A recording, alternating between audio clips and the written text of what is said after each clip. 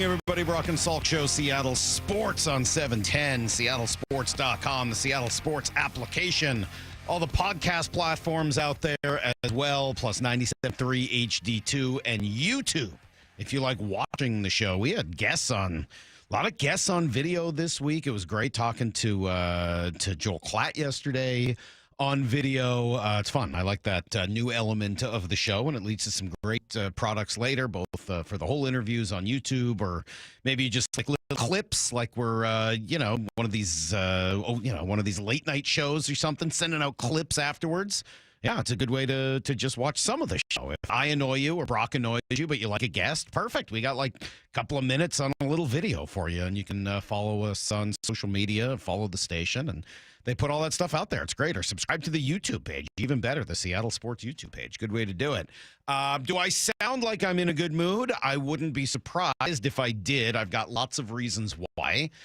Number one, it's Friday, and I'm going to play golf today, so obviously that puts me in a good mood. Number two, Maura's back, which is awesome. I can't tell you how much I've missed Maura, and I'm not just saying that. It's actually true, even though I know she'll probably say something mean in return. Maybe I missed that. I don't know.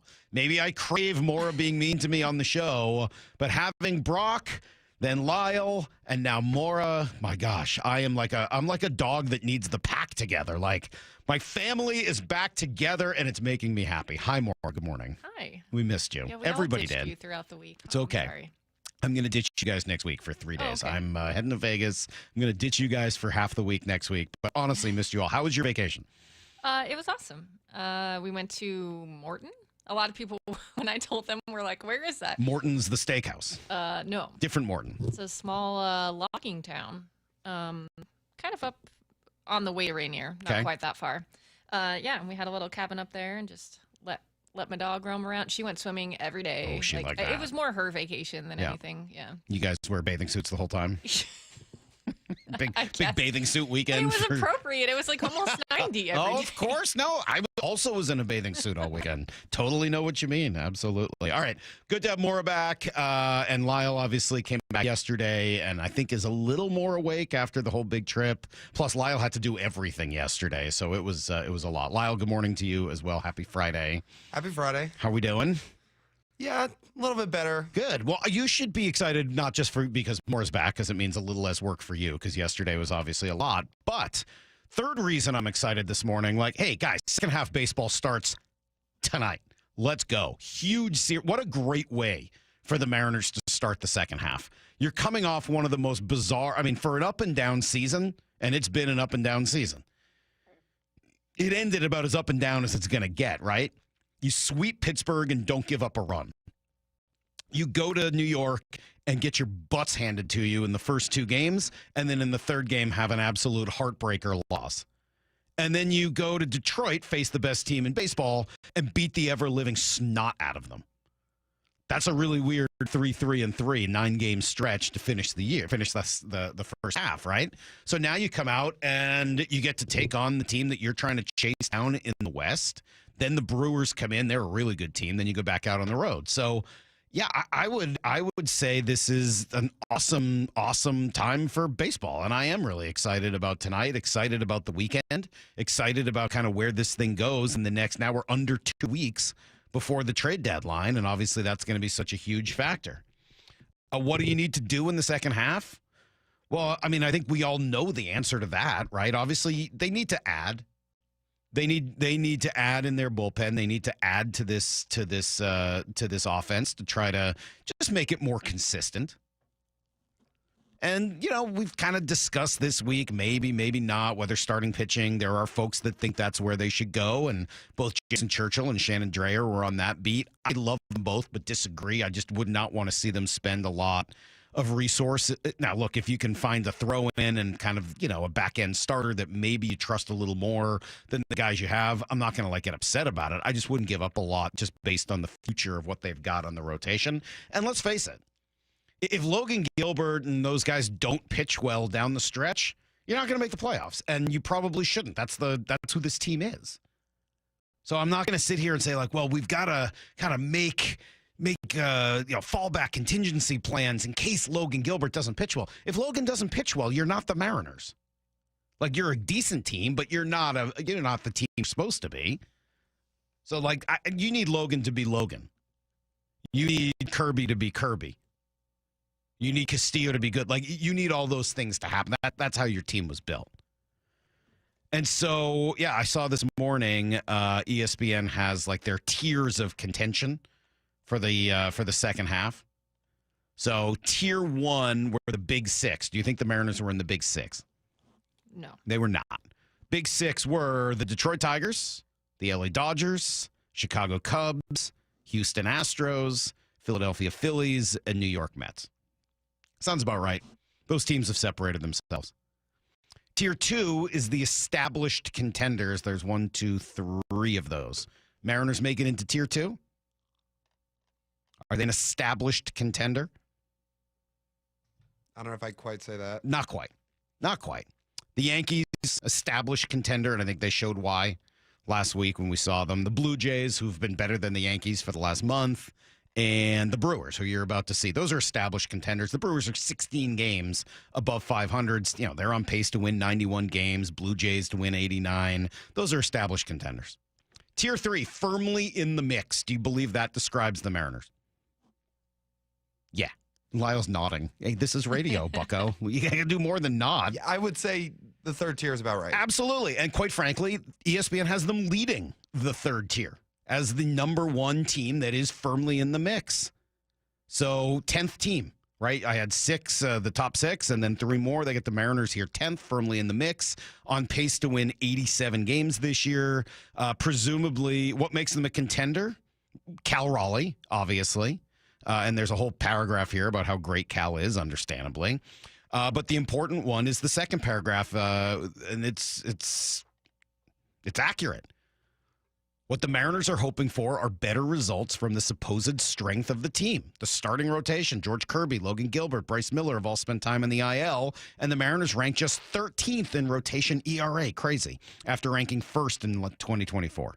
If the rotation steps up in the second half, don't be surprised if the Mariners run down the Astros in the AL West. Obviously, that starts this weekend, and we'll dig into the fact that neither team is starting their best starting pitchers in the series. Crazy. Neither team. Fascinating. So we'll kind of dig into that and need to know and over the course of the morning.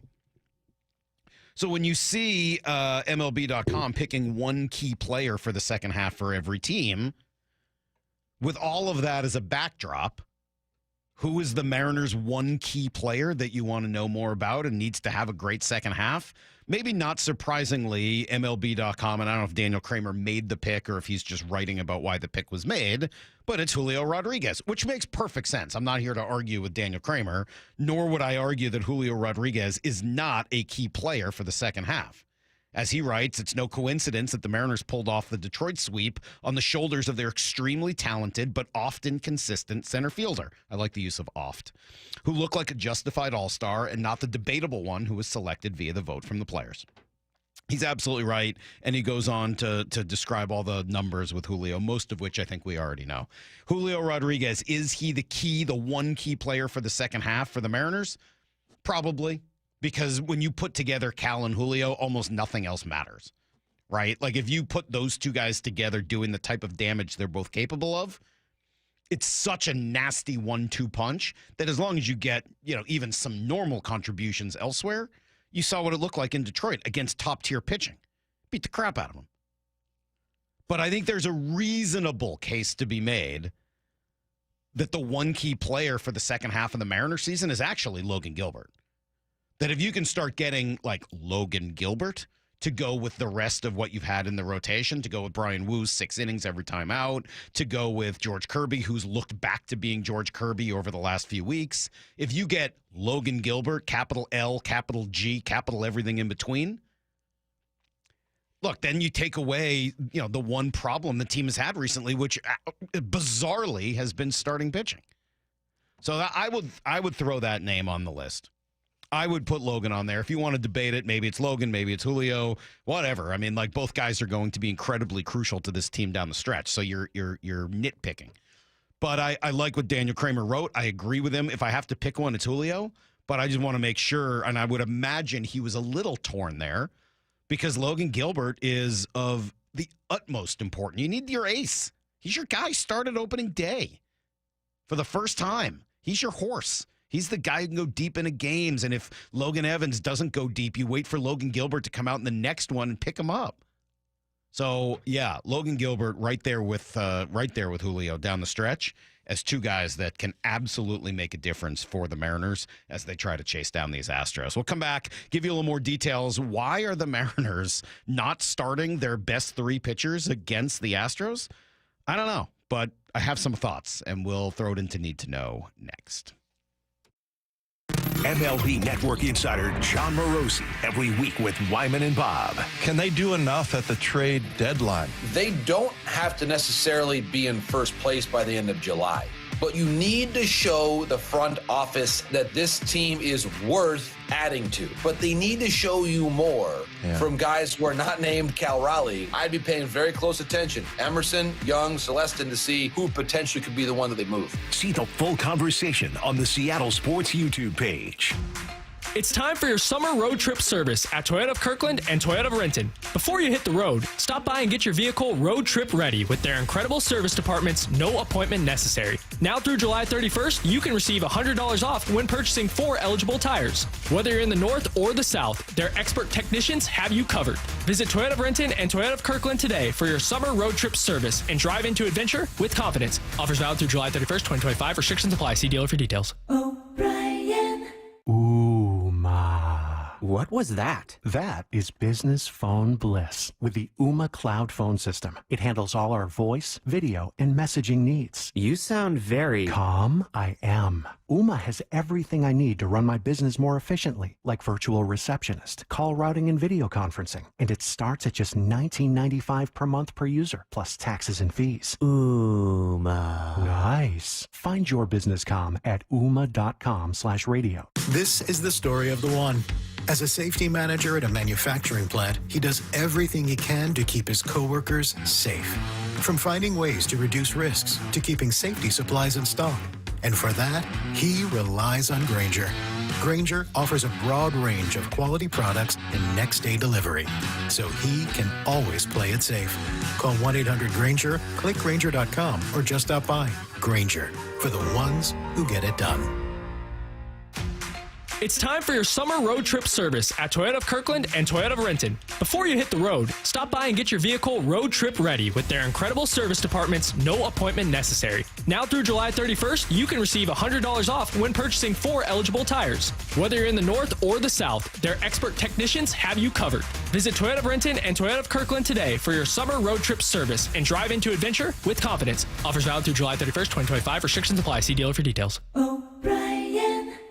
America's favorite car show is back. It's the Good Guys 37th Griot's Garage Pacific Northwest Nationals presented by Wicked Fabrication. July 25th through the 27th at the Washington State Fair Event Center. Over 2,500 of the Northwest's finest hot rods, muscle cars, and trick trucks. Shop the Fender Big Way. A free family fun zone, great live music, Saturday night twilight cruising, and so much more. July 25th through the 27th at the Washington State Fair Event Center in Puyallup. Details at good-guys.com. Texting enrolls you in reoccurring automated text messages. Consent not required to purchase. Message and data rates may apply. Hey, Dan, how you doing? Haven't seen you around the gym for a while. Yeah, I've really fallen off. Since I turned 40, I just don't get the results I used to get. Could be lower testosterone. Lower T? Yeah, I went through it a while back. Once you hit 40, your body has less free testosterone. I got Nugenix Total T, and it's made a huge difference for me. I've seen that ad on TV. Is it for real? Oh, yeah. The key ingredient is something called Tesnor, which helps boost free and total testosterone levels to help you trim up and stay lean. And it's made a difference for you? Man, I feel like I'm in my 20s again. At work, in the gym, and in the bedroom. Are they still giving out complimentary bottles for people to try it for themselves? Yeah, you just need to send them a text. Text BODY to 321-321 right now for your complimentary bottle of Nugenix Total T, the #1 selling testosterone booster at GNC. Plus, text now and we'll include a bottle of Nugenix Thermo, our most powerful fat incinerator ever, to help you get back into shape fast. Absolutely free. Text BODY to 321-321. That's BODY to 321-321. The home of the Mariners. One hopper snared at short. On a quick hop by J.P. Crawford. That guy's a magician over there at shortstop. Seattle Sports. Download the Seattle Sports app. Hi, this is Nancy Penrose, owner of Big Trees in Snohomish. Big Trees has certified arborists and site experts who help you select the right trees for the right location on your property. When Big Trees installs a tree, we offer a 1-year warranty and 1 free aftercare visit from a board-certified master arborist. To learn more about our process, visit BigTreeSupply.com.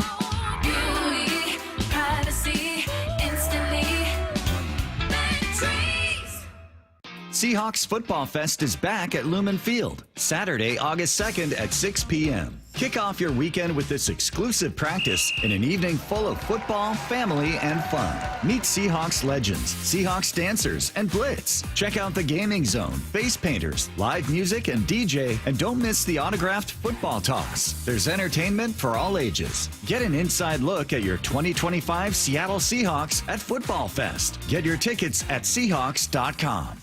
It's the Graz here for my friends at Premier Golf. Take advantage of early sunrise and late sunset at the 11 different Premier courses today. From Bellingham, Everett, and Marysville to Linwood, Bellevue, and Seattle, even out on the coast, they've got a course near you. Play Inner Bay or Jackson, Bill Wright or West Seattle, Bellevue, Legion Memorial, Walter Hall, Linwood, Cedar Crest, Lake Patton, and even Ocean Shores. Courses are in great shape and ready for your next round. Visit PremierGolfCenters.com, that's PremierGolfCenters.com, and book your tee time today. This is the story of the one. As a safety manager at a manufacturing plant, he does everything he can to keep his coworkers safe. From finding ways to reduce risks to keeping safety supplies in stock. And for that, he relies on Grainger. Grainger offers a broad range of quality products and next-day delivery, so he can always play it safe. Call 1-800-GRAINGER, click Grainger.com, or just stop by. Grainger, for the ones who get it done. Need to know. 15 minutes past every hour with Brock and Salk. Here's what you need to know. Up first. It was a fun all-star break, but thank God it's over. Let's go. Huge homestand starting tonight for the Mariners as they take on the division-leading Astros, followed by a very good Brewers team after that as well. Maybe some surprise at the pitching matchups in the first series. Mariners are going to go Luis Castillo tonight, followed by Logan Evans. Huh? Then TBD in Game 3. Looks like they're trying to buy a little extra time, a little extra rest for Brian Wu, who's worked really hard all season, and then for both George Kirby and Logan Gilbert, both of whom have missed extensive time with injuries. So, look, they know these guys. They know their bodies. They know their arms. They've got a plan. The Astros series, is it important? Yes, of course it is. But the Astros are also resting Hunter Brown. Like, you got to have those guys for the whole stretch run, and you can't go all out for 3 games if there's an opportunity to just make it 3 games, right? Like, the other part of it is if you throw your top 3 and it doesn't work, what, then you want to give up? Like, don't put too much on this 3-game series. There's still a couple of months of baseball left to be played. And yeah, as I said, Houston doing the same thing with Hunter Brown. By the way, kind of good news, because they're going to play the Diamondbacks next week, who you really want to lose as they're a potential seller. In terms of what the Mariners could and should do at the deadline, Ken Rosenthal going in a slightly different direction. I would agree with that, Alana. Now, the idea of really going for it is problematic this year because it doesn't seem like it's going to be a great group of players available. So there's only so much, perhaps, a team can do. But generally speaking, we always see a surprise or 2 at the deadline. Players that we don't expect to become available suddenly get traded. We've already seen one, Brian Baker from the Orioles. No one really thought he was going to be traded. I know he's not that prominent, but that's the idea. So things can happen, and maybe DePoto or A.J. Preller or Dave Dombrowski or one of these more aggressive, creative heads of baseball operations will do something big. I mean, maybe. I would be surprised if it goes in that direction. I know that obviously it's a surprise anytime someone whose name hasn't come up a lot. I just think we've thrown around most of the names that are potentially available. From everything I hear, there's not like another guy out there that the Mariners are trying to get or anybody else. So, yeah, I wrote a little about some possibilities yesterday on the lower end of the scale. We've talked about the higher end of the scale. We've talked about the middle of the scale. Less than 2 weeks to go before the deadline. Mariners start 5 games behind Houston and a game and a half up on the 3rd wild card.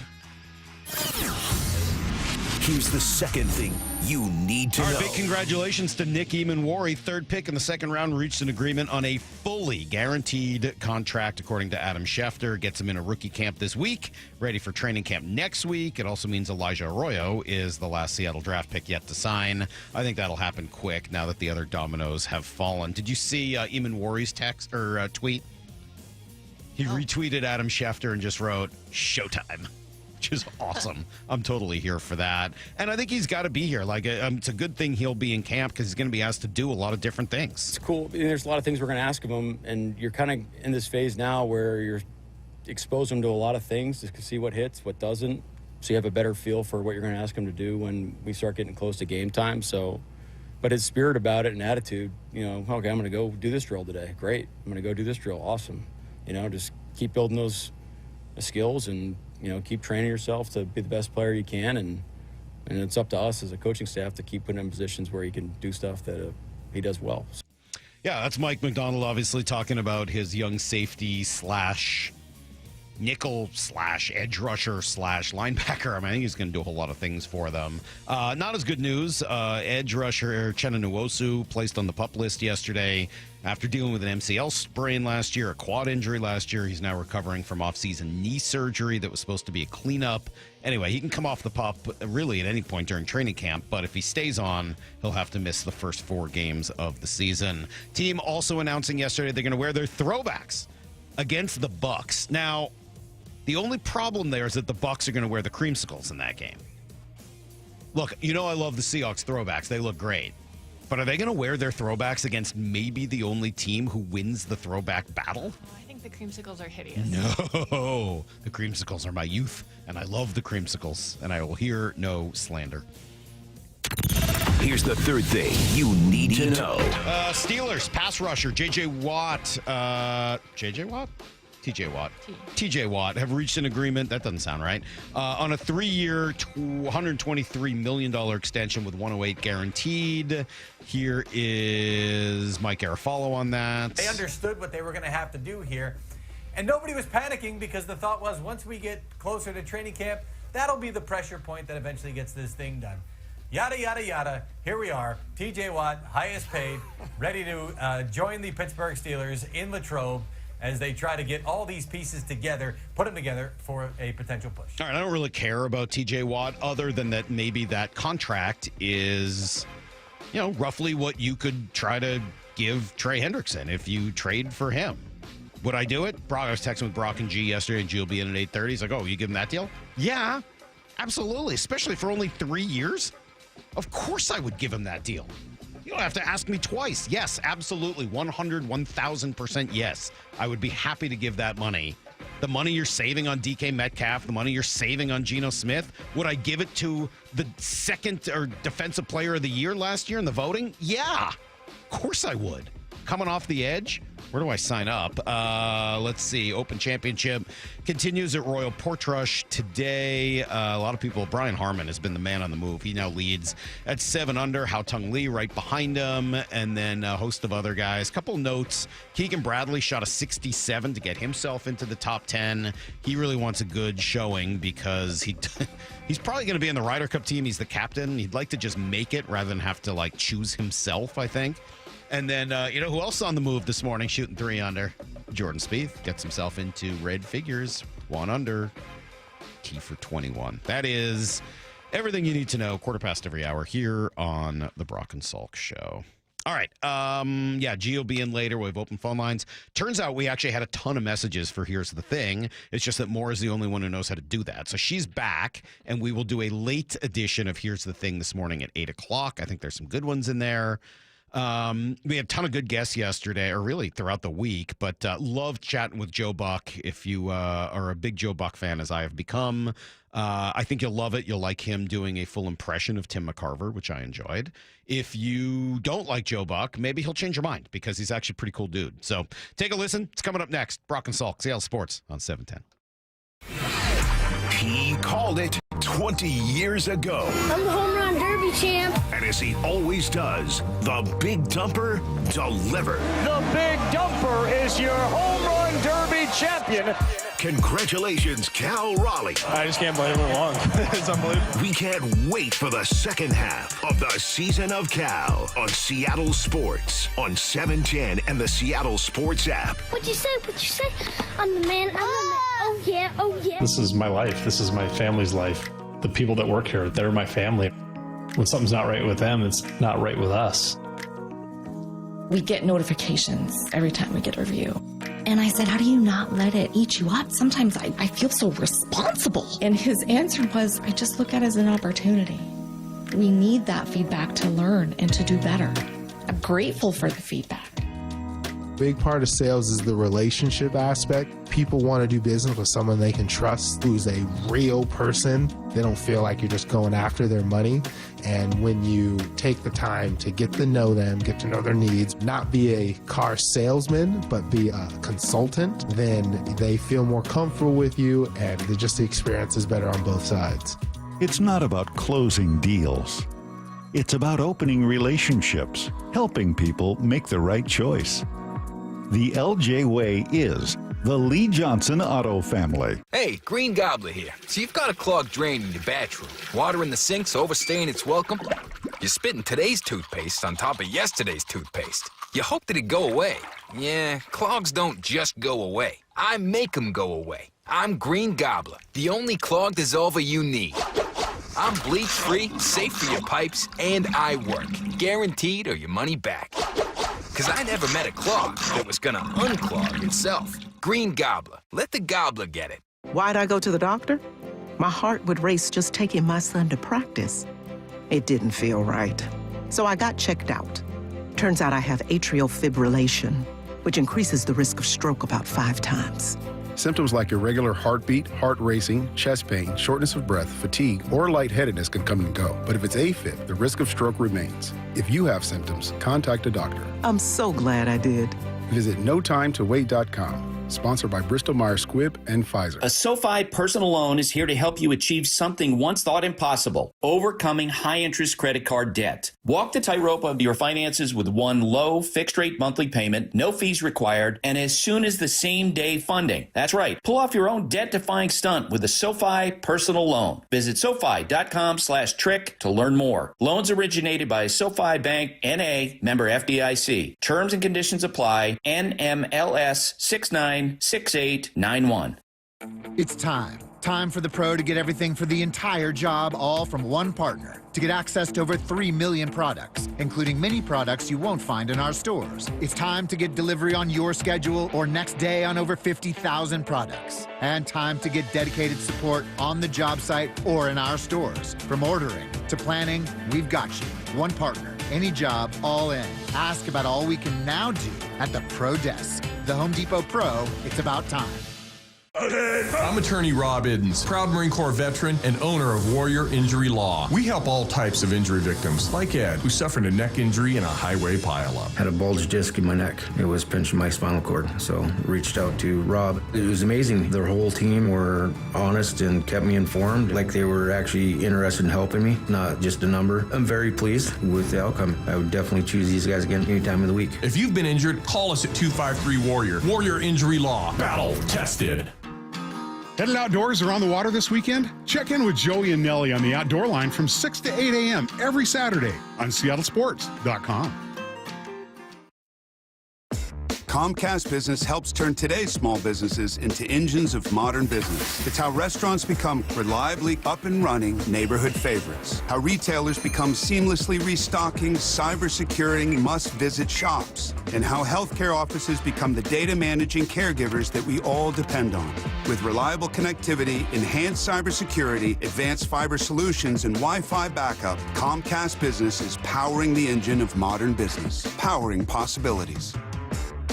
Now through July 21st, new Comcast Business customers can find out how to get started with 150 megabit internet and Security Edge for $59.99 a month for 12 months with a 2-year agreement. Plus, ask how you get a $500 prepaid card for your business. Call and switch to Comcast Business today. Restrictions apply. Requires paperless billing and automatic payments with bank account. Equipment, taxes, and fees extra. Early termination fee applies. What's the biggest mistake you can make when selling your home? Settling for less money. That never happens with Orchard. Disappointing offers can wear you down, causing you to settle for thousands less. You don't have to settle when you sell with Orchard. Orchard reinvented the real estate industry by guaranteeing your home sale and helping you sell on the market for top dollar. First, Orchard gives you cash up front so you can buy and move into your new home first, on your timeline. No waiting, no showings, no double moves. Then once you're all settled in, your Orchard agent helps sell your home on market for top dollar. Here's what one Orchard customer said. I never could have sold without Orchard. I made way more than I expected, and it couldn't have been easier. With Orchard, you never have to settle for less. Buy before you sell and get top dollar for your home with Orchard. Curious how much your home is worth? Visit Orchard.com to get your free home valuation. That's Orchard.com. Orchard.com. Brock and Salk's Rewind is presented by Toyota of Kirkland and Toyota of Renton. From the Quantum Fiber Studio, you're listening to Brock and Salk. Weekdays 6 to 10. On Seattle Sports and 97.3 FM HD2. I love every time we get to do things like this, Brock, and thanks for making this happen today. Love getting the chance to talk to Joe Buck, now of ESPN. It's been a while now. It's weird. I still have to take a second and remember that Joe's now an ESPN guy. Good morning, Joe. How are you? So do I. You're not the only one. Well, it's funny, like tuning into the All-Star game the other night, there was a moment where I was like, oh, cool, I'm going to watch Joe. And then took me, that's not Joe. That's Joe Davis. Joe was there. That's Joe Davis. And he does a really good job, but I kind of missed you there. I miss hearing your voice on baseball games. I wish you were doing more of it. Thank you. Joe's great. And I'm proud of him. He sent me a shot when he took my spot. That's not my spot. When he took the spot and I left, we talked more about doing the All-Star game really than any of it. I mean, he's a guy that filled in and took over for Vince Scully, so he can handle this with no problem. But I gave him my gigantic scorebook that I had made at Kinko's for the All-Star game. I had a specific All-Star game scorebook because there's so many players, so many people, so many stories. And I said, I want you to have it. So the other night, right before first pitch, I got a picture from him of my scorebook on his desk and his kind of prep notes on it, and then the pitcher's mound in the distance. It was really nice. Hey, I know Brock's we're going to do a lot of football stuff today, but just because a couple minutes of baseball at the beginning. Well, Brock was out earlier this week. I got two really cool experiences. Talked to Johnny Bench on Monday and then Jim Abbott on Tuesday. So two people that were very influential to me between watching the Baseball Bunch as a kid and then eventually. Oh my God, yeah. Right, and he sang the theme, which was that was quite the interview piece for me. That was quite a moment. Have you Bunch? Yeah. Have you spent any time around him? I have, but it's usually been around golf. I didn't cover him. I missed that part of it. But I was around him, with my dad when I was a kid, and then I've seen him at a couple of golf courses. You just don't get any better than Johnny Bench, and I have the same experience. I mean, not just Johnny Bench, but Tommy Lasorda is the dugout wizard, and it was a great show. I've talked to many production companies over the past 25 years that have tried to revive that show. It was a great way to learn the game.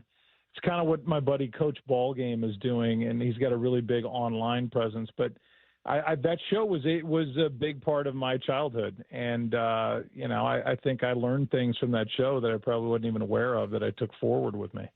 And I think why we had Johnny on is he was very complimentary of our big dumper, Cal Raleigh, before he even came on with us. And then B, when he did, holy smokes, man, he just could not stop raving about everything that Cal Raleigh is. When you see as a baseball guy, Joe, what he has done in this first half, what he did in the home run derby, what he did even in the All-Star game, what jumps out to Joe Buck? I mean, just in total admiration and in awe. It's like Ohtani, the last All-Star game I did was 2021, the one in Denver, and I got to meet Ohtani before the game. They were nice enough, and specifically he was nice enough to come into a back room because I'd never met him. And I think he started the game on the mound. He did pitch, and it was during a time when he was pitching and hitting and then just went off in the home run derby. He had every reason to duck that. I think he gets kind of the responsibility of it, and I think Cal's kind of the same way. That when I met Ohtani, and I've never met Cal, I've been around athletes my whole life, and when I met him, Ohtani, I was kind of in awe. And he walked out of the room, and I was like, my God, what a great guy, and somebody who really you can tell was raised right and had every reason to be surly and tired and was not.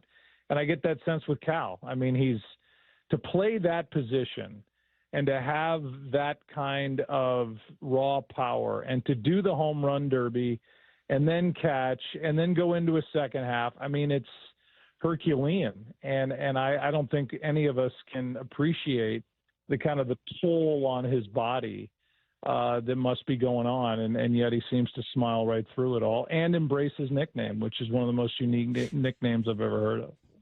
Do you think he can sustain it? It's going to be hard. I mean, it may be within a season, a couple.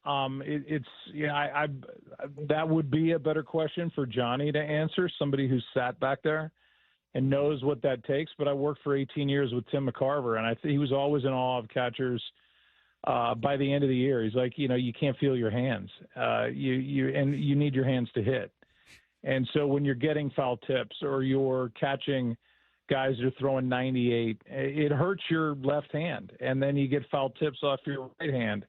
And, over the course of 162 games, however many he's going to end up playing, your hands take a beating. And that's really what always stood out to me from Tim talking about it is the hands element of it. Yeah, the legs for sure. But he's obviously built for that physically. But it's what's connected to the bat that takes a beating during the course of the season. So it's going to be hard, over the course of time. That's why a guy like Craig Biggio, was such a great hitter and eventually got out from behind the plate because he's just too valuable as a hitter. And he ended up in center and then at second base, or maybe vice versa. I mean, even Johnny did, right? I mean, Johnny Bench played a lot of third and played some outfield. Yeah, I mean, he could go out and play the field. And I'd never thought of the hand thing. That's interesting, especially as the game has evolved since Tim McCarver's day. I mean, they've come up with ideas to help their legs, right? They're in different stances, and they got the knee out, and they do different things. But the hands, I would think, are getting worse as more guys are throwing harder and with more sink and more of those heavy sink. Like, I'm surprised they can even catch half of them, let alone then go out and hit with their hands feeling okay. I agree. I mean, I think it's, Tim told me that early in our time together, and it always just stuck in my mind. And I think the legs thing, too. Tim used to hate it when I said, well, he can run well for a catcher. And that was that little disclaimer at the end, or that asterisk. He'd be like, I mean, quit saying that. I'm an athlete. I could run as a catcher, and Joe Girardi could catch, Jason Kendall. And it's like, okay, I got it.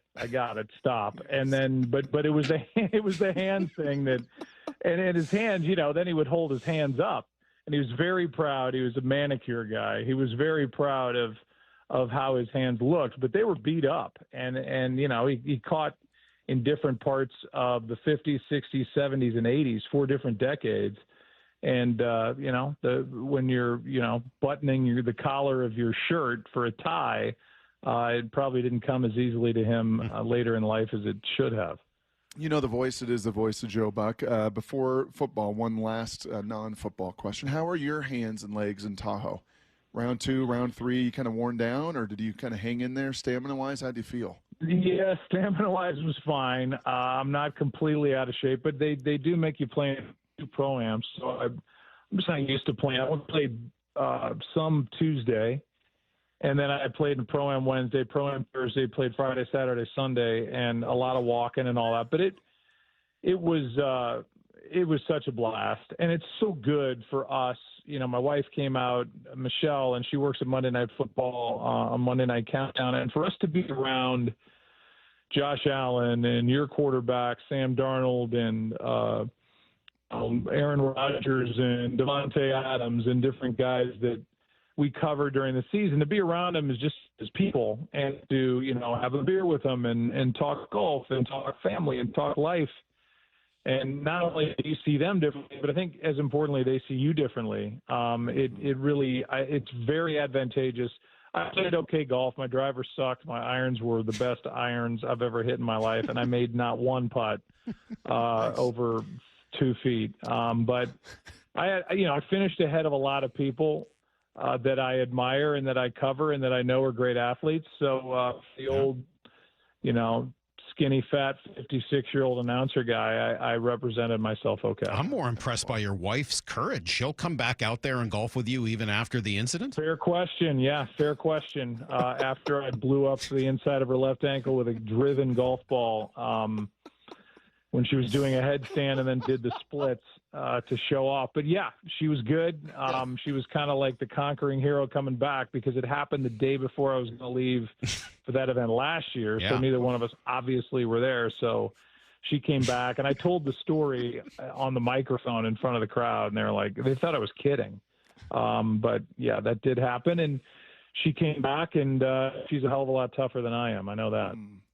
Well, you got to hang with Sam Darnold. I think he was in that grouping when I was watching with Baker and with Josh Allen, and those guys much more highly thought of going into this season from any list and any ranking and anything you're going to evaluate, Joe. I'm just kind of curious from your perspective of seeing Sam really emerge last year, spending time with him off of the field. What jumps out to you about Sam Darnold?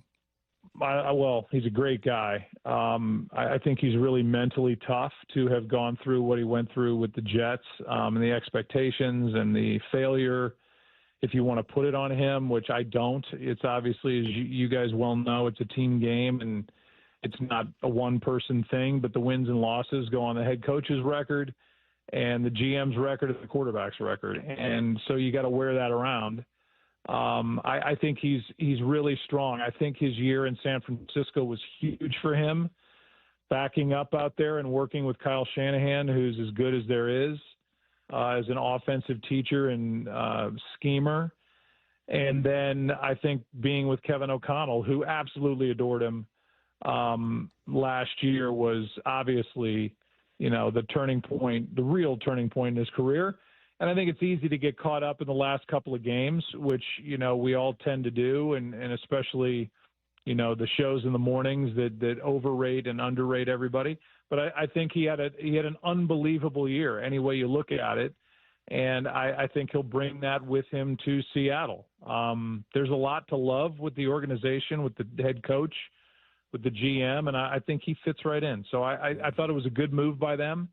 And hopefully he's the long-term guy there. You were talking to Joe Buck. We were talking through sort of a sliding door scenario. Like, what if Kirk Cousins hadn't gone to Atlanta? And I think he made mention of that in his in the documentary, the quarterback documentary that's on Netflix. And he says, well, if I had known, then I probably wouldn't have gone. I was really happy in Minnesota, and then Minnesota would have still drafted McCarthy. And now all of a sudden, I don't know what happens with Sam Darnold last year. And then I wonder what the Seahawks do if Geno Smith still decides he's got to get out of here. Are they talking to Aaron Rodgers? Like, how do you think that would have gone down a sliding doors road? Yeah, everything is as we know, and you guys know better than I, really, because you dissect this stuff much more than I do. I kind of like point and shoot, and wherever they tell me to go, I go, and here's who's on the team. But it is interesting, and I think Kirk Cousins is kind of the linchpin to all of that. I didn't understand it then. I still don't. Obviously, Penix, you guys know well, and having been an IU Hoosier myself, can't believe he got away from Bloomington, but he did, and he's a hell of a player. But to draft him 5 seconds after you sign somebody to whatever it was, a 3 or 4 year deal, I think 3-year deal. It's almost like I don't know. It felt like, yes, you can't have too many quarterbacks, but maybe you can. I mean, if you have two, you don't have one, that old saying. And it was almost like, well, what was that about? Why bother with that? And if I were the Steelers or, one of these teams that's the Giants, I mean, I would have tried to unload this past offseason to get Kirk Cousins, because I think he's a little bit longer term of an answer, I don't know, than the guys they currently have. It seems one and done for Aaron in Pittsburgh. He's kind of hinted around at that. So they're right back in that situation again. So the sliding doors thing is fun to play, but reality is that didn't happen, and Darnold's career and bank account has been the beneficiary of it. And, for the good guys in the game and somebody who I think's got a lot of talent and it'll show this year, good for him. Joe, you can imagine, Salk and I have been doing this for almost 17 years together, and we've come across many a radio personality that, they just are a radio personality on the air, and that doesn't turn off the air. And it's just like, wow, okay, you really are, that guy. Hanging out with those guys off the course, off the football field, right? The Sams, the Joshes, the Kelseys. Do those guys, when you talk to them, is it still all about ball? Or are they able to kind of get beyond football and be a little more, I don't know, we used to say humanize than analyze at ESPN. When you get those guys off the field, off the course, what are they like? There's not one conversation about any of that. About football. I would be embarrassed for myself if that's all I could talk to them about. It's Baker and his wife and my wife, knowing both of them, on a different level, and having done a feature on Baker and, seeing these guys as people. Yeah, I mean, I think we all kind of are drawn there because we love golf.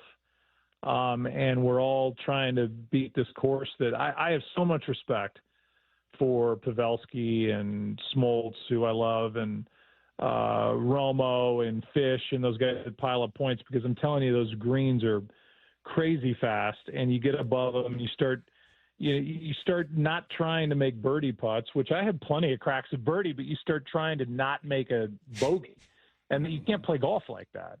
And that's just inexperience and lack of talent. But I think we're all there trying to do the same thing. And so, you talk to the hockey guys, TJ Oshie, who played here in St. Louis, or Matthew Tkachuk, who's from St. Louis. There's a lot of ties that bind. I think that kind of makes it fun to be around them. Now, when the season starts and we're there week one and I'm talking to J.J. McCarthy or Caleb Williams, it's going to be pretty much all about football. But when I'm out there, these are interesting people that I admire, and, ask questions of me about broadcasting or about Michelle's ankle or kids or whatever it might be. And that's the fun of it. The football is like last on the list, and by me is never brought up. I would think they would turn and walk away if I started talking to them about, hey, who do you guys have as backup tight end this year? And what are you looking for with your defensive front? Do you guys switch into a 3-4? Like I would throw up if I were them, and I would be embarrassed if I said it. Well, it's funny. Aaron Rodgers is probably the name that I and many other people just gravitate to as you talk about that situation, because what we are seeing over the last couple of years really feels, from my perspective anyway, without knowing him and just getting that sort of filtered view, it's a tough listen. It's a tough watch. It feels very about him, and I'm in charge, and the coaches, I make the coaches wait for me, and all of that. Does that come across in person, or is he a different person when you're around him? He's great in person. He's on, everybody wants to do these corny Mount Rushmore lists, but he's on the list. Actually, both Green Bay quarterbacks are on the list, and Brock, from production meetings. I think the smart ones use production meetings not only to kind of tell you what's going on, but maybe kind of win the jury over a little bit. And he's phenomenal. Like, he tells you everything. And I think he's learned over the years that he can trust us. Brett Favre was the other one like that. I mean, it was like by the end, it's like, Brett, we got to go. We got dinner. Like, stop talking. And Aaron is just that way. He's very funny. He's very smart. He and I both guest hosted Jeopardy, so we have that in common. I love talking to him because it's a different conversation than we would have with other quarterbacks. And I think he's very well aware of his perception, the perception of him. I think he's at times calculated. I think he doesn't say anything that he hasn't thought out. I think he's got an agenda. You can like it or not like it, but I think, I find him fascinating for many different reasons. I don't always agree with everything. In fact, I don't agree with a lot of it. But I think he's at least hit a point in his life where, He's going to say how he feels. If you like him, great. If you don't, he doesn't care. And I believe that. He's like Barkley in that way. Barkley legitimately doesn't care what anybody thinks of him. And consequently, everybody loves him because you can see that. And everybody else is so protected. It's like Rory McIlroy in golf. You know, a lot of guys won't say what he says because then you got to answer for it for the next 2 months, or you got to hear about it online, or you're a baby or whatever. You're a whiner. But everybody's got an opinion.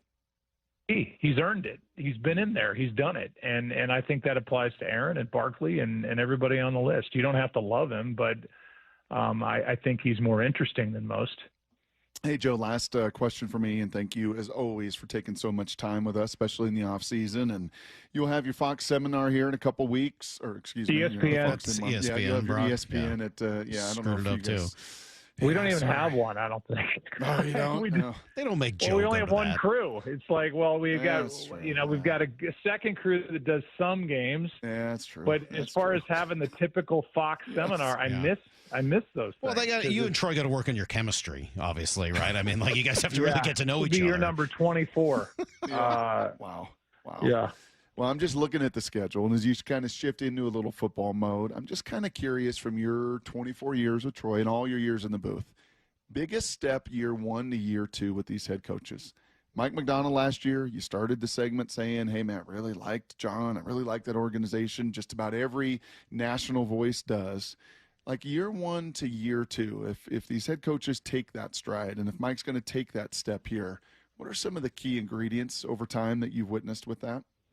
I just think it's comfort. I think you don't know until you know, and you don't know all that's brought in to a head coach and all that's on their plate with media responsibilities, with running a team, with, that's going to be the situation in Chicago too, with, somebody who's running offense. And I talked to Jared Goff, and it's like, okay, I'm anxious to see how he is in front of the whole team. I'm anxious to see if you don't put up 45 points, but you win a game, what the mood's like and what the message is like. And I think that applies to Mike or anybody. You all of a sudden you go from worrying about defense to worrying about an entire organization, let alone offense and defense. So I think there's going to be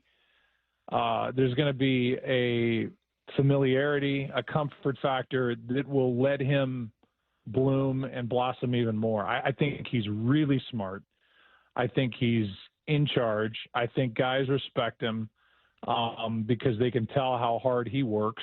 Defensively, that players excited. Sean did that and has always done that offensively. Those offensive, Darren Sproles, I'm sure used to go to bed knowing that he was up, devising ways to get him open, and Drew Brees the same way. And I think that's what Mike does defensively, and now it's got to apply to the whole team. So they'll get things ironed out, and it's a process, which is boring to talk about, but it's real. You have to get comfortable. And you look at Conan O'Brien, look at Jimmy Fallon, the first weeks of their late night shows, and then compare it to where they were in year 2.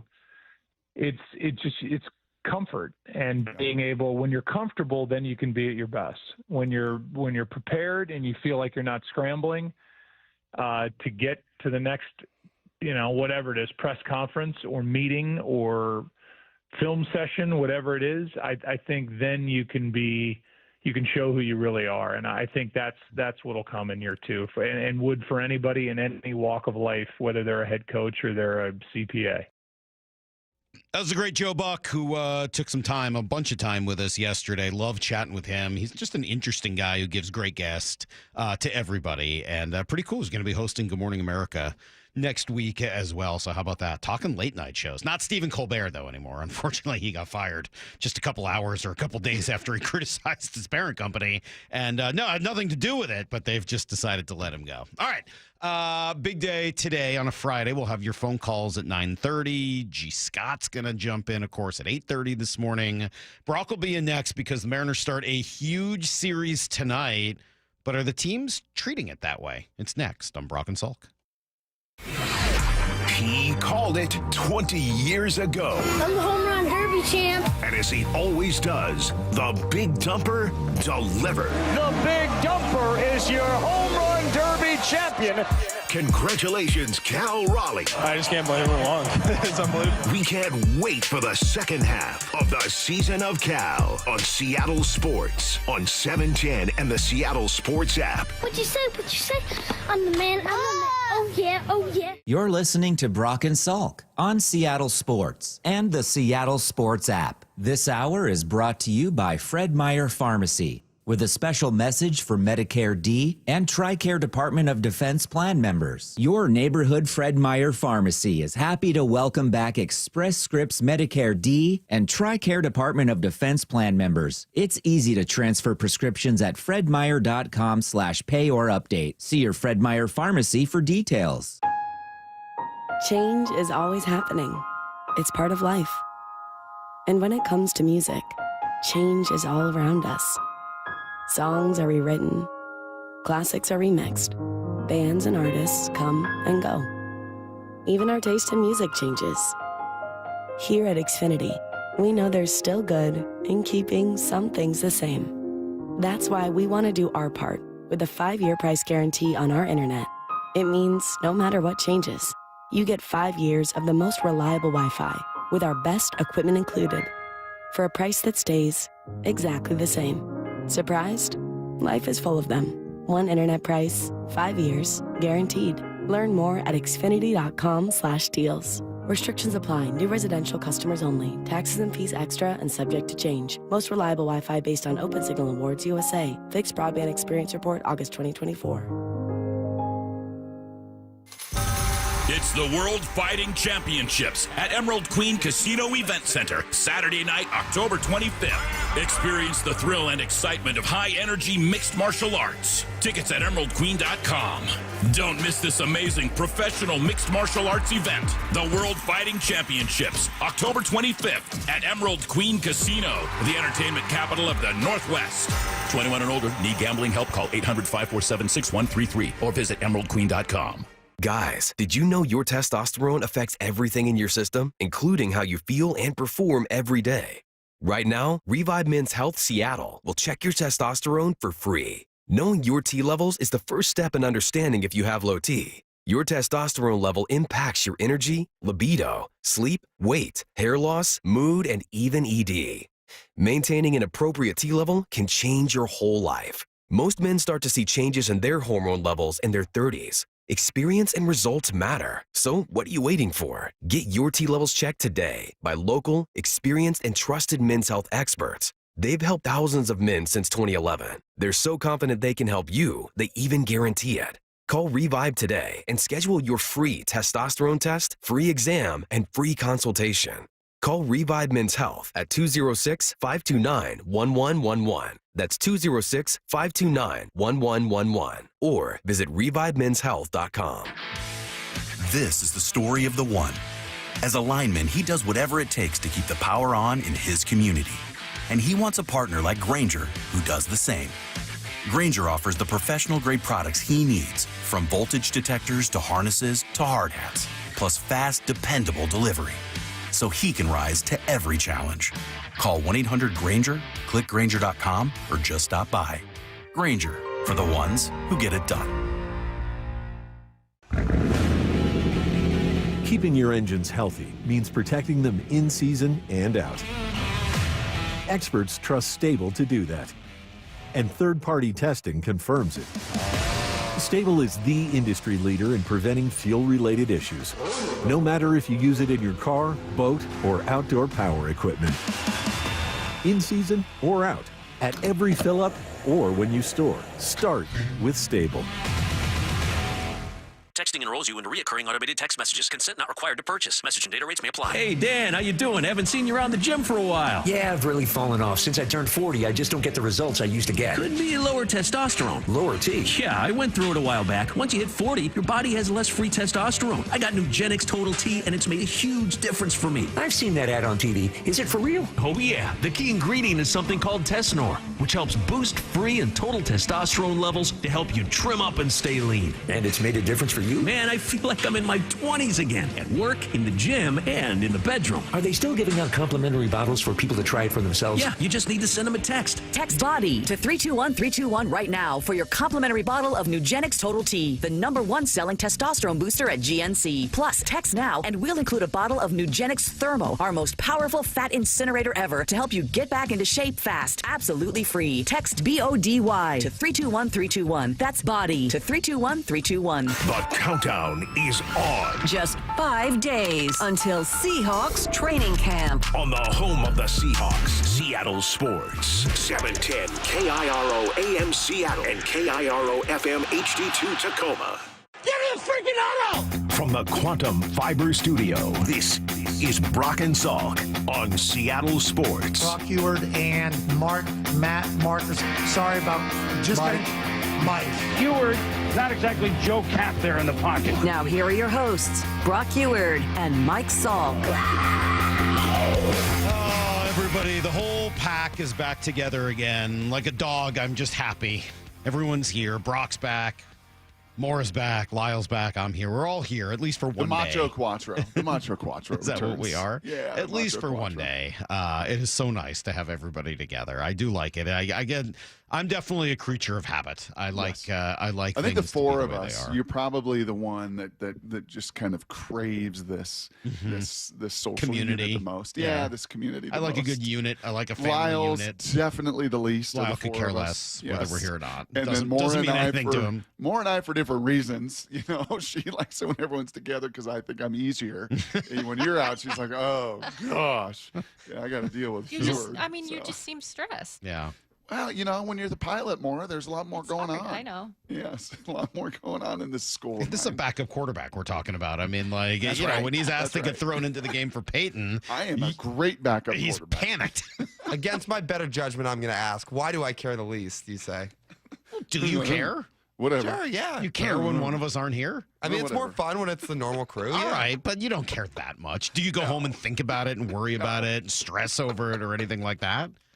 I don't know if I stress over it. Exactly. I'm like apoplectic. I haven't slept all week. Like the last night was the first good night of sleep I've had in 5 days. I'm driving back from football practice this morning thinking, should I text Greg Olson?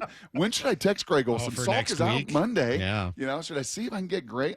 My mind's already gone a little bit. I've never talked to Greg Olson. That hasn't happened. But you always have like, oh, Salk's out. Maybe we can get him because I've been so mean and like. Yeah, Salk's out. Maybe we can get AJ Przinsky. Salk's out. Maybe we can get Scheffler. AJ Salk's out. Przinsky Maybe on. we That can was get fun. Greg Olson. Salk's out. Maybe we can AJ was just fine. Why don't you get Richard Sherman next week? You could try to do that. I'm not going to be here. See if Sherman wants to come on with you. Great idea. Hey, so huge series starts tonight. I am as excited as I am to have everyone back together, and the fact that I'm going to Vegas on Sunday is kind of awesome. Also, Brock, huge series. Okay, and so help me psyched make for the sense second of this. half. I know. Can you help me make sense of this from both sides? I think so. Okay. So the issue is no one's starting their best pitchers in the series. So they've had 5 days off. The Mariners are going to come out and go Luis Castillo, Logan Evans, and we don't know on Sunday. And I don't have it in front of me. The Astros, who's starting tonight? What's the guy's name tonight? Waller or Walton? Oh, I think it's Brandon Walter. Brandon Walter, yes. And then they'll go McCullers and Framber Valdez. So, they're still really good pitchers in the series because both teams have pretty good rotations. But no George, as of now, only one of Kirby, Logan, or Wu, and no Hunter Brown. So both teams are kind of like, I'm going to guess it's one or both of two things. One, we don't know what's going. We just don't know their health, right? Or who needs a rest and who was limping into the break. They have so much more information than we do on all of those things. So that I'm sure plays a role in at least some of it. They want to be ready for the stretch run. They want to make sure these guys are good for the next 2.5 months, not just for, the next 3 days. So I totally understand it from that perspective. But I'm going to guess, and I don't know this is 100% just a guess, that both managers are trying to diminish the importance of the series. Like, yeah, it's a big series. Don't get me wrong. You want to go out there and win, but it's still 3 of 162. And if you throw your best people at it and you try to maneuver everything for a series in mid-July, well, like, what does that tell the team if you lose that series? What, you're supposed to give up on July 20th? Okay, let me bite back at that like a little. Well, it sounds like Heather's done 3 of the 4 trips to Vegas when you guys have gone together. Let me bite back at that a little bit. It's not 3 of 162. It's 3 of 66. It is also 3 of about 12 before a deadline looms. So this isn't. But it's not like those guys aren't going to pitch during those 12 games. I mean, like, you know, there's also 3 where you are 5 games down in the division to that head-to-head opponent. Yep. So I totally get all of that reasoning in April and in May and in June and even early July. But we are now late July, post All-Star break, 66 games. You'll only see them 3 more times after this weekend. A trade deadline looms here in 10 or 12 days. You can either be within 2 or you could be down 8 after this series in your division to these guys. So, I am in no way, I hope this doesn't sound like, how could you do this? You got to start Logan. I got to imagine because they have more massive info. amount, and both George and Logan are coming off injury this year. I mean, it might just be that simple.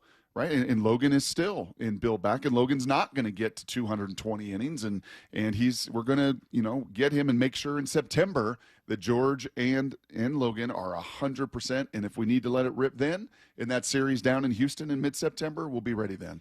So I don't know how much of it is matchups against the Astros, because hasn't Luis really struggled against the Astros over the last few years? At home, but he has been this year. Well, right, but he's going to pitch at home either way. But like, hasn't he had, because they got 6 games at home?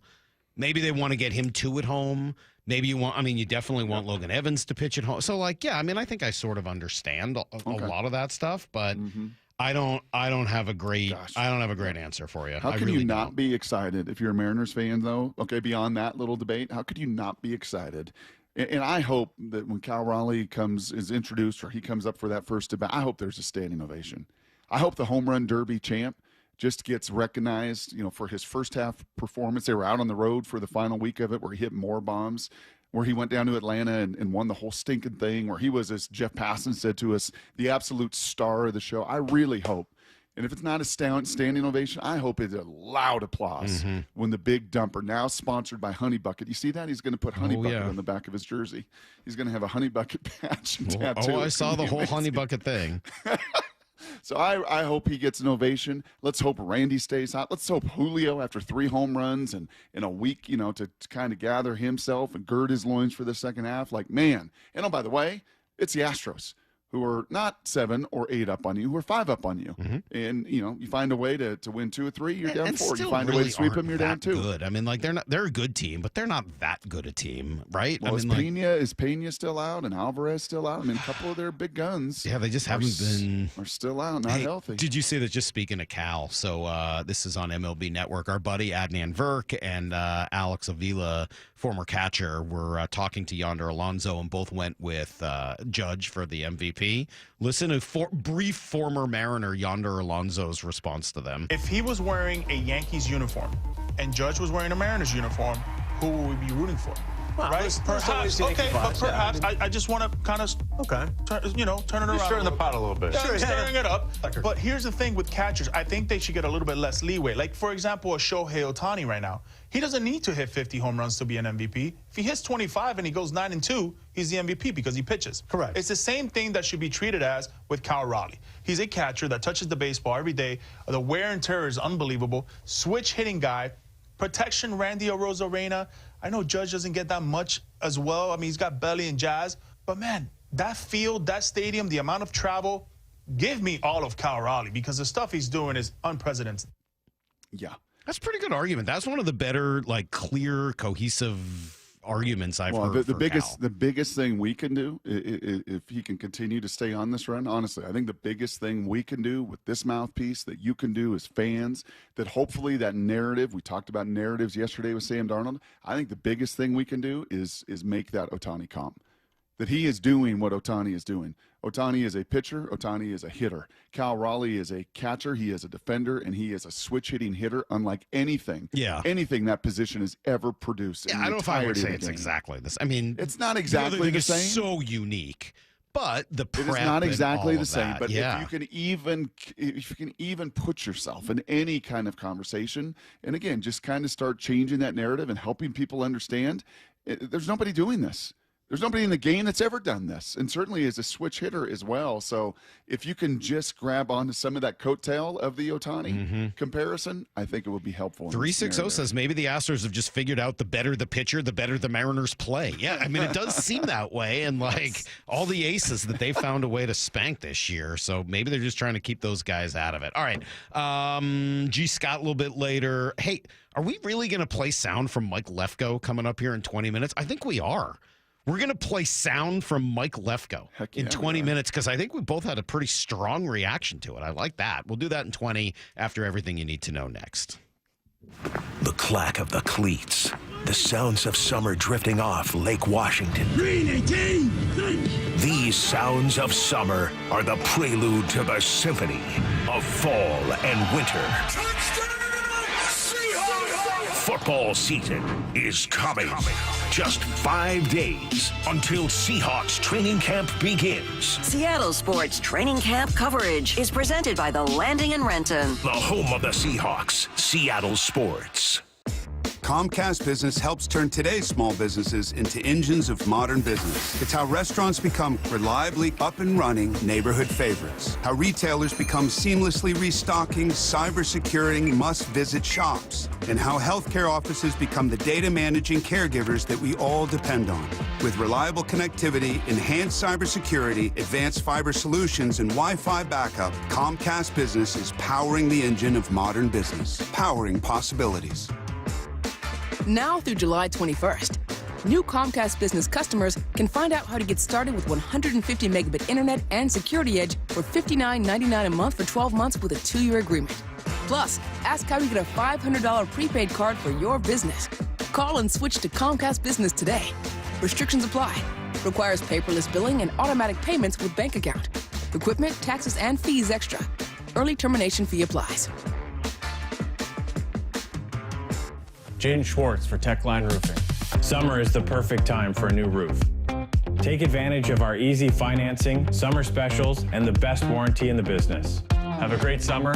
See you next hockey season. Trust Techline. Bump letting you know the Employee Pricing Plus event is on at West Hills Chrysler Jeep Dodge Ram. Get the 2025 Ram 2500 for $9,000 off MSRP. Subject to credit approval. Offer ends July 31st. West Hills Chrysler Jeep Dodge Ram, part of the Hazelwood Auto Group. Hey, it's Mike Rohn. If I have a choice, I like to do business with companies that actually stand for something. That's why I switched from Verizon to Pure Talk. No offense to Verizon, I'm sure they stand for something. I just don't know what it is. Pure Talk, on the other hand, is a veteran-owned company that supports our military in a big way, and I appreciate that. Yeah, I also appreciate unlimited talk and text and plenty of data for half the cost of the big guys, and I do like being on America's most dependable 5G network for just $20 a month, but what I really appreciate is no contract, no cancellation fees, and Pure Talk's commitment to handle all their customer service in this country. I saw it for myself. I went to Georgia, I got a tour of their headquarters, I met their CEO, and I talked to the same customer service folks that you'll talk to when you dial pound 250 and say keyword Mike Rowe.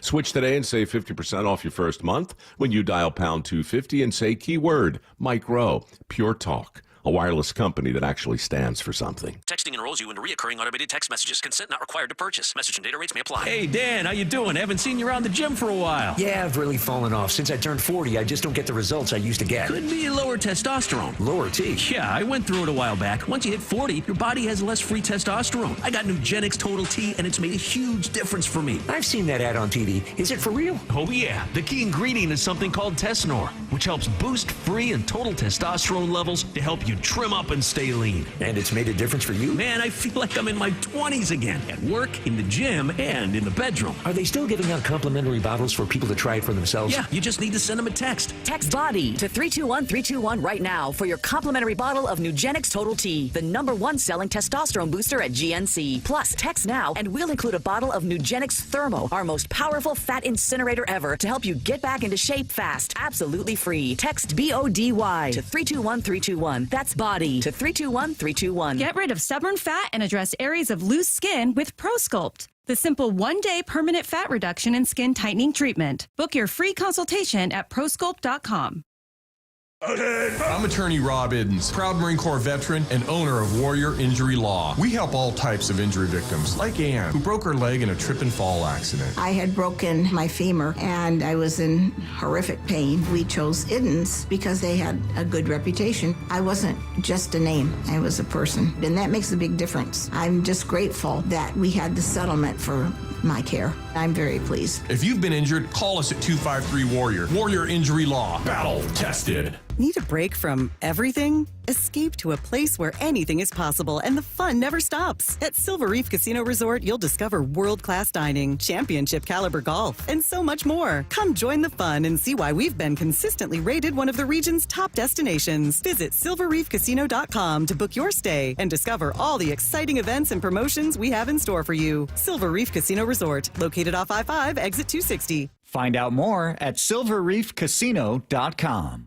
America's favorite car show is back. It's the Good Guys 37th Grio's Garage Pacific Northwest Nationals, presented by Wicked Fabrication. July 25th to the 27th at the Washington State Fair Event Center. Over 2,500 of the Northwest's finest hot rods, muscle cars, and trick trucks. Shop the Fender Big Wheel, a free family fun zone, great live music, Saturday night twilight cruising, and so much more. July 25th to the 27th at the Washington State Fair Event Center in Puyallup. Details at good-guys.com. Summer is here and Washington Energy's BOGO 40% off sale is on now. Update and enhance your home with beautiful new windows and doors expertly installed by Washington Energy Services. Save today with one of our best deals of the year. Buy one energy efficient window, get the second at 40% off. And BOGO 40% off all entry, patio, and interior doors right now. From traditional to modern home updates and with over 65 years of award-winning installations, Washington Energy is the clear choice. Call today for a free estimate. Need to know. 15 minutes past every hour with Brock and Salk. Here's what you need to know. Up first.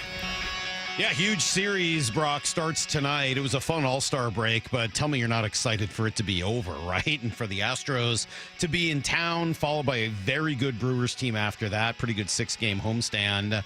And some surprise pitching matchups, as we talked about. Yeah, the Mariners going to go with Luis Castillo tonight, followed by Logan Evans, and then TBD in Game 3. And, I'm sure they want extra rest for Brian Wu. He's worked hard all season. He's thrown a lot of innings. I'm sure they'd like both Kirby and Gilbert, who've missed time with injuries themselves, to have a little extra. But, I would agree. It's a little surprising. And Houston doing the same thing by holding out Hunter Brown until next week when they play the Diamondbacks, which I guess is good news as well. Look, I'm excited, but that is a little weird. It is a little bit of an oddity, and it does kind of make you wonder. And again, you've said this, and we can't repeat it enough. They've got reams of data that we don't see. They know every bit of the health situation. I'll tell you this too, especially the health data. That's the biggest thing we don't see. Like, we don't have all the access they do to.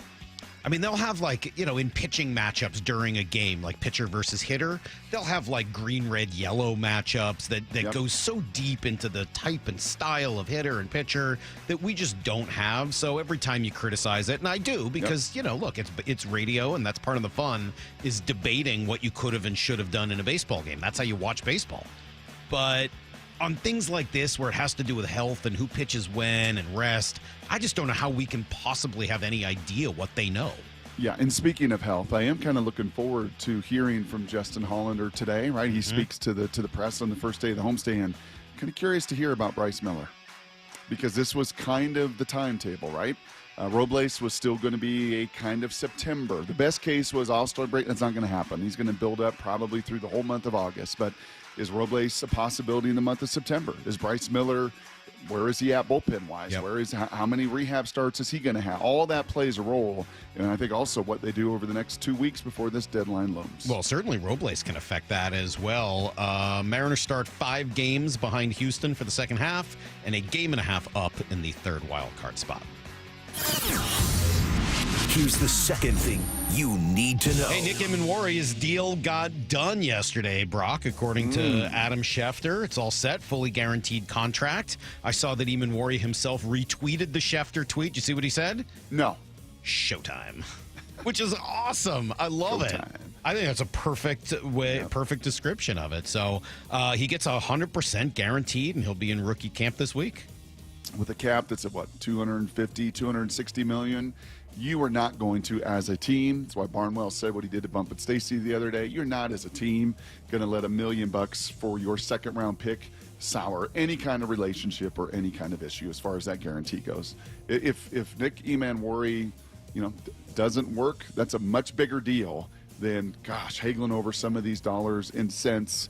And from a percentage of how it affects this cap, it's a non-factor. So good to get him in, good to get Showtime going, and now I'm sure Arroyo will get done, and the full arsenal will be underway. Yeah, I just have a little sound here from Mike McDonald on Emanwari, and I think it maybe speaks to why it's so important to have gotten him into camp on time. It's cool. There's a lot of things we're going to ask of him, and you're kind of in this phase now where you're exposing him to a lot of things to see what hits, what doesn't.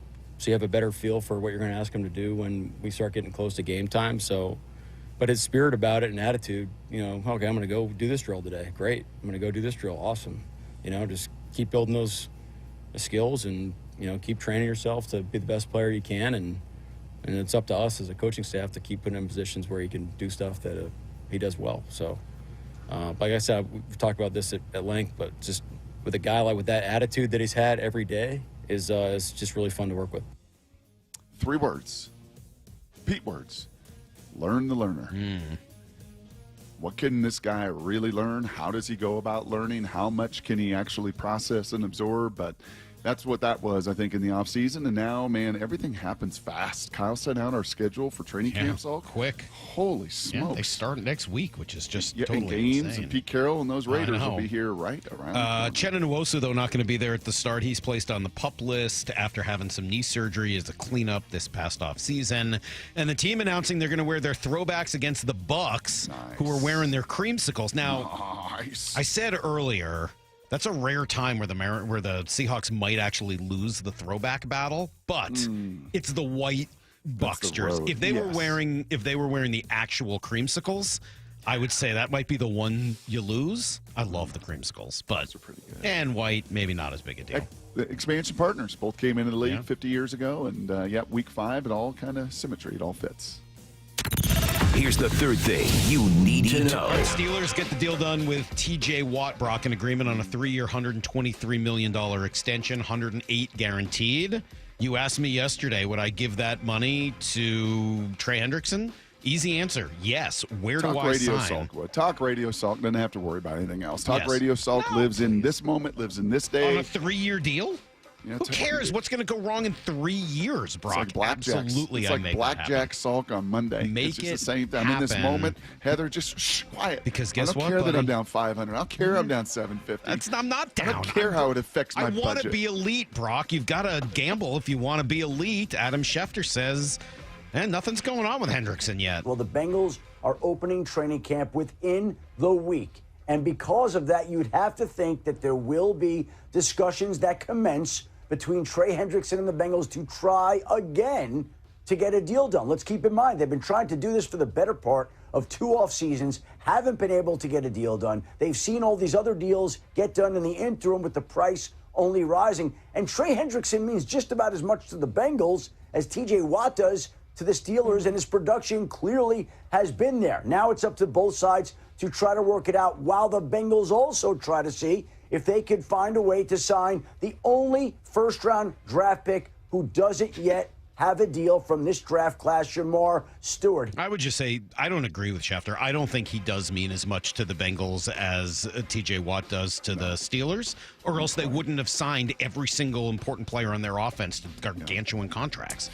Yeah, it's if you've watched the QB podcast on Netflix, the documentary, you would see just how that Cincinnati organization, and they don't try to paint them in a bad light. You just feel it. I mean, their facilities, their bubble, they're just. And Zach Taylor's done all he can do to bring that together. And Joe Burrow is so stinking good.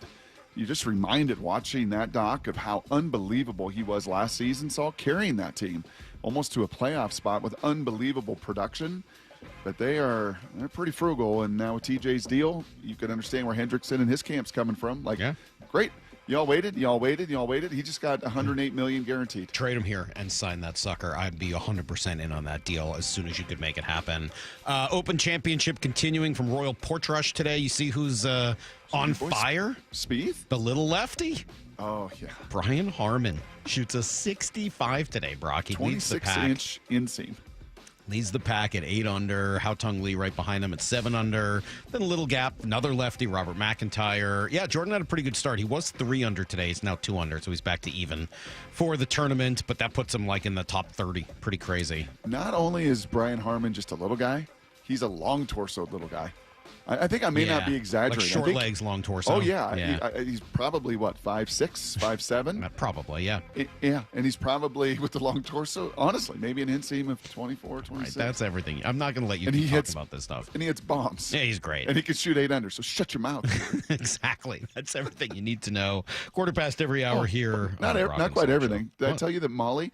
for the wedding, we had a country theme night that Thursday night with some family and friends that got in early. Okay. And she's like, "Oh yeah, I found these great Wasn't pants invited for you." to that, no. Well, you weren't there yet. I mean, I was. Show In fact, texted me a bunch of times. I was like, "Hey, I'm here." Yeah, you weren't there. Or where are you guys? We're here. Molly if got you guys me want to these hang out. great Wranglers. She's like, "These are amazing, size 38 inseam." Whoa.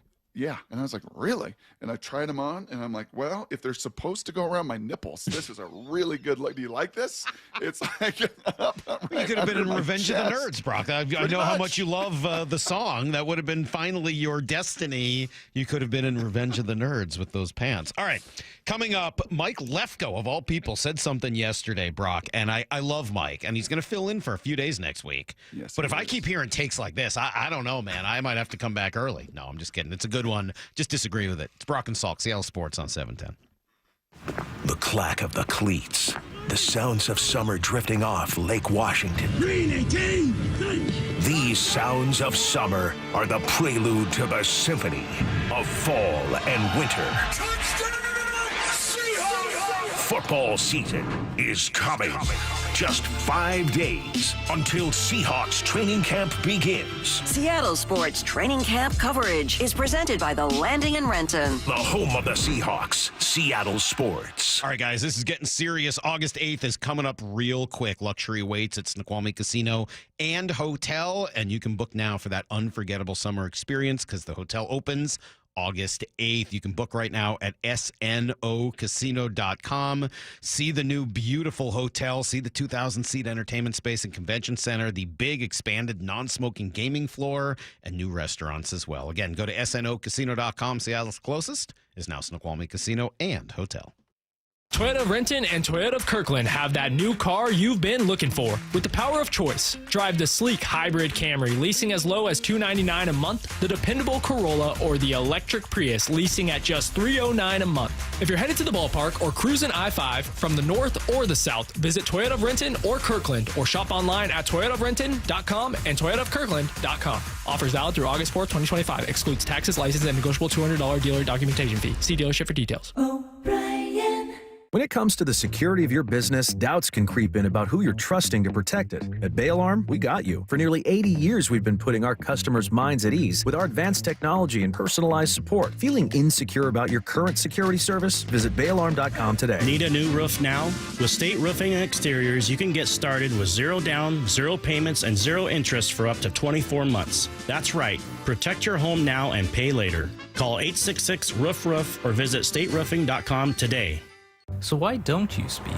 I've had one too many close calls on the road, and then I learned the facts. It's dangerous to drive too fast. It's true. 1 in 3 fatal crashes involve speeding. Most people try to be safe, but speeding is dangerous. You know, the faster you go, the longer it takes to stop. The faster you drive, the harder you'd hit someone. Slower speeds save lives. Please drive the speed limit so everyone is safe. Learn more at togetherwegetthere.com. If you love to travel, Capital One has a rewards credit card that's perfect for you. With the Capital One Venture X card, you earn unlimited double miles on everything you buy. Plus, you get premium benefits at a collection of luxury hotels when you book on Capital One Travel. And with Venture X, you get access to over 1,000 airport lounges worldwide. Open up a world of travel possibilities with the Capital One Venture X card. What's in your wallet? Terms apply. Lounge access is subject to change. See CapitalOne.com for details. Progressive's Auto Quote Explorer lets you easily compare direct rates from different insurance companies, so you can be confident you're getting the right one, even if it's not with Progressive. Way more confident than you were when you bought that TV in a parking lot. It just happened to not come in a box or include a remote. And when you finally managed to turn it on, all it displayed was the menu of Grumpy's Tacos. So use Progressive's Auto Quote Explorer and be confident you're getting insurance that's right for you. Progressive Casualty Insurance Company and affiliates. Not available in all states or situations. Prices vary based on how you buy. Bonneville International radio station contests are open to participants 18 years of age or older that are residents of Washington State unless otherwise specified. Employees or agents of the station, Bonneville International Corporation, other area radio stations, or any entity associated with the contests are not eligible to win unless the station otherwise specifies at its own discretion. Persons who have won in the last 60 days from a station contest or event may not be eligible. Full general contest rules are available on seattlesports.com or in person at the station during regular business hours. The home of the Mariners. It is gone! Cal Raleigh, 2-run home run! Hear every pitch on 710 and the Seattle Sports app.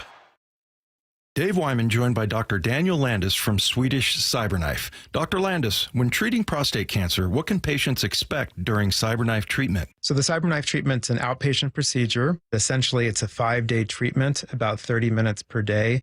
You walk in, you walk out, you essentially don't feel anything at all during treatment. Many patients still work full-time while they're having treatment. That's incredible. Treat prostate cancer with Swedish Cyberknife. Swedish.org/cyberknife prostate. What's the biggest mistake you can make when selling your home? Settling for less money. That never happens with Orchard. Disappointing offers can wear you down, causing you to settle for thousands less. You don't have to settle when you sell with Orchard. Orchard reinvented the real estate industry by guaranteeing your home sale and helping you sell on the market for top dollar. First, Orchard gives you cash up front so you can buy and move into your new home first, on your timeline. No waiting, no showings, no double moves. Then once you're all settled in, your Orchard agent helps sell your home on market for top dollar. Here's what one Orchard customer said. I never could have sold without Orchard. I made way more than I expected, and it couldn't have been easier.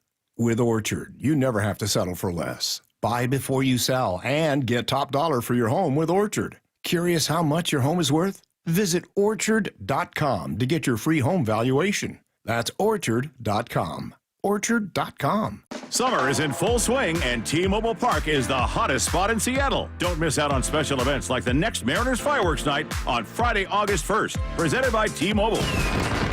Cal Raleigh and the crew are taking on the division rival Rangers at 7:10, and after the final out, we'll be lighting up the sky with an epic post-game show. Holy smokes, what a firecracker! Upper deck number 34 for the big number. Go to mariners.com/fireworks to lock in your seats today. This hour of the Brock and Salk Show is powered by Star Rentals, preferred supplier to the West's best contractors. From the Quantum Fiber Studio, you're listening to Brock and Salk. Weekdays 6 to 10. On Seattle Sports and 97.3 FM HD2. All right, let's see. G. Scott coming up in an hour. Your phone calls at 9:30 this morning. Mariners starting their big homestand tonight. Pre-game celebration for all 5 All-Stars and for Cal's Home Run Derby Championship, Brock. There's a jersey presentation, Home Run Derby trophy chain, nice. Behind-the-scenes recap video of Cal's big win. It's like 2-3 minutes long, so that should be pretty cool. And then next week, Monday and Tuesday, Big Dumpers Derby deal. So if you want to go to the game, ticket and a Home Run Derby Champ T-shirt for $25. That's a pretty good deal. You can find all that at mariners.com/tickets. So that's what's up in Mariner World, and we'll speak a little bit more about them, of course, over the course of the show. Seahawks are now 5 days away because Wednesday is the beginning of training camp, first practice, and I heard this yesterday. So Mike Lefko, who works, of course, Wyman and Bob, and he produces their show and fills in there a lot, and he's going to be filling in for me next week for a few days. I got the sound of Lefko because he said this about Sam Darnold. Now, we spent a while yesterday talking Darnold, right? Both with Joel Klatt and with Joe Buck. And Klatt was pretty adamant, like, yeah, I don't think either of those guys are top 18 quarterbacks. They're both back half of the league quarterbacks. They need a lot of help around them. Here's what Mike Lefko said as they were having a little debate about Mr. Darnold. I think Sam Darnold's under the most pressure of any quarterback in the NFL to get off to a fast start.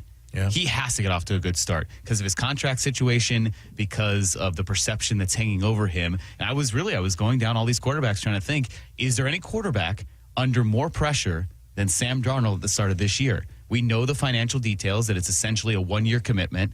I was looking at all these other quarterbacks that maybe are very well paid and have pressure on them to win, like a Dak Prescott or a Tua, but they're in early years of their massive extensions, so it gets very difficult to untangle yourself from that contract. Like, I was looking through the Cowboys contract with Dak Prescott. Even if he underwhelms again and the Cowboys fail to live up under expectations, you're not getting out of this deal for 3 more years out of this 5-year extension they signed with him. Same with Tua. You have 2 more years left before you could really feasibly get out of this contract. So those guys are there regardless. Sam Darnold, we know it's essentially a 1-year deal. He might not be there after this season.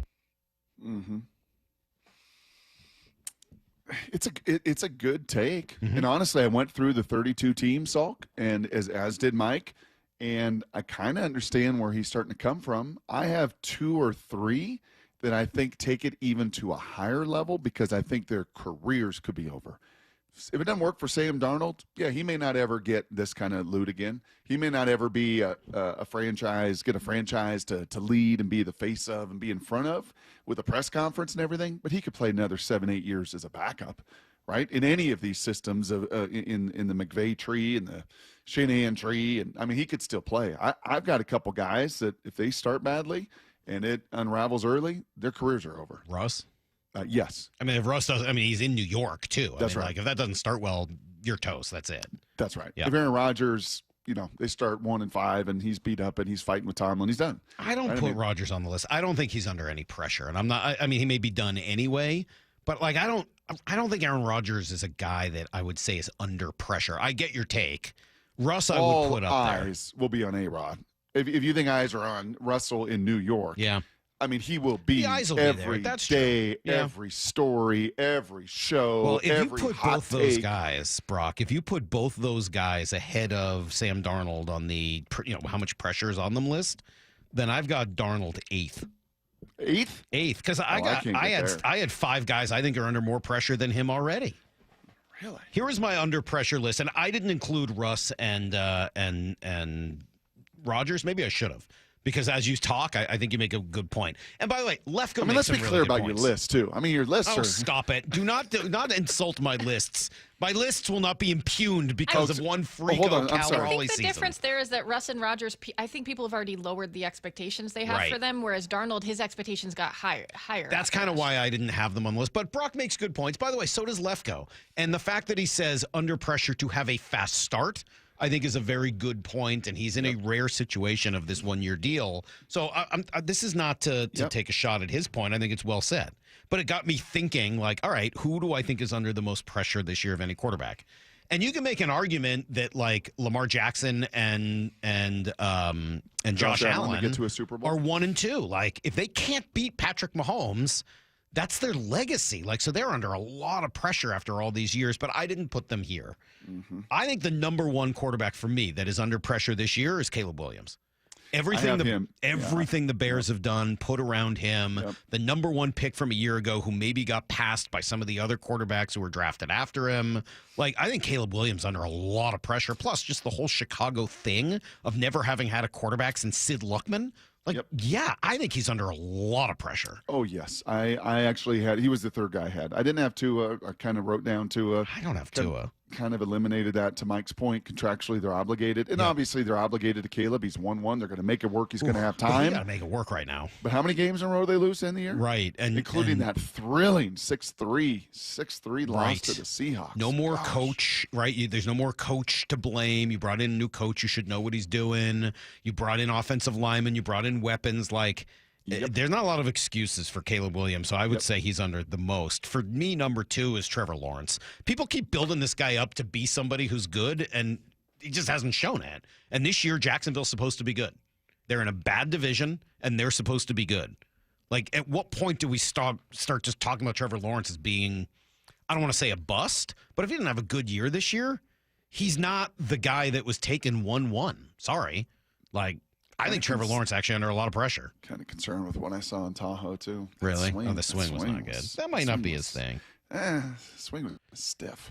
Maybe there's a theme here with my first three guys because they were all picked 1-1, but I got Bryce Young under a lot of pressure in Carolina. Took a step forward last year, but if he's not taking another step forward, he's not the guy. This is the year. This is make or break for Bryce Young. If he's not if he's not one of the better quarterbacks in the league, if I'm Carolina, I'm looking to draft a quarterback again. It's interesting. All three of these have a parallel to Sam Darnold, too, because Sam wasn't 1-1, but what was he, 1-5? Yeah. And went to an organization. An organization like Caleb's gone to Chicago, like Trevor in Jacksonville, like Bryce in Carolina. Now, Cam did it there, obviously, but still, organizationally, not held in the highest esteem with their peers. Fourth for me, actually, and this may be as funky as Brock Purdy, dude got paid. Like, are you the quarterback that deserved to get paid? And they always seem to have issues with different weapons and who's fat and who's unhappy and who's this and who's that. And they're going to have to let guys go because of what they spent on Brock Purdy. In terms of pressure, narrative, all of that, I would say Brock Purdy's under a lot of pressure in San Francisco this year. So he would be fourth to me. And then I actually think Geno's under more pressure than Darnold is. He goes, people are talking about the Raiders as being a contender, but they play in a vicious division. He's going to be under constant attack from all of the really good pass rushers in that division, all the good quarterbacks in the division, all the old coaches in the division. Yeah. Like, I mean, everyone sort of has this Geno's out of the frying pan and everything's going to be fine. Yep. Is he out of the frying pan or is he now into the fire? And I think there's a fair sense of urgency there. with Pete Carroll. It's not as if Pete's going to build it like he was able to do in Seattle over 12 years. It's kind of now or never. And there's going to be a lot of public view, I think. A lot of people looking eyeballs on what Geno Smith does. So that would be my list. Caleb Williams, Trevor Lawrence, Bryce Young, Brock Purdy, Geno Smith. I had Darnold sixth. You could make a pretty good argument for Russ in there for the reasons you outlined, Brock, at 7. Yep. And then it depends on how you want to view Josh Allen and Lamar. Obviously, they're not under pressure to start the year, which is exactly what Lefko said. And I want to be fair to what he said and not correct. This isn't really about arguing with Lefko. It was more just like, hey, that's kind of a cool. This is very typical of Lefko, right? He has some really good thoughts, good questions, and makes you think. And so for me, it was like, oh, who are the quarterbacks under the most pressure? And that's kind of how I ended up coming up with the list. Caleb is a sneaky one. I think you're absolutely right on all of those points. Right? Well, it was the head coach fired him. Well, it was a coordinator. Well, fired him. Well, it was the offensive line, brought in veterans. Well, not enough pieces outside. Well, we drafted first-round tight ends and wide receivers. Like, we're kind of surrounding you and equipping you with everything you need. You already had a pretty good defense in Chicago that kept you in many of those games. Now you got to be 1-1. Yeah, I think same thing for Trevor Lawrence. How many different coaches are you going to go through? How many different coordinators? Now we went and got you. The other day, I think I said this maybe on the air or off the air. I apologize. Things blur every once in a while as you get older. But I did our Madden taping this week, and it was all these different draft classes for about 20 of the teams and many of these young quarterbacks. And it just kind of struck me, kind of looking at my script and looking at the little notes and the little facts and about like, whoa. Well, they're trying to surround this guy. Yep, they're trying to surround this guy. Yep, they're trying to surround this. They're trying to give their quarterback that they made so much investment in, they're trying to give him through coordinator or personnel every opportunity to succeed, and nobody, to your point, more than Caleb Williams here to begin this season. Yeah, 425 disagrees with the list. Says rookies and a guy that got paid. I disagree wholeheartedly. Well, there's no rookies on the list. I don't know what to tell you. Caleb Williams was a rookie last year. Bryce Young a few years ago. Trevor Lawrence hasn't been a rookie in forever. Brock Purdy's gotten paid. Like, there are no rookies. Yeah, and then, ask first-round picks how much time they get. Ask Sam, ask Baker, ask Josh Rosen, ask these guys how much time you get to show what you could do when you're taken at the top of the first round. Yeah, I think all those guys are under a fair amount of pressure this year. And as for the two who got paid, Brock Purdy and Geno Smith, you don't think there's pressure that comes with getting paid like that? I would argue there's quite a bit of it, especially in Purdy's case, where, now there's this idea of like, dude, you got to be a franchise quarterback. It was great to have Mr. Irrelevant be able to have no money spent on him and everything else that gets you on the roster. But now you got to play like a franchise quarterback. Yes. That means that you've got to make the people around you better, not just be the right trigger man for the system. That's a huge amount of pressure. Yeah, that paradigm shift that Klatt was talking about, where how many guys truly could go into any environment right? Joe Burrow could, Josh Allen could, the guys at the top of the food chain, Patrick Mahomes. They could go to basically 31 other teams and go into those environments and be a fit and like make it go. I think of Brock Purdy. I think of Geno. I think of Sam Darnold. I think the majority of them, go to places where you better have facilitators around you. You better have some help to take the burden off. And Brock Purdy probably, saw that pendulum swing with that contract more than any quarterback in the NFL leading into the season. Year 2, says the 848. Year 2. Come on, Brock. Caleb has the most pressure. He's in year 2. You should know better. Yeah, look, there's a lot of different ways of defining pressure, and these guys all have pressure on them for different reasons. I think the guys we came up with are for different reasons than the guy Lefko mentioned and Sam Darnold. But that's sort of the fun of this, is there are a lot of different types of pressure. And if there's one thing we've learned, Brock, what is it that pressure does? Oh, baby. It busts pipes, and it makes diamonds. Doesn't that sound so good out my mouth? Oh, it sure does. Diamonds are forever. Pipes. Let's do some Blue 88s. This is Brock and Salk's Blue 88. Blue 88! Blue 88! We take you to the field as Brock Ewart breaks down 3 football questions as only he can. Now here's your hosts, Brock Ewart and Mike Salk. We have worked together for too long. Just way too long. It's kind of sad. 3 questions for Brock. 3 good football questions. This is not nice for Matt in Oregon. I agree with Salk. It's when Lefko has to answer questions that he falls apart. See, that's not nice. Poor guy's going to be in here next week, Matt. You're going to take shots at him? That's just wrong. Question number 1 for you, Brock. Vegas sees one of these Seahawks competitions a little differently than the rest of us do. Sure does. It is fun for me. You look at a lot of these lists, and I don't know, over the last few years, I don't put any money down in Vegas. I don't do any of that betting. I just have never really interested me, but I'd be naive to think that their algorithms and their numbers and the way they do things, boy, it's predicted things a whole lot better than the media has and lists have over the last couple years. And Vegas firmly believes that Ken Walker is running back 1, and it's not even close. In fact, Zach Charbonnet not even in some of their totals. So you went through all the different totals of running backs in the NFL. K9 tied for 14th at 900.5 yards and 7 touchdowns. So I think it dipped down about 550, 600 was the low water mark, and didn't see Charbonnet's name anywhere around that list. So as far as Vegas goes, they think this is Ken's job and nobody else's. The other interesting number for Ken, 46 receptions. So using that back out of the backfield in this system, in swings and checkdowns and nakeds, just different opportunities to get the ball in his hands in space. I kind of like that number. Ken Walker catches 46 passes. I kind of like that. Ken Walker, in his mind, is going to want to rush for more than 900.5 yards. But I disagree a little bit. I don't think it's that clear cut. I would have, if I have to kind of put a total on the Seahawk room just individually, Salk, I think those numbers between Charbonnet and Ken Walker are going to be a whole lot closer than that. All right, question number 2. So you asked me yesterday, Trey Hendrickson, would I give him the TJ Watt deal? And I said, yeah, absolutely. Where do I sign up? What was it, 3 years, 108 guaranteed? Yep. Yeah, absolutely. Yes, 100% I would do it even after making a trade for him and giving stuff up. Brock, you say no. How come? I say no. I say no for 2 reasons. Number one, this is not baseball. This is not the Dodgers. This is not the NBA paying luxury tax. This is the NFL.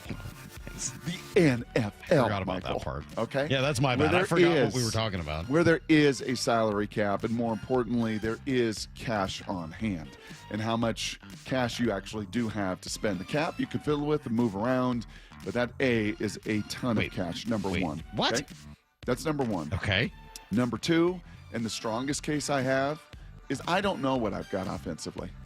I make this move in 2026, and there could be the same kind of elite pass rusher and the same, right, a veteran guy. I make this move if I know thyself better. I don't know what this is going to look like offensively. I don't know what Sam's going to look like. I don't know what my receiving crew is going to look like. I don't know what Clint Kubiak and all of that learning curve and growth that they're going to I don't know. There's too many unknowns with that. And I gotta see that for myself. And maybe that's negative Nelly, little scaredy pants. Yeah. But I gotta know what it is. I gotta know thyself offensively before I make that move. And then lastly, I don't love what that says to my team. I'm a draft and develop team that takes care of their own.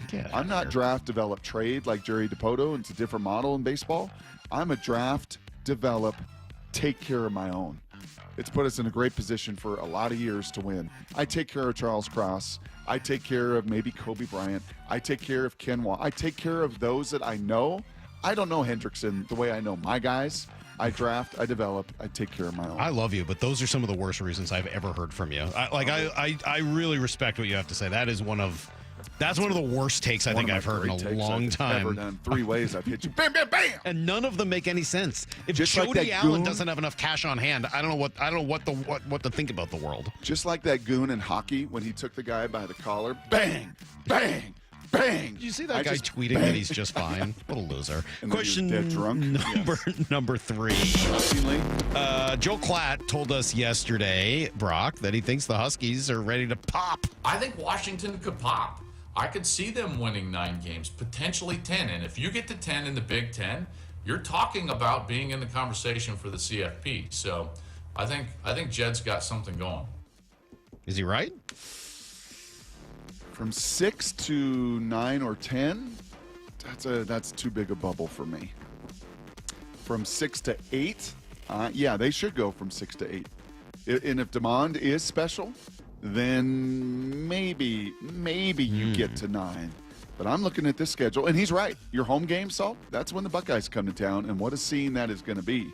Illinois is going to come to town, and yes, Illinois is good and was a double-digit win team last year and very mature with Brett Bielema, I think in year number 4 there with the Illini, built up at the line of scrimmage. Oregon gets to come to town at the end of the season, unlike last year where they sacked you, I think, 42 times. So you get the Buckeyes, you get the Illini, and you get Oregon all at home, as well as Purdue, Rutgers, Cal Davis, Colorado State. You go on the road to Michigan, and you go on the road to Wisconsin. UCLA, Maryland. Cougs will be, intriguing. There is no John Mateer. If Mateer was over there, that would be very difficult. He's in Oklahoma. So I definitely see 8. I got to see a little more Demond in camp, and I certainly got to see a line of scrimmage get bigger, stronger, tougher to still find a way in this Big Ten to get to 9 or 10. All right, that is today's Blue 88. So here were your 3 reasons. Yeah, you don't think their budgets and cash on hand. I do, you but, think that Jody just has Allen, $1 zillion. You don't think that there's a there board. You don't think there's a budget. But Brock, if you can't seriously come up with the cash on hand to pay for the second best defensive player in the league last year, I don't know what we're doing. Like that's a very different conversation, and not one I've ever felt like we've had to have. Second best kind of a stretch. Well, second in defensive player of the year. Okay. I mean, based on the voting for defensive player of the year, he was the second best. And Patrick Surtain was the defensive player of the year. You buy that? A corner was the defensive player. I'm just telling you what the voting year. is, Brock. Okay, I mean, he was number 2 last week by that measure. Take. No, it's not. Stop it. 2, the offense. Is it ready yet? What do you always tell me about the NFL? Like, things can change so rapidly that, I mean, you have this guy at that point for at least 3 years. All right, if it's not the first year, then it's year 2 or 3, and you've got a guy that should be excellent during that time, and then finally draft and develop. Yeah, I'm sure that's great, but unfortunately, you haven't drafted and developed anybody on the edge that has this kind of talent. I like Boye Mafe. I like Derek Hall, but they're not doing this. And oh, by the way, the dude you did pay a couple of years ago and then paid again in Uchenna Nwosu is hurt, and essentially right now I would consider him to be a non-factor or at least a small one because that's what it's been for the last year plus. Yeah, I that's not enough for me. You get an opportunity to go add to this team, and I would hope that every player on it would say, wait, you're going to add one of the best defensive players in the league to an already great defense? Where do I sign up? Same team, by the way, that tried to trade for Max Crosby in the offseason, but now you could have an opportunity to get a guy who's very similar to Max Crosby, certainly in level of talent. I'm sorry, dude. Like, none of those 3 reasons work for me. That last one is a bit of a stretch. Daniel Jeremiah put him in the same category. I don't. I think what I'm hearing from you is you just don't love Hendrickson. And if that's the case, fine. That, for me, is a good argument. If your argument is, I don't think Trey Hendrickson is that good, he's just not worth it, okay. Like, Brock, I will trust you on that 100%. You know better than I do. But if it's cash, you don't know where you are with your offense, and you want to be a draft and develop team, none of those three arguments work for me at all. Just come out and say you don't think he's that good. If that's the case, man, I'm in. You will convince me because I trust you. Yeah, there's always a ledger, Salky. It's just like the Mariners in these trades. As we've gotten to know and talked to Justin and Jerry off the record, like there's always a little bit of a ledger there and an equal sign.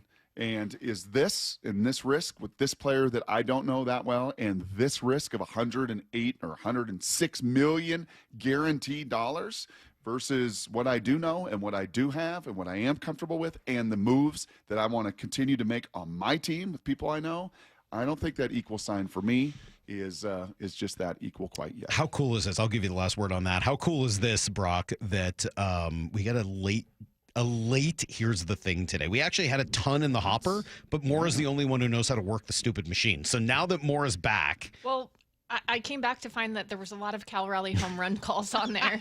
I felt bad if people didn't realize that we were giving those tickets really away funny. live, because there were some good ones. All right, well, maybe it's a little late now. And maybe we'll do it that way next time. So, hey, Moore put them together. There's some good Here's the Thing messages left for us via the app, the Seattle Sports app. We'll play them for you next. Should be fun. And then G. Scott is here for 8:30. Brock and Salk, Seattle Sports on 710. He called it 20 years ago. I'm the home run derby champ. And as he always does, the Big Dumper delivered. The Big Dumper is your home run derby champion. Congratulations, Cal Raleigh. I just can't believe we won. It's unbelievable. We can't wait for the second half of the season of Cal on Seattle Sports on 710 and the Seattle Sports app. What'd you say? I'm the man. Oh, yeah. Oh, yeah. From an interaction with a customer that says, I can't believe how easy this was. I can't thank you enough for helping me. Our strategy with pricing is not to be the highest price and not to be the lowest price, but to be a really good price and to provide a really good experience to the customer. Yeah, I have a ton of really memorable customers. Afterwards, to thank us, he sent us this beautiful basket of candies and fruits and stuff. It was just really sweet. It felt like we were truly helping. Receiving a handwritten letter that's personalized to a salesperson or a service advisor or a technician expressing gratitude, and then taking that home and sharing that with your family, hanging that on your refrigerator, that's the difference. You hear it from one person, and then another, and another. You come to realize it's not a script, it's a belief.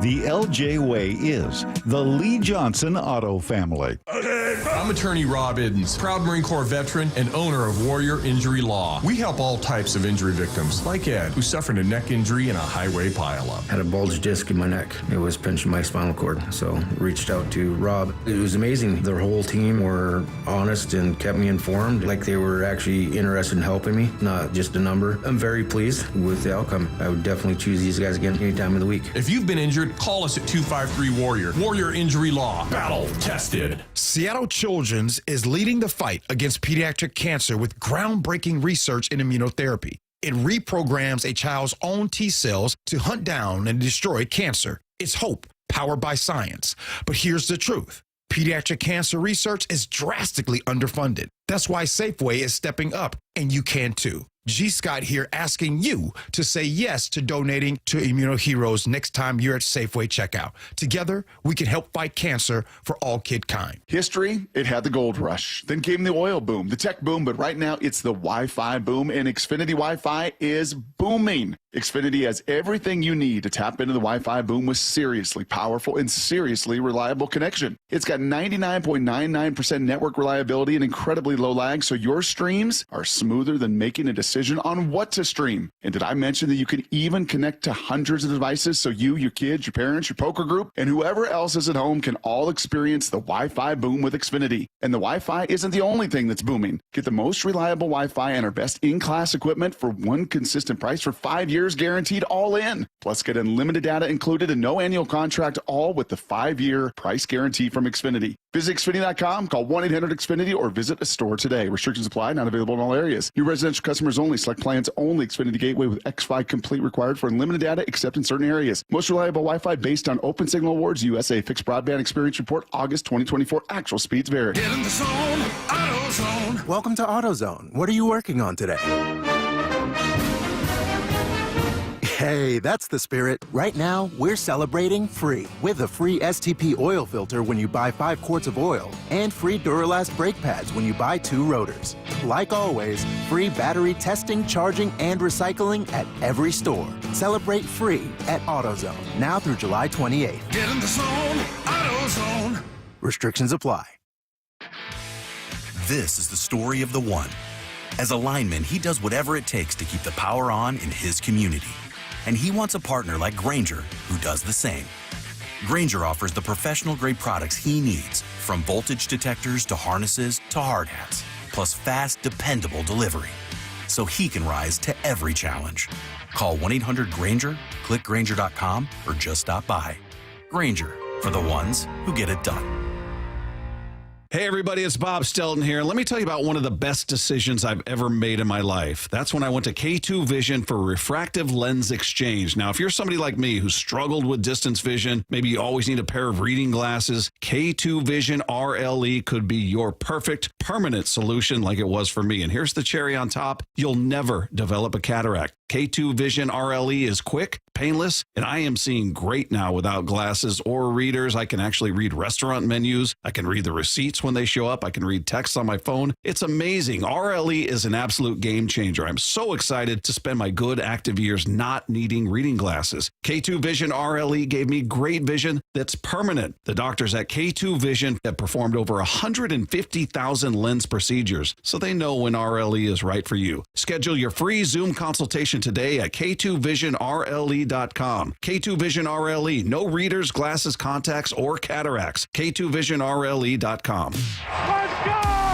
This is Seattle Sports. Streaming through the Seattle Sports app. KIRO AM Seattle. KIRO FM HD2 Tacoma. Home of the Seahawks, Mariners, and everything Seattle sports. Give me a freaking auto! From the Quantum Fiber Studio, this is Brock and Salk on Seattle Sports. Brock Ewert is my hero. Jay Buhner just punched me in the kidney. We're going to do you a minute. It doesn't really work that way, Sherm. This is a show that has my name on it. It kind of does, though. Now here are your hosts, Brock Ewert and Mike Salk. Hello! Hello! Brock has swayed me with his argument about the offense. That's from the 206. From the 425, as much as it pains me to say this, Salk is 100% correct. There you go. A good old school Brock and Salk debate over Trey Hendrickson. Doesn't happen as often as it used to. Brock, let's see what the people have to say. If you've downloaded the Seattle Sports app, you can leave us crazy messages. We've gotten a lot of them. Usually we do this Thursdays at 8. But since Moore was out, we couldn't do it until today. And so we present to you. Here's the thing. Brock Ewert doesn't just hate one kid. I am so disappointed in Michael Salk. You don't know what you're talking about. You're mindless. Love you, bye. It's time for Brock and Salk's Here's the Thing. Okay, here's the thing. Oh, well, what a perfect day to start with this one. Adam Brock is criticizing and critiquing Blue 88. Not a surprise after the take you just gave in Blue 88. Here's the thing. The only thing worse is pretending Brock doesn't know the questions for Blue 88, which I still kind of like Blue 42 better. But one thing worse than him pretending not to know the question is him pretending to think about the answer. Let me ponder this. Adam, here's the thing. Here's the thing right back to you. One, of course Brock knows the questions. He writes them every night. That's his contribution to the show prep. Two.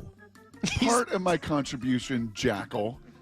That's Andy books the guests. Goodness gracious. Two, the fact that you think Brock is trying to think of the answer and pretending is hilarious. Brock's trying to look through his notes to see what he wrote down because he forgets what he wanted to say. Not true. Sometimes the Ebenezer's have to come on and look at the... He might be looking for the list. I'm not looking at my notes. I'm looking for my Ebenezer. So that you can read your notes and remember That's what it exactly is right. that you put down for the question. Here's Steve. I think a great name for Cal Raleigh for the WBC coming up is America the Dumperful. That's not a great name. I'm going to disagree with you. Also, do you need a nickname just for the WBC?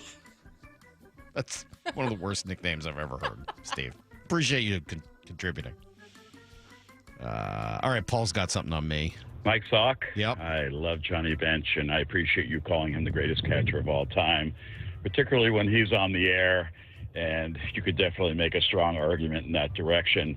but I fear that your Boston bias may come into play here in ignoring the 3-time MVP, 10-time world champion from the New York Yankees, Yogi Berra.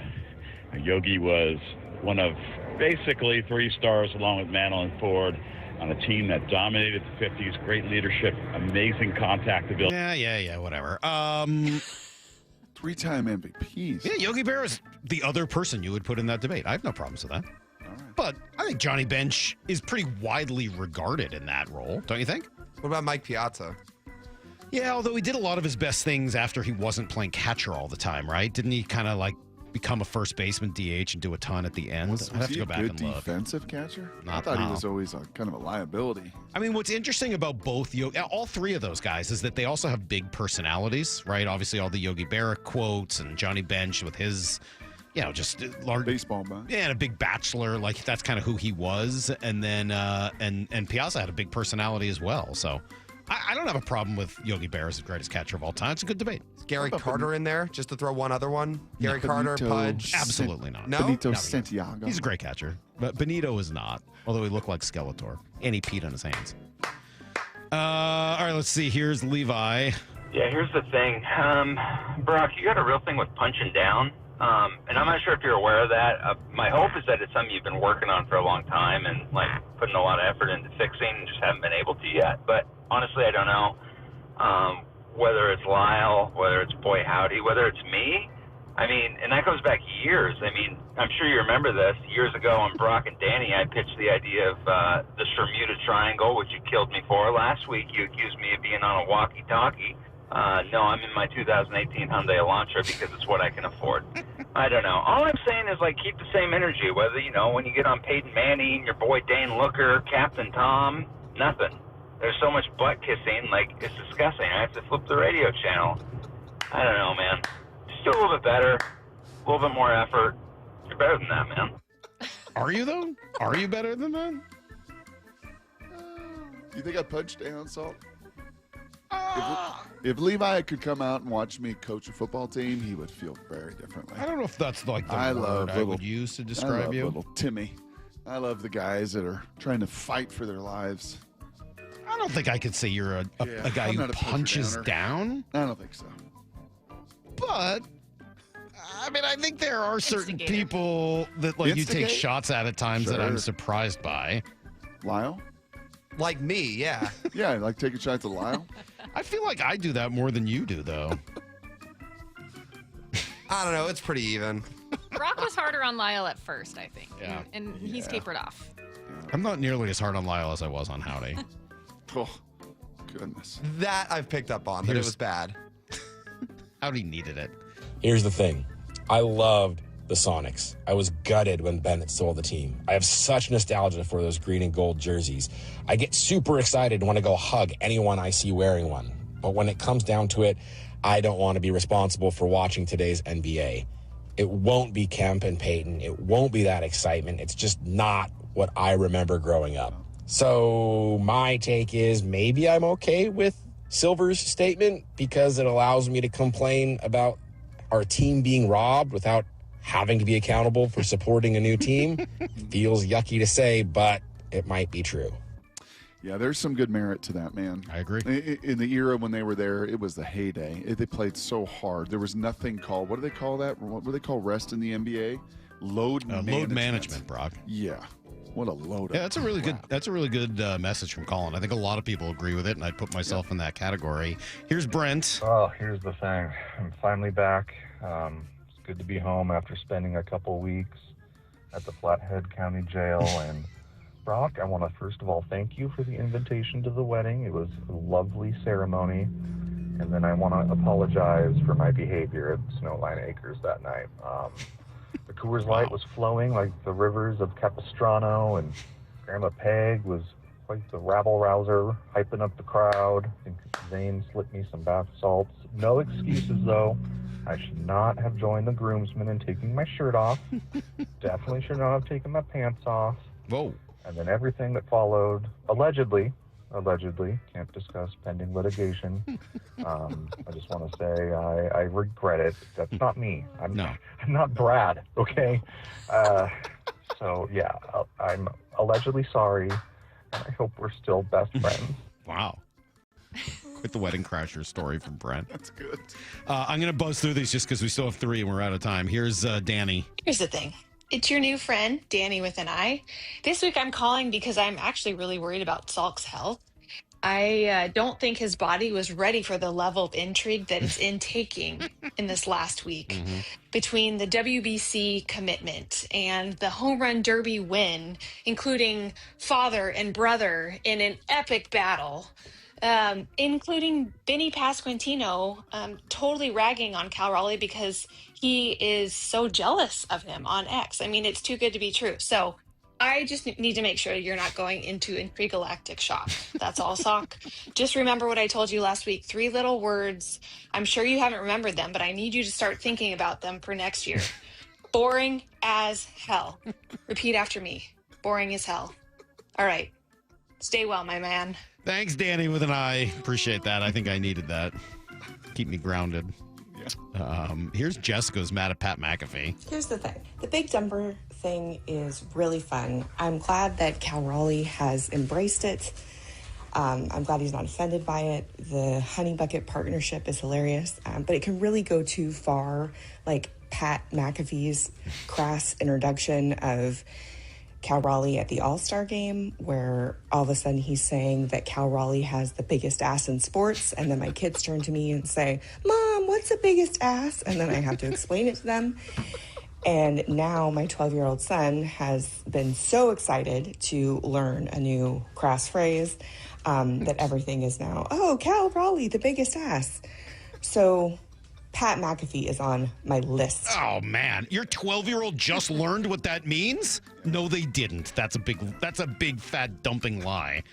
No chance. Pretty remarkable that Jared Kelnick's greatest contribution to Major League Baseball is giving Cal the nickname the Big Number. Poor guy. Poor guy. Poor Kelnick. All right, we'll let Danny finish this off. God, we're late, but we'll do it anyway. Here's Danny. Here's the thing. This is Danny's wife. I stole his phone because he spends way too much time coming up with new rap songs or weird impressions of Salk in the future, sounding like a grandpa. Yeah, my name is Salk. I'm old and hairy. Just the other day, I overheard my husband saying that there were handsome men on the show.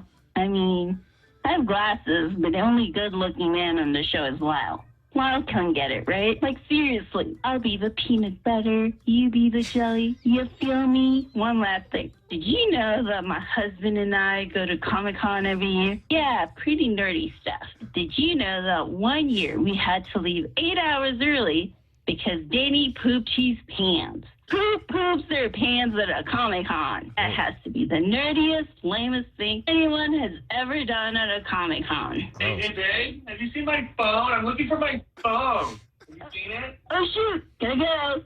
See you, Mom. God, that's weird.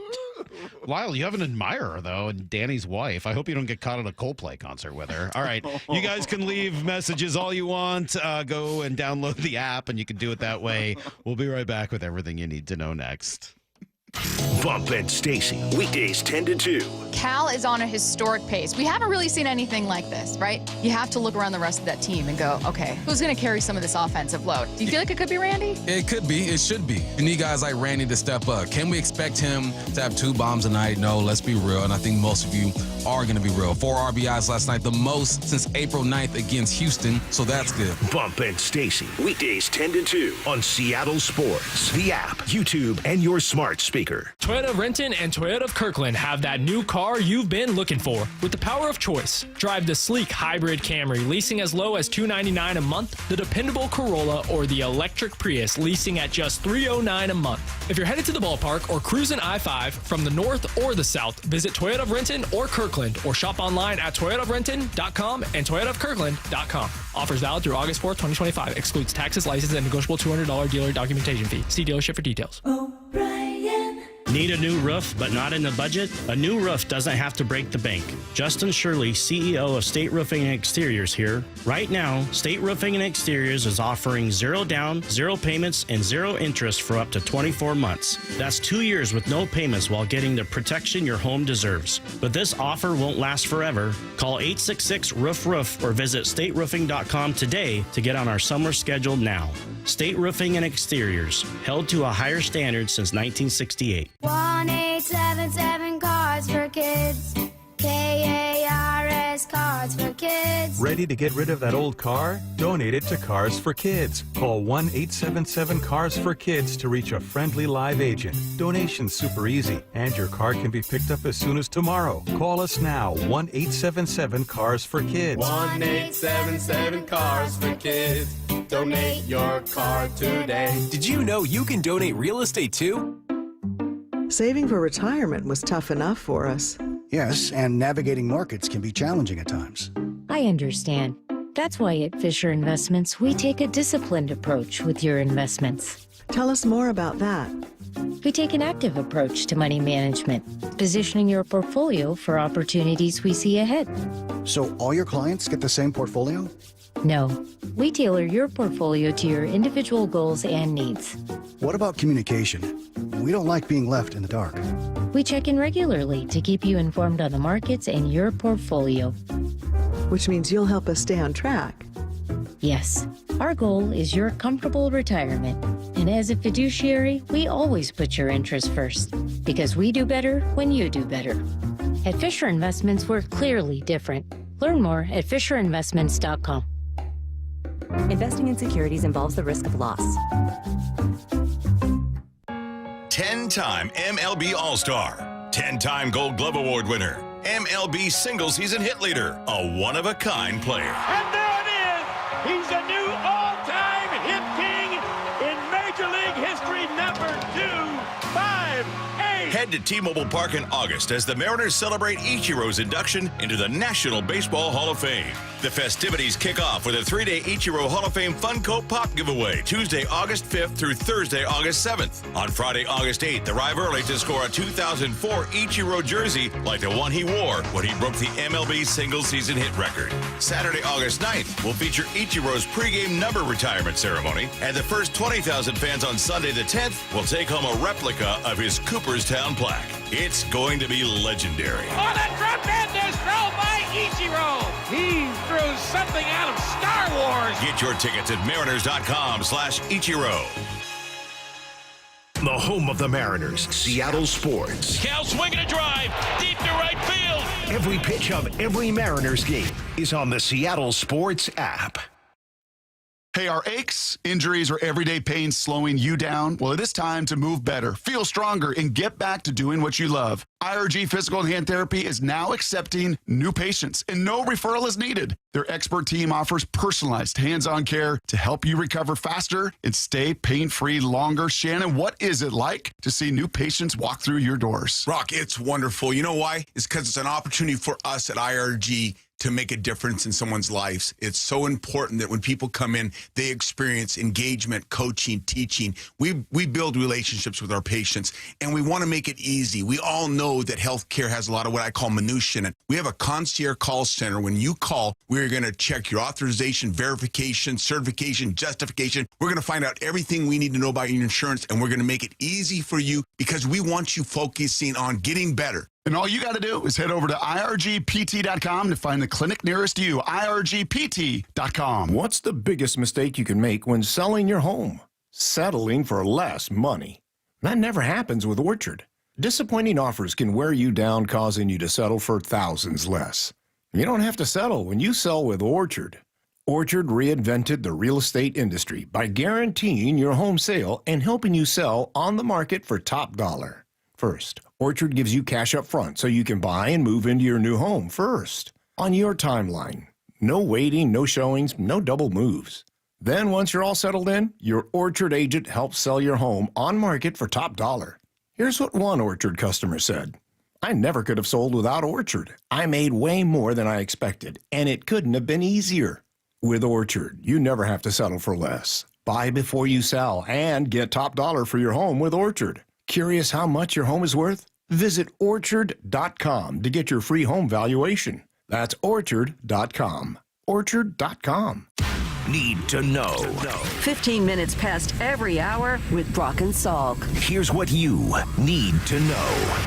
Up first. Yeah, huge series starts tonight. Houston in town for 3 against the Mariners as we are finally past the All-Star break and ready to go through this big stretch run with the trade deadline just 2 weeks away, 2 weeks from yesterday. Ken Rosenthal saying yesterday on Fair Territory that the Mariners are right there as complete a team as you have in forever. I would agree with that, Alana. Now, the idea of really going for it is problematic this year because it doesn't seem like it's going to be a great group of players available. So there's only so much, perhaps, a team can do. But generally speaking, we always see a surprise or two at the deadline. Players that we don't expect to become available suddenly get traded.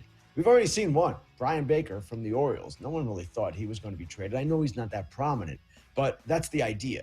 So things can happen, and maybe DePoto or A.J. Preller or Dave Dombrowski or one of these more aggressive, creative heads of baseball operations will do something big. Well, I from everything I've heard, that there really aren't that many other players that are available outside of the names we've heard, but, maybe something would go down. That would be great.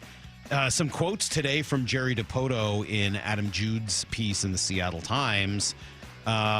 He's talking through a lot of the offense and what the offense has been doing this year. Getting Luke Raley back was huge. The contributions Dom Canzone has made since he's coming back. He ultimately goes on to say that they may not need a bat.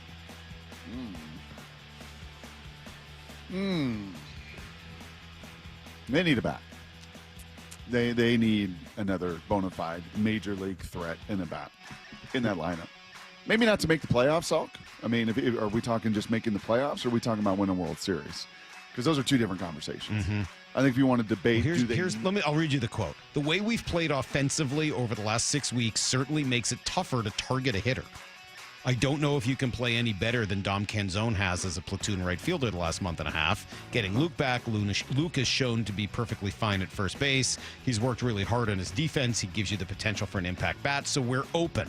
We'd like to get better, and we're open to being creative in how getting better fits our roster. And we're also going to be mindful of keeping a good thing in this clubhouse going, because I think, and I know Dan has referenced it often, it's such a good group of players. He goes on from there. Yeah. Look, love it. There's love it. a lot of context in there. And by the way, that's what you should do publicly, is to make sure that Arizona and others don't think you are so desperate and have to just pay through the nose for everything. But the way we've played offensively over the last 6 weeks certainly makes it tougher to target a hitter.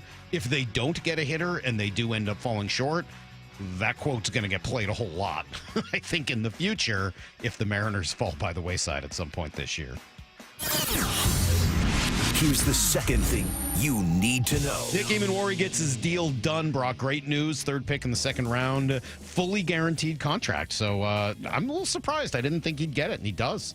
I didn't think he'd get all the way to 100, but I think in the end, like probably Mike McDonald to John and to the capologist, can we just get this guy here? Mm-hmm. If you really want to utilize him in all the ways, even these days here in rookie camp before the veterans come in next week, these are critical. Every rep, every walkthrough, everything that we're going to ask of this guy. You played the clip last hour for Mike McDonald. Basically we've got to see how much he can handle. And training camp comes and goes in an absolute blink of an eye here once it gets going next Wednesday. So I get it. And remember, they wanted to trade for him at 31, right? So they wanted him there, and that would have been a guaranteed 4 years anyway. Fair. So yeah, push makes comes some to points. shove, get the That's deal a good done. point. Ed Rusher and Chenna Nwosu placed on the PUP list yesterday after off-season cleanup of his knee, and they're going to be wearing their throwbacks against the Bucks in a battle of expansion brothers. Seahawks will wear blue. Bucks will be wearing the white creamsicles, which are good, but not nearly as good as the actual ones. And Sam Darnold? What? Yeah, we're going to get to that. Sam Darnold will do this with G in a few minutes. 77, 72? 72 on the top 100 Seahawks, on the top 100 list in the NFL. Little surprised to see him. A little surprised to see him ahead of guys like, Leonard Williams. So we'll debate. We'll discuss. Here's the third thing you need to know. Speaking of debating and discussing, Steelers reached a deal with TJ Watt. He gets 3 years, $123, 108 of it is guaranteed. Yeah, Brock, I would absolutely trade for and give that to Trey Hendrickson. Where do I sign up? A lot of dough. Yeah. A lot of money. For a premier position and a premier player, and I'd be willing to do it. That's why I was willing to trade DK Metcalf. That's why I was willing and wanting to trade Geno Smith and sign those positions for less. Yeah, I'm willing to do that at this position. 100%. Where do I sign up? And then finally, British Open Championship. Let's see where we're at. It's not the British Open. Yeah. It kind of is, though. Brian Harman has been tied top the leaderboard by Hao Tung Lee, who's been on fire here for the last 2 days. Matt Fitzpatrick's up there. He's at 6 under. Robert McIntyre, Rasmus Højgaard, Terrell Hatton, Harris English. That is your top 7. Kind of goes from there. Hey, by the way, I got some numbers for you. That is everything you need to know. G right around the corner. Yeah. We talked about Luis Castillo versus the Astros.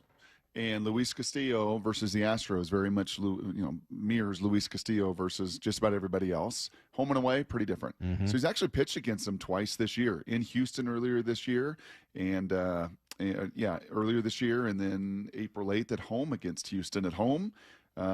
Early series, 5 innings, 5 hits, no runs. Down there, 6 innings, 9 hits, 3 runs. Year before, both at home, 7 innings, 6 innings, 2 runs, 3 runs. So, did you do this work yourself? I did. You did? Yeah, I went to StatMuse. I'm impressed. It's easy to find splits of players. I'm impressed. What do you think I am? I'll tell you, I've been using ChatGPT for that a lot. I know. It's really helpful for that stuff. Yes, it is. Yeah. All right. Well, G's coming in next. It's the real G, not an AI version, but he's coming up with a lot to say. Dress a little nicer than he did last I'm looking Friday. at it. Maybe a little. I don't know. It's Brock and Salk. Seattle Sports on 710. The clack of the cleats. The sounds of summer drifting off Lake Washington. Green 18. These sounds of summer are the prelude to the symphony of fall and winter. Football season is coming.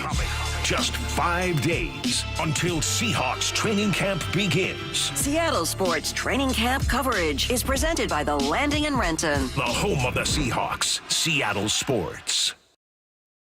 Letting you know the Employee Pricing Plus event is on at West Hills Chrysler Jeep Dodge Ram. The 2025 Ram 2500 is a beast with class-leading torque and towing. But don't sleep on the new grille, LED lights, and tech upgrades. On sale now for $9,000 off MSRP. Subject to credit approval. Offer ends July 31st. West Hills Chrysler Jeep Dodge Ram, part of the Hazelwood Auto Group. Hazelwood has it.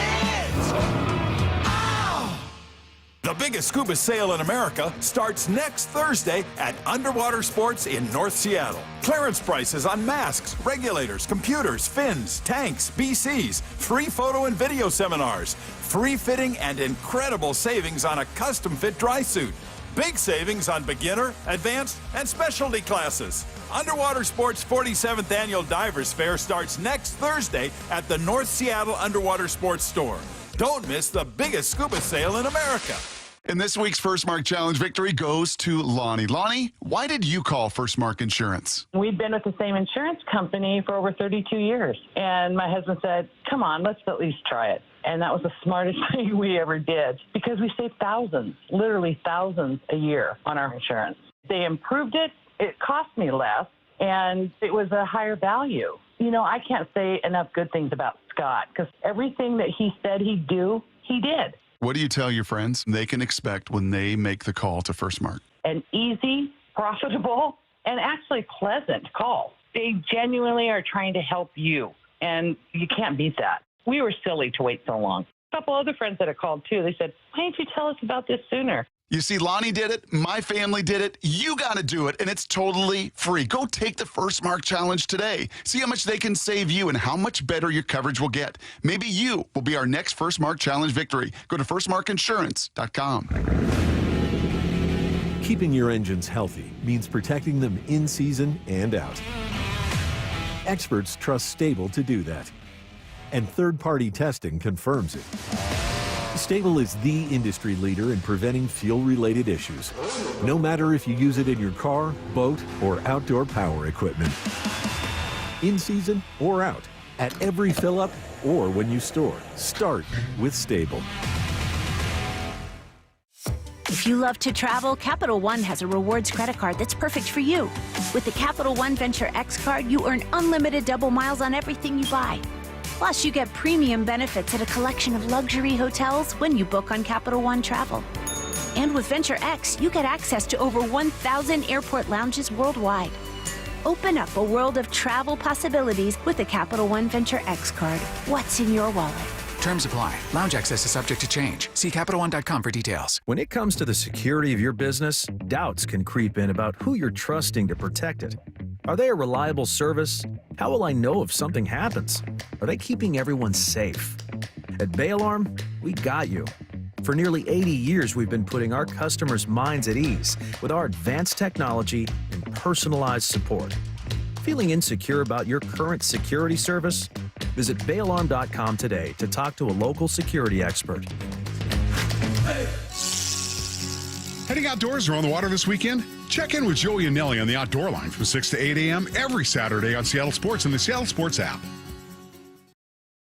New Harley-Davidson starting at $99 a month at Jet City Harley. 600 new Harleys in stock. Only $99 a month for a brand new Harley-Davidson at Jet City Harley. Visit jetcityharley.com. Payments based on extra models and base color with 30% down, 84-month term, 6.99% APR with approved credit. Doesn't include freight, setup, tax, title, and license fees. See dealer for details. So why don't you speed?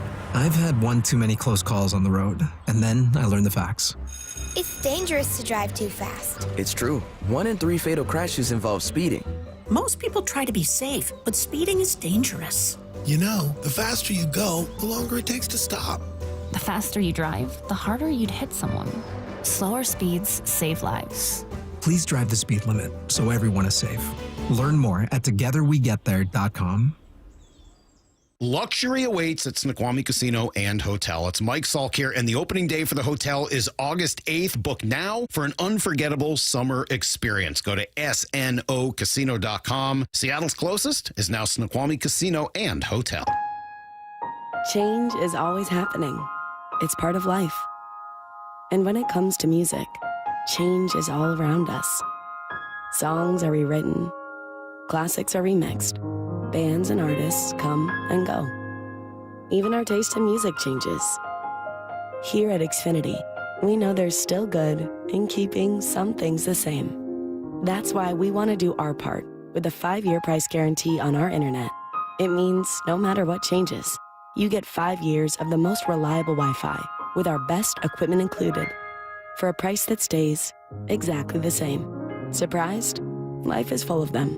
One internet price, 5 years, guaranteed. Learn more at xfinity.com/deals. Restrictions apply. New residential customers only. Taxes and fees extra and subject to change. Most reliable Wi-Fi based on Open Signal Awards USA. Fixed Broadband Experience Report, August 2024. From the Quantum Fiber Studio, you're listening to Brock and Salk. Weekdays 6 to 10. On Seattle Sports and 97.3 FM HD2. Time to give the people what they want on a Friday morning at 8:30. Brock, you know what that is. It's G. Scott. Good morning. Good morning. Good morning. How's he looking and smelling? How's he looking and smelling this last Friday? week he was very upset about what he was wearing. There was a No, lot he of... wasn't. He wasn't upset. The text toy. No, he was. He brought it up first. I mean, G was like, I'm embarrassed. I don't like it. And then the text toy agreed. I thought about you guys today. Yeah. In the text line from last week. And I just said today I was going to wear something simple.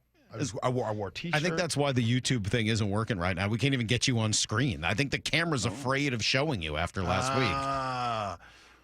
Well, there we go. There we go. There's G. All I know is with the camera, play a little bit of Coldplay. Hey, There it is. Yes. Coldplay dropped. Watch this. You ready? Coldplay dropped 2 singles.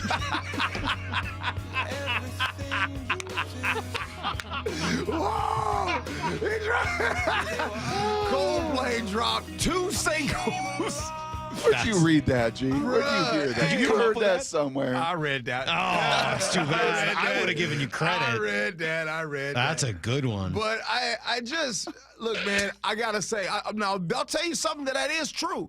This is the reason why there are some, I don't want to get sued. There are some CEOs across the country wanted people back to the office.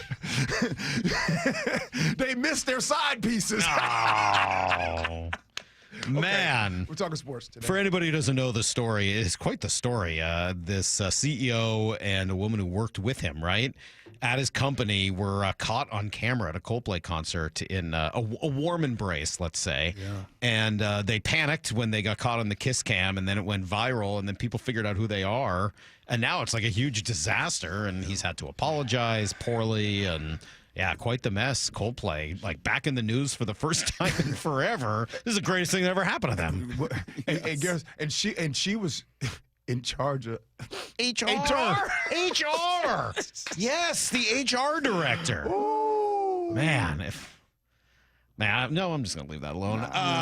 Anyway, so yes, the HR director got caught. Okay. Having an affair with the CEO. At this time, we got to quit playing games. It's almost time for training camp. Seahawks training camp is on the way. Wednesday. I'm looking forward to it. It starts next week. You know what I mean? What's happening? What y'all want to talk about?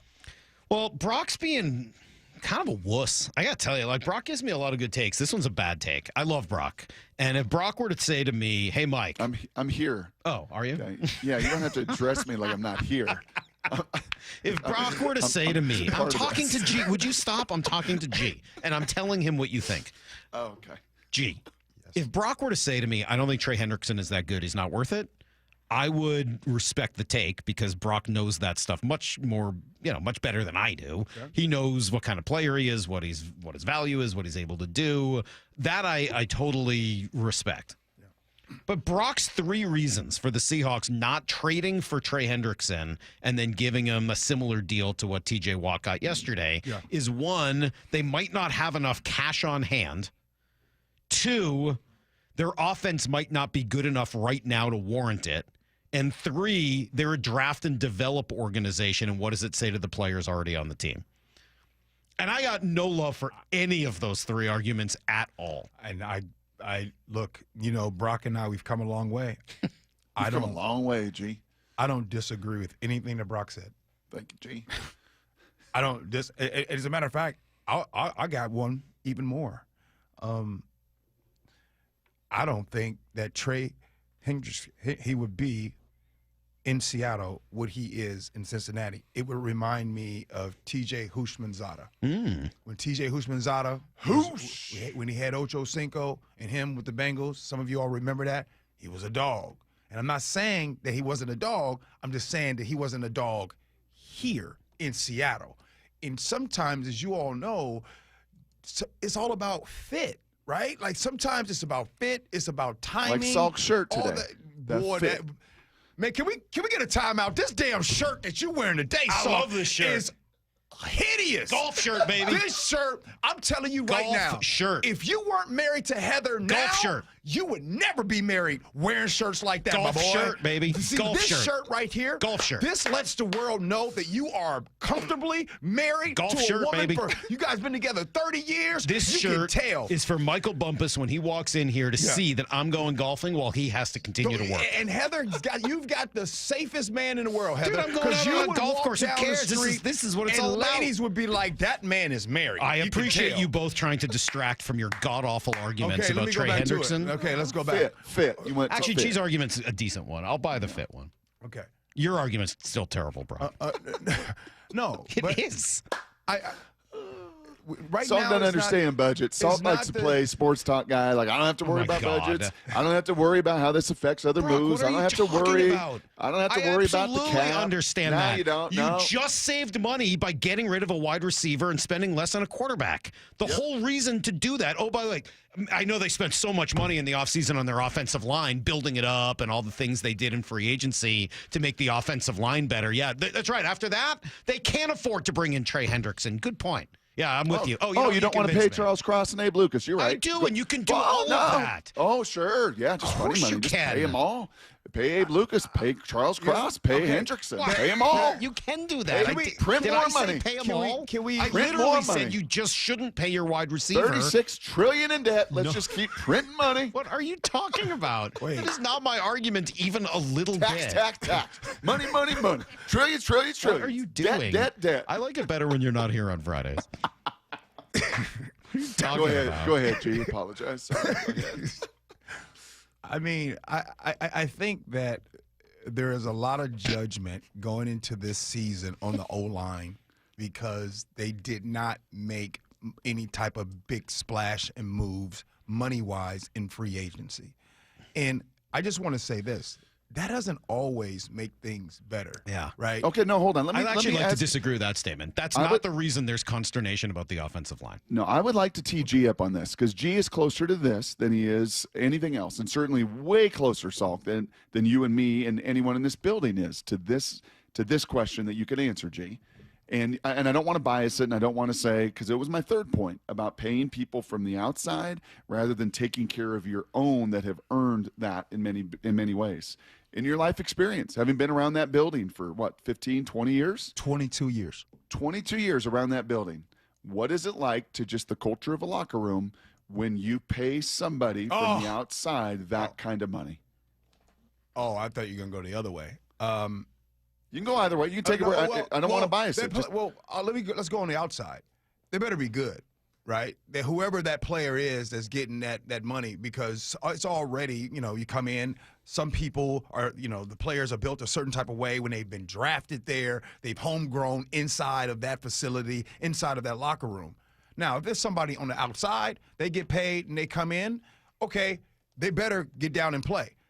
I'd argue, oftentimes, it usually does not always work out. Now, again, you guys go through the past. We all know that Cliff Averill, the free agent's money that he got wasn't really that big. Mike Bennett, the money he got really wasn't that big. They came here kind of on deals. Mm-hmm. And this is why I would say when you think of a deal that kind of maybe didn't work out like we thought we did, and I would say would be Jamal Adams. That would be the one that, that deal, I'd that say trade. Draymond Jones. I'd say Jimmy Graham. I'd say Percy Harvin. I'd say you give a lot of money to these guys either you've traded for inside in free agency. If you're trying to prove that John's made a lot of mistakes, I think you're very accurate in doing that, but that does not mean you shouldn't go out and get a guy who's had 17.5 sacks each of the last 2 years, led the league last year, was number 2 in Defensive Player of the Year voting, and plays a position that you could use an upgrade at. Like, I'm sorry, at a premier position, not tight end, not a pass catching tight end when you want to be a running team, not Dre Jones, who's a tweener and doesn't really have a position that he's great at. Some of the other, not Jamal Adams, who's masquerading as a safety when he was really an undersized linebacker. You're talking about one of the premier pass rushing defensive end edge rushers in the game. I think you're right. And those aren't good comps. I think you're right. And the Seahawks don't need him at that price. I mean, both things can be true. Yes, I'm but this honestly is why trying I to save money on DK Metcalf, etc. I'm honestly trying to think, and this is not a rip, John. This is every organization's got their strengths. John's very esteemed with everybody that we talk to in and outside of the league because making these moves is not easy to do. It's very easy for us to judge. Exactly. I'm honestly trying to think of some of the big money like they've given to guys that have come from the outside that you don't know as well that have really panned out here in 15 years or so with Pete and John making those decisions. Luke Jokel, $8-9 million, right? Former top 5 pick. I don't think that one counts, but okay. Hey, I mean, that's Brock, 1 year, that's like why, $8-9 million. That was real money, especially but to that's that not offensive a guy line. who's $100 million player. That's that's not in the same category. No, I'm just trying to think of return, just all flat right. Well, ROI. how about the left tackle, Dwayne Brown? Yep. Dwayne Brown would be this. I mean, if you want to comp this to TJ Houshmandzadeh, fine, I'll comp it to Dwayne Brown. Yep. This should be Dwayne Brown. But I don't think the Seahawks defense that's good. needs. That's why no, I'm just kidding. That's why we have these conversations. How's okay? Dwayne Brown? Let's to talk me, it out. If you want to like, is this what's happened with you and Heather? Brown. Hey, AG, they've been to Vegas 4 times together, and they fought 3 of the 4, and yet he's still thinking it's a good idea to take his wife to Vegas. Wait, yeah. Whoa. Yes, bruh. Yeah, you did not tell. Hold on. Here's the thing, though. Wait a minute. Here's the thing. What happened? Brock is not lying. That's true. Heather and I have been together in Vegas like 4 times since we've been together. And yes, we've gotten into like 3 of the 5 fights we've ever gotten into while we were there. But, and this is important, the difference between the 3 times we got into a fight and the time we didn't is the 3 times we got into fights, there were also like other buddies around. and like other people versus the one time we didn't fight was just the two of us, which is what this is. It is hard for me, and was as I was younger, to go to Vegas and not, fully do the Vegas thing that I would do with my buddies, and I would probably lash out and be a little bitter, and the next thing you know, Heather and I would be in a fight. That's different from the recognition of the type of weekend it's going to be when you go to Vegas, just the two of you. Got you. Okay. Does that make sense? So there's a chance. I would say we'll be okay. I mean, look, I'll tell you when I get back, but that to me is a major difference. That's a big difference. Thank you. Yeah, All right. Okay. But I convinced you on that one. But I think that we have to sometimes stay away from always wanting to go and pick up the player that has all the gaudy numbers, right? Mm-hmm. Like, there's a reason why he has those numbers. Usually a player that has those numbers are usually not on a Super Bowl contending team. I'm sorry, the Bengals are not a Super Bowl contending team. This is why if Trey, they were a few years ago, but if he were to come here, are you trying to tell me that he would still have those numbers? No, he would not have those numbers because he wouldn't be. They wouldn't need him all that much for that. Those numbers. There's a defense. As a matter of fact, I'd argue that right now, defensively, this Seahawks team currently, without Trey, is going to be one of the top defenses in the league. I believe that. So I don't. This whole idea. Yeah, that's a good argument about fit right there, and I think that's why some would say Salk, and maybe Schefter did earlier about he's worth more to the Bengals than he is, I think, to the Seahawks. Now, and why they're going to pay him and give him ultimately close to TJ Watt money. I think in this regard, G, there is some evidence to back that up. Trey Hendrickson was number 1 on the Bengals last year, not a contender. Myles Garrett, Cleveland, not a contender. Denver, Nick Bonito, playoff team, not a contender, but not because of that. Like, they're growing towards being one right now. Kyle Van Noy, Baltimore, playoff contender. Danielle Hunter, Houston, playoff team. Jonathan Greenard, Minnesota, playoff team and contender last year. Micah Parsons, Dallas has other problems. TJ Watt, playoff team. Andrew Van Ginkel, Minnesota, playoff team. Leonard Williams, Seattle was 10th. Like, Will Anderson, like, I don't know. I don't see any reason that you're looking at sacks. I'm just looking at sack leaders because that's what G was talking about. Yeah. I'm not saying that you need to have the sack leader in order to be a playoff team, but I don't think it's like all the dreck of the league that gets like one guy hot, like in basketball. Like, hey, someone's got to score the points, someone's got to get the sacks.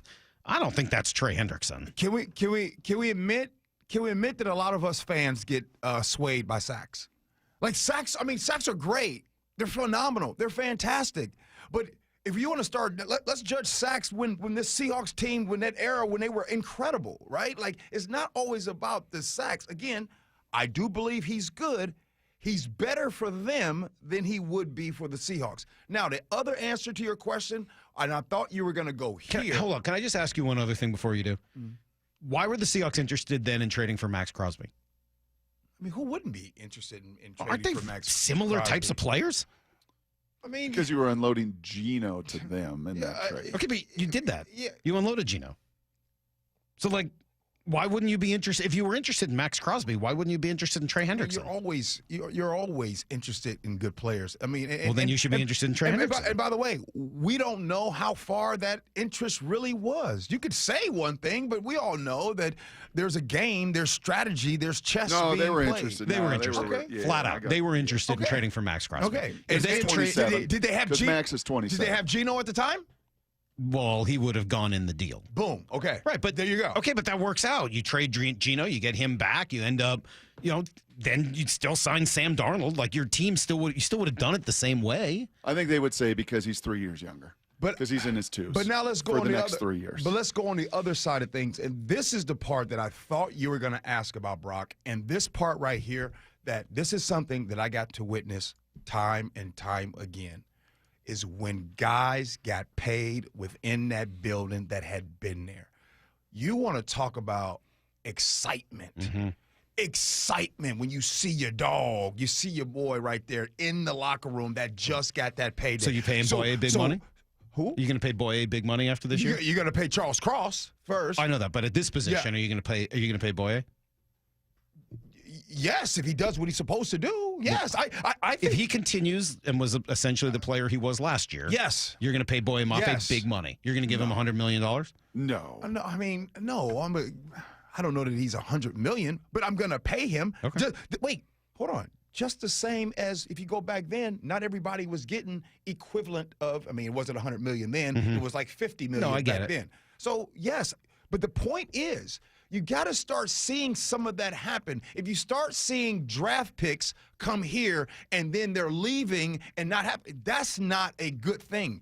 Guys got to be bought in and see, man, it's going to be my turn next. I'm going to continue to do my job. The more you see of that. So I got to admit, I'm kind of laughing at that, given that when they picked up the fifth-year option on Charles Cross, it was the first-round pick in, like, forever that they thought enough of in order to do that with. That has not been their strategy. They haven't done that at all. Most of the first-round picks have come in. They've ultimately just said, yeah, thanks for playing. See you later. They weren't good enough. And that's and that boom. Jermaine Ifedi wasn't good enough. The reason right? why I'm bringing up Charles Cross is because, yes, you're right, Salk. It has been a long time, and we need to celebrate that. We have someone, a left tackle, solid. That's ours. And no one's arguing about Charles Cross. Absolutely. They should do that with Charles Cross. I like Boye Mafe a lot. I'm really impressed with how he's grown. If you guys remember, I think I was high man on Boye Mafe coming out of college, loved the deal, knew it was going to take him a little while to kind of figure the game out. I think Boye's a really good player, but he's not in the same conversation as Trey Hendrickson right now. Like, you have an opportunity to get great at the thing that you want to be great at. How many years has Trey been in the league? He's been in the league longer. Okay, then. Like you're talking. Well, you're talking about Boye. I mean, Boye is what's he going into year 4, 3, 4? Yeah. Come on, it takes a while. It takes at least 4 years to really get that game. Boye is going to be fine. But look, if you want to talk about some of these guys that's already, I don't know how long Trey's been in the league, but I'm sure at one point Trey was not Trey. And Boye is going to be Boye in the next 2-3 years. He'll be better than he is now. He is? He will be. Okay. Oh, yeah. I mean, well, that's the game, right? Like, in order for I don't know. I mean, I'm looking at Will Anderson on this list. I'm looking at Nick Benito on this list. Like, it's a little of both. There's also older guys, Kyle Van Noy, certainly, and Myles Garrett and Micah Parsons. Trey Hendrickson, 1, 2, 3, 4, 5, 6, 7, 8 years. Yeah. Rookie years. Rookie year, 2 sacks. This is amazing. Second year, 0 sacks. He's too old. Third year, 4.5 sacks. So at the same time, he's too old to trade for, but also he's only good because he's old enough? No, you guys are blowing my mind today. You really are. You're blowing my mind. Because you just heard Brock give you the numbers. It takes a while to get good. I know. It's why Will Anderson's maybe eventually going to get good. I totally get it. Oh, my. It takes forever. I don't know how these guys even come into the league right away, and after the end of their first contract, all right. they're still not good. It's amazing. I'm not going to win this argument, but let me just at least. Of course you're not. Fair. I'll end on this one. And this is simple. The best teams are in the league are usually when you catch that player on the rise up. When you see a collective group of individuals on the rise up, so Boye Mafe, Witherspoon, JSN, if those players continue with their trajectory, the Seahawks are going to be really good. And I agree with you. Okay. And by the way, there's a great text, 425. Boye Mafe will get better. I agree. And he still won't be as good as Trey. But you don't know that. No, of course not. Nobody knows anything. I don't know anything. I'm trying to make a bet on what I think is the most likely scenario. But the idea, the job for the GM. The job for the GM is to go on that. I am betting on that.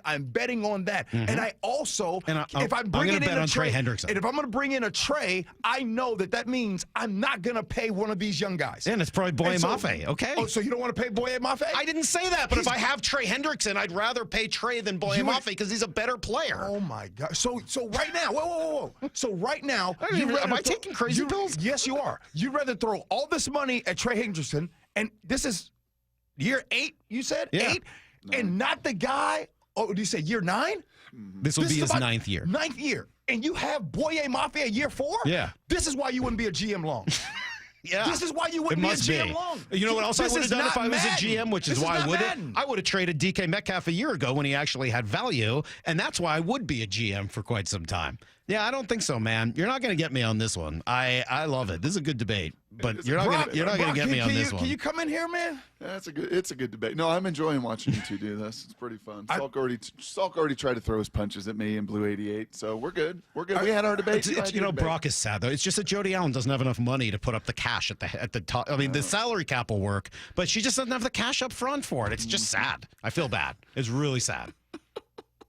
It's just too bad, G. It's sad. Are you happy you came in this morning, G? Are you excited about any of these young players? I'm excited about all of them. Okay. Who's not? Well, you have to be. Because I am. In order for the Seahawks to get to where we want them to go, we need to bank on these players that I'm excited they've about drafted. all of those guys, but that doesn't mean I don't also want other good players. Trey is not coming here to fix this team. The defense does not need him. I'm telling you, he's going to fix the team. You keep putting words in my mouth. I do like the young players. I'm not saying he would come here to fix a problem. The opposite of that. He comes here to take one of the great strengths of this team and make them dominant, make them incredible, make them top, make them like they were when they were the top defense in the league. At $40 million a season? Yeah. Oh, my gosh. Sure. Oh, my God. Brock. Yeah, we got to go to break. We got a hard $40 out. million a season? We got a hard out. Yeah. We got to go. Absolutely. You know that means that some of the young guys don't get paid. That's right. You know that, right? This is only a 3-year deal for TJ Watt. You're not talking about like a 5-6-year deal. It's a 3-year deal, which is really a 2-year deal. Devin Witherspoon is getting ready to come due. You have young guys that are Charles Cross is getting ready to come due. If he Charles comes Cross is the only one of those guys due now. The other guys are down the road. Next year. Yep. After next year. So if you do a deal like that with Trey, you don't. No, you know what? You're right. You know what? You are right. It's better to keep paying Noah Fant and some of the other guys who've been making big money rather than trying to get really good players who lead the league in sacks. That to me would be a huge mistake. In fact, let's double down on the Noah Fant thing and see if we could pay him more, and then we can make sure you don't get really good players at key positions. How's that sound? Great. Have a great Friday, G. Budgie. Have a good weekend. I'll see you next week. I had no idea it was going here. We didn't even get to Sam Darnold, 72nd ranked player. We didn't even get to UW Papa. Yeah, we don't have time for any of that today. We'll come right back. We're talking some Mariners as they get ready for a huge series starting tonight. Brock and Salk, Seattle Sports on 710, seattlesports.com. MLB Network insider John Morosi every week with Wyman and Bob. Can they do enough at the trade deadline? They don't have to necessarily be in first place by the end of July, but you need to show the front office that this team is worth adding to. But they need to show you more from guys who are not named Cal Raleigh. I'd be paying very close attention. Emerson, Young, Celestin to see who potentially could be the one that they move. See the full conversation on the Seattle Sports YouTube page. History, it had the gold rush. Then came the oil boom, the tech boom, but right now it's the Wi-Fi boom, and Xfinity Wi-Fi is booming. Xfinity has everything you need to tap into the Wi-Fi boom with seriously powerful and seriously reliable connection. It's got 99.99% network reliability and incredibly low lag, so your streams are smoother than making a decision on what to stream. And did I mention that you can even connect to hundreds of devices so you, your kids, your parents, your poker group, and whoever else is at home can all experience the Wi-Fi boom with Xfinity. And the Wi-Fi isn't the only thing that's booming. Get the most reliable Wi-Fi and our best in-class equipment for one consistent price for 5 years guaranteed all in. Plus get unlimited data included and no annual contract, all with the 5-year price guarantee from Xfinity. Visit Xfinity.com, call 1-800-XFINITY or visit a store today. Restrictions apply, not available in all areas. New residential customers only. Select plans only. Xfinity Gateway with X5 Complete required for unlimited data except in certain areas. Most reliable Wi-Fi based on Open Signal Awards USA Fixed Broadband Experience Report August 2024. Actual speeds vary. It's the World Fighting Championships at Emerald Queen Casino Event Center, Saturday night, October 25th. Experience the thrill and excitement of high-energy mixed martial arts. Tickets at emeraldqueen.com. Don't miss this amazing professional mixed martial arts event, the World Fighting Championships, October 25th at Emerald Queen Casino, the entertainment capital of the Northwest. 21 and older, need gambling help? Call 800-547-6133 or visit emeraldqueen.com. Hey golf fans, Jordan Babineau here. Get ready for an unforgettable weekend at the 2025 Boeing Classic. Come see Masters champions and Hall of Fame golfers battle it out at the club at Snoqualmie Ridge, August 8th through the 10th. Bring the whole family and check out Seahawks Village, packed with fun for all ages. Plus, celebrate 20 years of the Boeing Classic, supporting the Benaroya Research Institute at Virginia Mason Franciscan Health. It's more than just golf. It's an experience you won't want to miss. August 8th through the 10th. Tickets start at just $20 and kids get in free. Visit BlowingClassic.com for more. Dave Wyman here for Harley Exteriors. When you hear Harley Exteriors, I want you to think windows manufactured right here in Washington and specifically designed for our Pacific Northwest homes and climate. These are the windows you want. They look absolutely stunning, much better than a traditional vinyl window, and they're going to lower your energy bills and provide year-round comfort. They also come with a double lifetime, fully transferable warranty, meaning not only are you covered for glass breaking or damaged seals, it's going to help your resale and home value.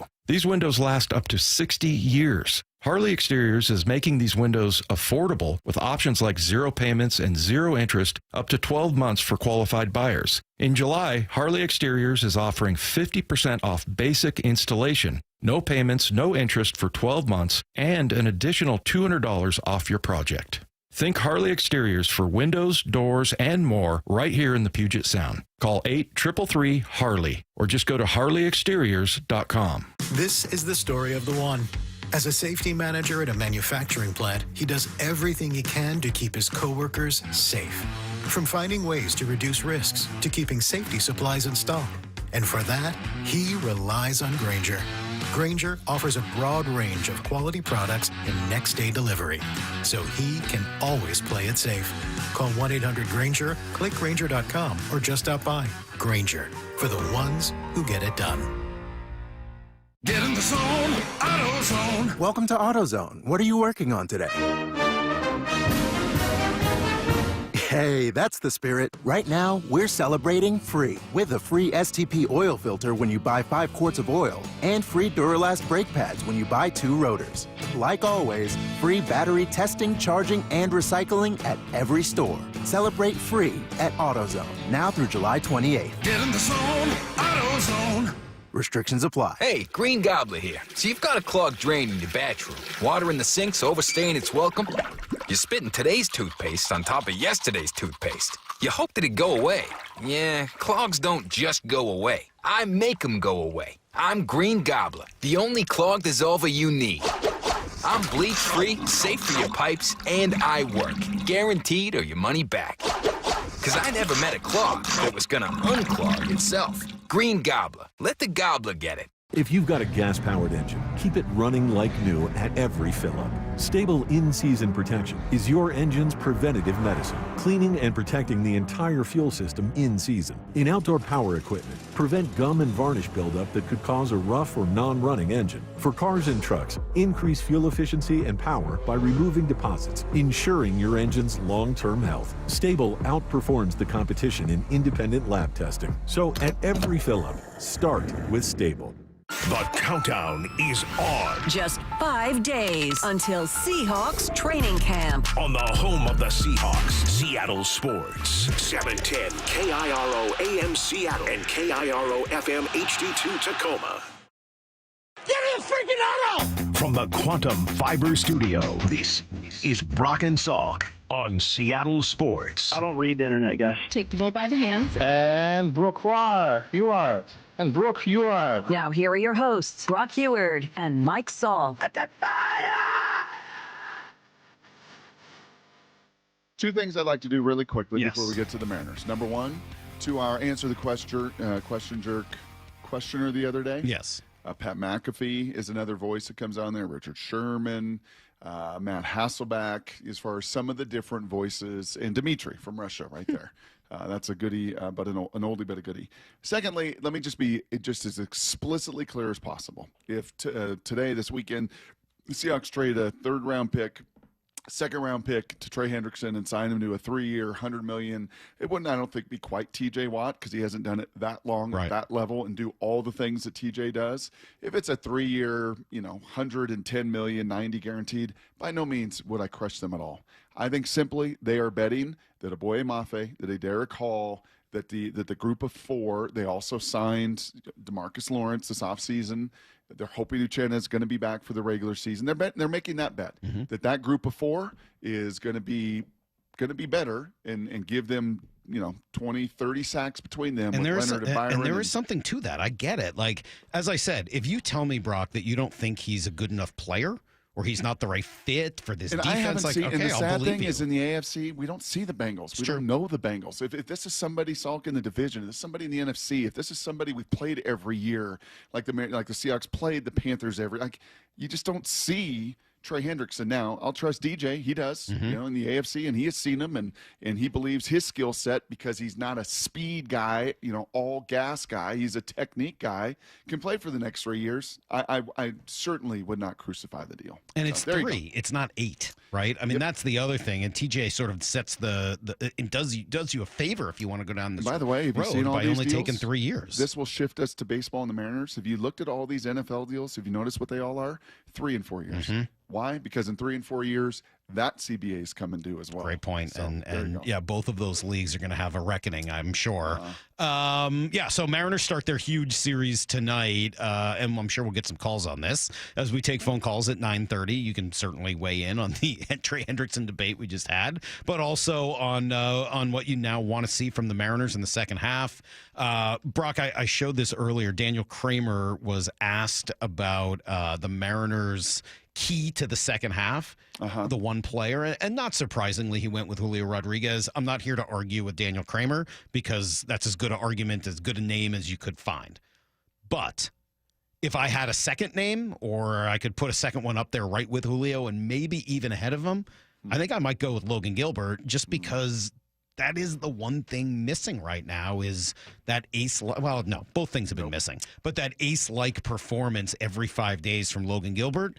Look, that's what your team was built on. You were built on this starting rotation being dominant. The fact that you haven't had it yet is... Well, you've had it. It's just not been from him. It's been a guy named Brian Wu who's done it I'm sorry. I just meant the outing. whole thing of like the whole rotation, time after time after time. And Wu's been great. There's still like that Logan Gilbert when he goes 7-8 innings and just completely baffles you. And there's something powerful about the way he does it. If I could pick if you could put the magic touch on one guy, that would be him, huh? If you get Logan back to Logan form and Wu stays at his form, now you're talking 40%. I don't know. It might still be Julio. Like I don't know. I don't know what I would finally answer if I have to choose between the two. I guess my point is it'd be 1A and 1B. So yeah, I would go Julio. Because his ceiling. That's right. You're right. I'll stand by what I said. Yeah. This team goes as Cal goes. The ceiling of this team goes as Julio. I think that's still absolutely right. And you saw in Detroit, when Julio goes insane, it doesn't matter who's pitching because Julio, Cal, et cetera. It's the best team in the American League. It's ridiculous. Yep. Okay, so Julio still won. But right behind him, nipping on the heels, would be Logan Gilbert, just because you haven't seen that really this year either. Okay, then the real fun debate, because I don't think anybody can argue against those two being 1-2. Who's 3? Who's the bronze medalist, Lyle? If Lyle could put his Marine layer scream and touch on somebody going crazy when Cal Raleigh wins the home run derby, as that video showed Lyle doing, who would be the third guy, Lyle, that you would say, all right, if it's Julio 1 and it's Logan Gilbert 2, give me this guy over the next 66 games to either do what he's done or done in stretches this season and just play at a really high level, play to his ceiling, who would you want that to be?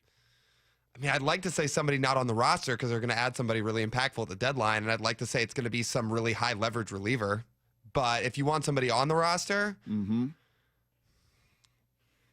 see, I don't want to say Randy or Cal because they're already red hot. I want to see somebody else step into a role that kind of elevates with them. I would tell you that this is an impossible question to answer. Seriously, and I'm not ripping the question. It's a good question. But the reason you don't know how to answer it, the same reason I don't know how to answer it, and I'm guessing Brock would have trouble answering it more than everyone else, it doesn't really matter.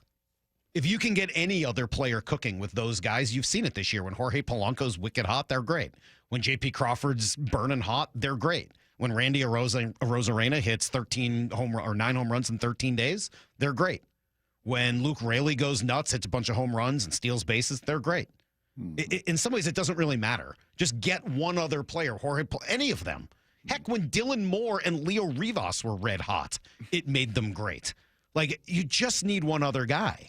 So I don't know that there is an answer to that question because so many guys have the ability to, when they get hot, change this team and sort of turn them into that consistent ball club you want. If I had to answer, maybe it would be George Kirby, because just to get to the rotation back to fully where it was expected to be at the start of the year. Like if you had Logan, George, and Brian giving you what they can every single, that'd be absurd. Yeah, and if you get that rolling into October, if you get into the dance, who wants to go up against those three guys? That's your strength. There's no question about that. I would say also if Jorge Polanco can, over 66 games, right, play, then all of a sudden you're looking at three guys with a Julio and a Cal and a Jorge. It just, you feel that, and you know it when you face it on the other side, as the Mariners have done time and again against the Astros when it was Altuve and Correa, and you start lengthening the lineup, and every time it comes back around, I mean, you've seen, God, J.P. Crawford when he's red hot, and then you've got a Julio and a Cal and a Polanco. Like it just it creates such havoc for the other side. So I think that honestly, that's why almost any other. There's no doubt. I think that Julio and Logan would stand atop this list because neither guy has been up to standard so far this year. But once you get past those, given that Cal's been what he is and everybody else. Get any other guy hot for the next 2 months, and you're going to be just fine as long as there's even a rotation of them. For first it's one, and then it's another, and then it's another. I think the Mariners have shown that's enough for them this year. And then you get the lockdown at the end of the bullpen with Brash and Munoz. So, yeah, I feel pretty, I don't know whether I say I feel good about the team for the final 2+ months because that changes, it feels like, day to day. I feel decent about their opportunities at the trade deadline. I'm very hopeful that these quotes from Jerry Dipoto about how they don't need a bat are about, positioning yourself in the market, because I still think they do need a bat. And even if they don't need one, there's so many opportunities to upgrade and get better, especially at first and third. I mean, yes, he's right about Canzone. He's right about Luke Raley. Ben Williamson's still running out of 600 OPS. You could get better at third base. There's no doubt about that. So, yeah, maybe it is Willie Castro when it's all said and done. Maybe that is maybe it is Gino Suarez. Maybe you do end up just saying, hey, love Williamson, like what he's done, but we got an opportunity to get a guy who's a positive offensive force at third without sacrificing too much defense, and that's the only bat we're going to go after. And then you go after a high leverage reliever and, maybe a back end starter. That's a tremendous deadline for the Mariners, isn't it? You're going to be upset if the Mariners come away from the deadline with these three names. Willie Castro to play third. He's got a 117 OPS plus. He's about a little better than league average and well above where Ben Williamson is. I'll just keep using Griffin Jax because I think he's awesome in Minnesota, but he stands for 3 or 4 other leverage relievers who are about the same. And I don't know the name of a good fifth starter. Maybe it's Zach Gallen. It's just, kind of a guy. If that's their deadline, how do you feel waking up August 1st? It's not enough offensively. I want to see one more bat. I would like to, too. But what if it's not possible? What if Naylor doesn't move? If you're going to upgrade third base, it's got to be Gino. Willie Castro, to me, is not enough of a push. He's a good player, but again... You don't have to give up a whole lot to get him, right? You're going to have to give up more to get Gino Suarez. What if the Yankees go insane? And by the way, the Cubs, there's a bunch of teams invested in trying to do that. I'm not saying it's impossible. I'm not saying I wouldn't prefer Gino Suarez. Of course, I'd rather have Gino. I'd rather have Naylor. I'd rather have O'Hearn. Those guys are better. But a deadline of, Willie Castro, Griffin Jax, who gives you just an insane bullpen and another starter for depth, that's actually a pretty good, that's investing in this team in a reasonable way. I'm not saying it would be my ideal, but prepare yourself because often that's the type of way deadlines end. They'll come back with everything you need to know next. And then your phone calls, Brock and Salk, Sales Sports on 710. He called it 20 years ago. I'm the home run derby champ. And as he always does, the Big Dumper delivered. The Big Dumper is your home run derby champion. Congratulations, Cal Raleigh. I just can't believe it long. It's unbelievable. We can't wait for the second half of the season of Cal on Seattle Sports on 710 and the Seattle Sports app. What'd you say? I'm the man. Oh, yeah. This is my life. This is my family's life. The people that work here, they're my family. When something's not right with them, it's not right with us. We get notifications every time we get a review. And I said, how do you not let it eat you up? Sometimes I feel so responsible. And his answer was, I just look at it as an opportunity. We need that feedback to learn and to do better. I'm grateful for the feedback. Big part of sales is the relationship aspect. People want to do business with someone they can trust, who's a real person. They don't feel like you're just going after their money.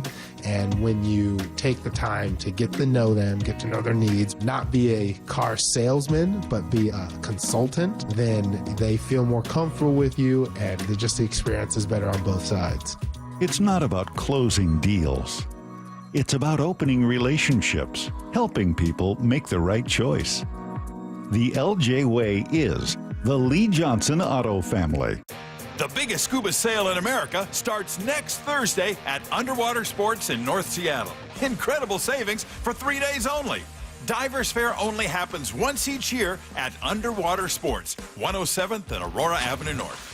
Riverside Roofing has earned GAF Master Elite President's Club certification, which puts them in the 99.9th percentile of all roofers nationally. They're right here out of Marysville. You can find them at riversideroofingllc.com, and they are the roofing company you can trust. The IRS finally caught up with Louie. I hadn't paid my taxes in 8 years. I owe the IRS a lot of money. Louie was in deep trouble. We're going to take your house, put a lien on your bank account, garnish your pay. They don't care. They're going to take your paycheck. Louie found out about Optima Tax Relief, the leading tax resolution firm. A-plus rated by the Better Business Bureau, they've resolved over $1 billion for their clients. Optima Tax, they help me. They calm me down. They make me feel comfortable, and I trust them. Louie has a lot to be thankful for. I don't owe the IRS anymore, and I'm able to live a comfortable life, a lot better life. It was because of Optima Tax. For tax help you can trust, call Optima now for a free consultation. Take it from Louie. If you owe the IRS, don't go it alone. Give Optima Tax a call. They can help you. Call 800-343-6460. 800-343-6460. 800-343-6460. Optima Tax Relief. Testimonial from an actual client. Some restrictions apply. For complete details, please visit OptimaTaxRelief.com. Wesley Financial Group is not a law firm, and Chuck McDowell, definitely not an attorney. This is Chuck. If someone talked you into buying something really silly and you want to get out of that silly little thing, my advice, get the facts. Call me and I'll send you our timeshare exit kit absolutely free. Inside, you'll learn how timeshare works and all your options for cancellation. Call Wesley now for your free exit info kit. 800-486-9600. That's 800-486-9600. Get in the zone, AutoZone. Welcome to AutoZone. What are you working on today? Hey, that's the spirit. Right now, we're celebrating free with a free STP oil filter when you buy 5 quarts of oil and free Duralast brake pads when you buy 2 rotors. Like always, free battery testing, charging, and recycling at every store. Celebrate free at AutoZone, now through July 28th. Get in the zone, AutoZone. Restrictions apply. The home of the Mariners. Left off to center. It is on its way. Julio, 2-run home run. Hear every pitch on 710 and the Seattle Sports app.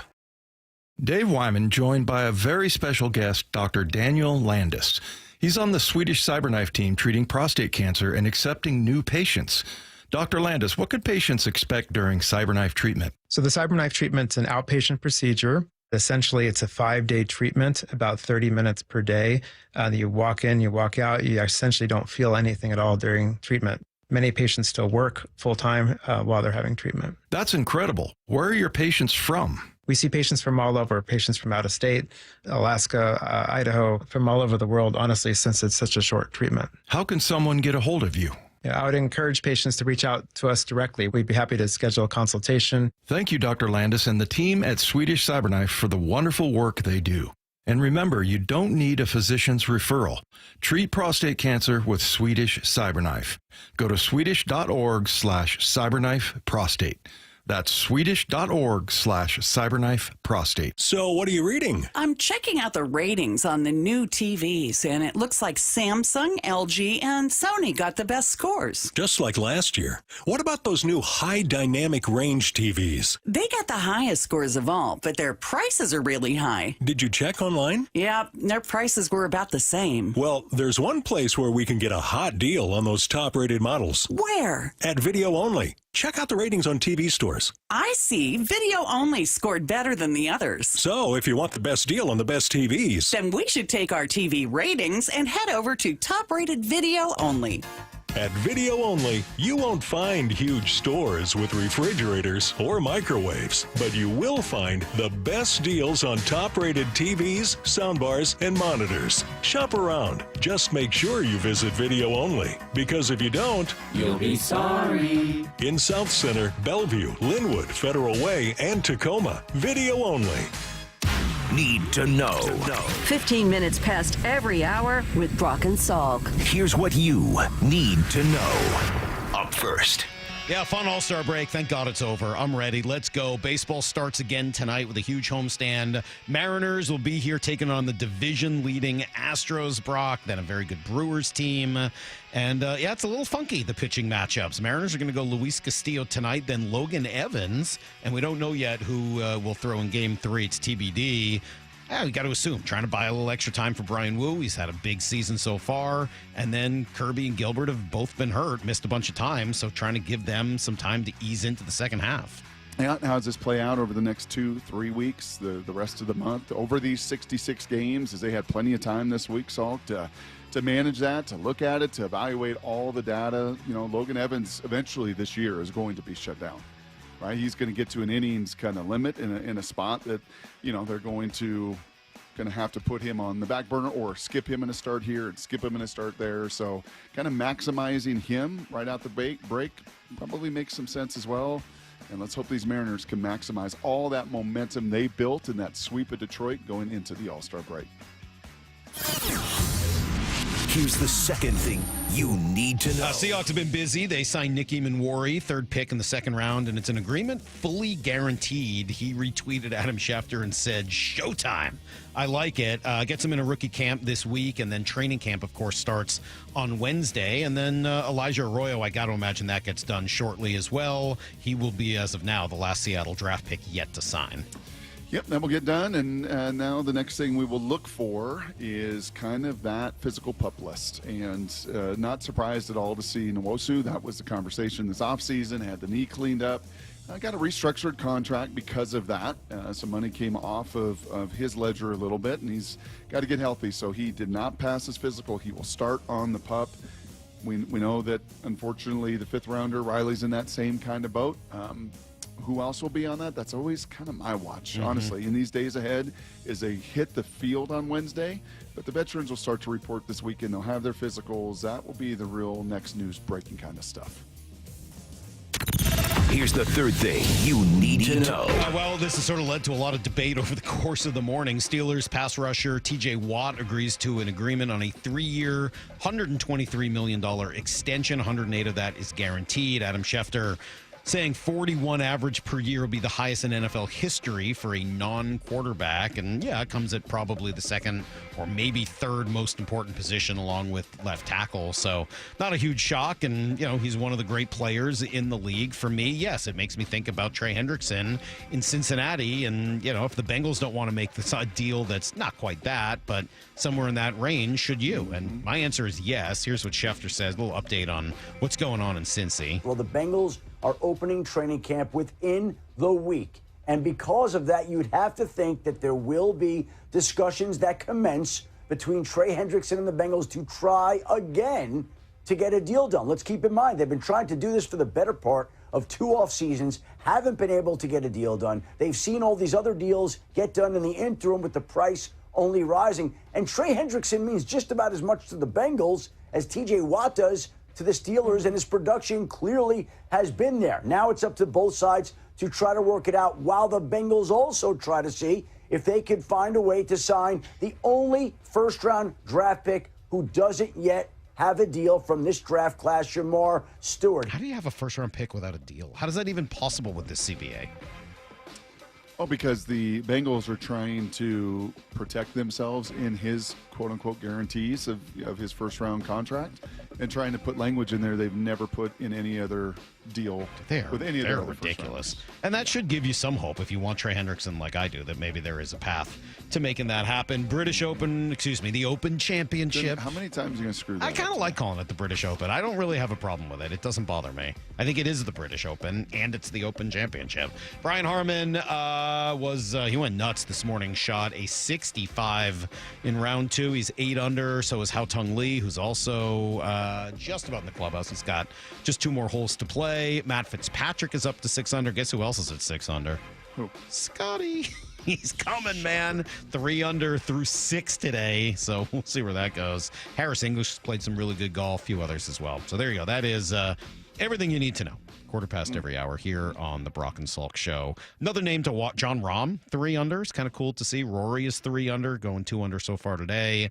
And pay attention to Keegan Bradley, who shot a 67. Keegan wants to have a really good Open Championship because he doesn't want to have to put himself on the Ryder Cup team. I think he'd like it to just make the team so that there's no choice left in the matter. So, all right, you ready to open up the phones?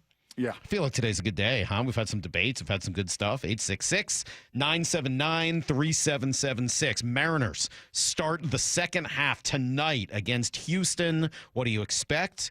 We've said that Logan Gilbert and Julio Rodriguez are probably the 2 most important figures in the second half. Who's next for you? Trade deadline. How much do they need to do? What do you want to see them do? Who's the name you want more than any other with 13 days to go before the trade deadline? When we talked to you last Friday, everyone was despondent about the Mariners coming off the ugly loss to the Yankees. Are you feeling a little bit better after the sweep of the Tigers? So a bunch of Mariner thoughts to get you started. From the Seahawks. You know who I want to hear from? Yeah, I want to hear from, is it Mike and Edmonds? Yeah. Yeah, I want to hear from I know you like some Mike and Edmonds. I like Mike and Edmonds. Mike and Edmonds, if you're listening right now, please call in. Sure, he will. And then Seahawks stuff. We've been, we're 5 days away now from the start of training camp. Your outlook, these kind of negative, national reviews of the Seahawks and predictions. Do you think that they have a better idea of what they're seeing than we do, or are we closer and therefore have a little bit more knowledge and understanding? And what would you do for Trey Hendrickson? For me, I'd give him the TJ Watt money. Absolutely. Yes. Or not that exact amount, but yeah, somewhere in that range. Sure. Of course. I'm willing to go down that road in order to get a great player here in Seattle. And anything else that's on your mind as well. 866-979-3776. Open phone lines for the rest of the show. We'll start taking your calls next. Bump and Stacy, weekdays 10 to 2. Cal is on a historic pace. We haven't really seen anything like this, right? You have to look around the rest of that team and go, okay, who's going to carry some of this offensive load? Do you feel like it could be Randy? It could be. It should be. You need guys like Randy to step up. Can we expect him to have 2 bombs a night? No, let's be real. And I think most of you are going to be real. 4 RBIs last night, the most since April 9th against Houston, so that's good. Bump and Stacy, weekdays 10 to 2 on Seattle Sports, the app, YouTube, and your smart speaker. We're getting so close to August 8th. That is the night that the hotel opens up at Snoqualmie Casino and Hotel, and bookings are open right now at snocasino.com. Don't you want to be among the first to see the beautiful, breathtaking views of the Cascades from your room, the expanded non-smoking gaming floor, the big entertainment space and convention center, and eat at the new restaurants as well? You know how to do it. Start by going to snocasino.com. Seattle's closest. It's now Snoqualmie Casino and Hotel. We meet by accident, fixing every last bit, Accurate Auto Body. If you've been in an auto accident, you have the right to take your vehicle to any repair facility. Accurate Auto Body has been family owned and operated since 1994, and they work for you, not your insurance company. Your insurance company may not love them, but you will, because We meet by accident, fixing every last bit, Accurate Auto Body. Hey, Green Gobbler here. So you've got a clogged drain in your bathroom. Water in the sink's overstaying its welcome. You're spitting today's toothpaste on top of yesterday's toothpaste. You hope that it go away. Yeah, clogs don't just go away. I make them go away. I'm Green Gobbler, the only clog dissolver you need. I'm bleach-free, safe for your pipes, and I work. Guaranteed or your money back. Because I never met a clog that was gonna unclog itself. Green Gobbler. Let the gobbler get it. Tired of hearing scary radio ads about the IRS? Tax Relief Advocates is different. TRA is here to tell you that if you owe money to the IRS, whether it's $5,000 or $500,000, we have a solution. TRA can eliminate or reduce what you owe to the IRS with zero risk to you. We have over 1,000 five-star reviews on Google and an A+ with a BBB. End your tax nightmare today by visiting TRA.com or call 800-275-1728. That's 800-275-1728. Hey, everybody, it's Bob Stelton here. Let me tell you about one of the best decisions I've ever made in my life. I went to K2 Vision for refractive lens exchange. Now, I'm somebody who struggled with up-close vision. I couldn't read restaurant menus. I couldn't read receipts. I couldn't read the text on my phone. I had this crazy large font on there. I put the readers away. I went to K2 Vision, and I'm actually reading some of what I'm saying to you right now. I couldn't do that before. It's amazing. So if you're like me, you struggle with distance vision, or you always need a pair of glasses, K2 Vision RLE is quick. It's absolutely painless, and I am seeing great without glasses or readers. RLE is a game changer. I'm excited to spend my good active years not needing reading glasses. K2 Vision RLE gave me great vision that, more importantly, is permanent. The doctors at K2 Vision have performed over 150,000 lens procedures, so they know when RLE is right for you. Schedule your free Zoom consultation today at K2VisionRLE.com. K2 Vision RLE. No readers, glasses, contacts, or cataracts. That's K2VisionRLE.com. G. Scott here to talk about Sunbucks, a SNAP program that provides free, healthy food when school is out. If you could use the help, simply fill out the form online to determine eligibility for $120 of free food per child. If families had cards last year, they have been replenished. If families need new cards, they can call the Sunbucks call center. This message is presented by Safeway, where customers can use SNAP to save on produce and shop online. Visit hungerfreewa.org/summer EBT. Heading outdoors or on the water this weekend? Check in with Joey and Nelly on the Outdoor Line from 6 to 8 a.m. every Saturday on Seattle Sports and the Seattle Sports app. Summer is in full swing, and T-Mobile Park is the hottest spot in Seattle. Randy Arozarena, his fourth home run in the last 3 games, and he is high-stepping all the way to third. Don't miss out on special events like the next Mariners Fireworks Night on Friday, August 1st, presented by T-Mobile. Cal Raleigh and the crew are taking on the division rival Rangers at 7:10, and after the final out, we'll be lighting up the sky with an epic post-game show. Fireworks and Mariners baseball. That's 2 spectacular shows in one unforgettable night. Holy smokes, what a firecracker!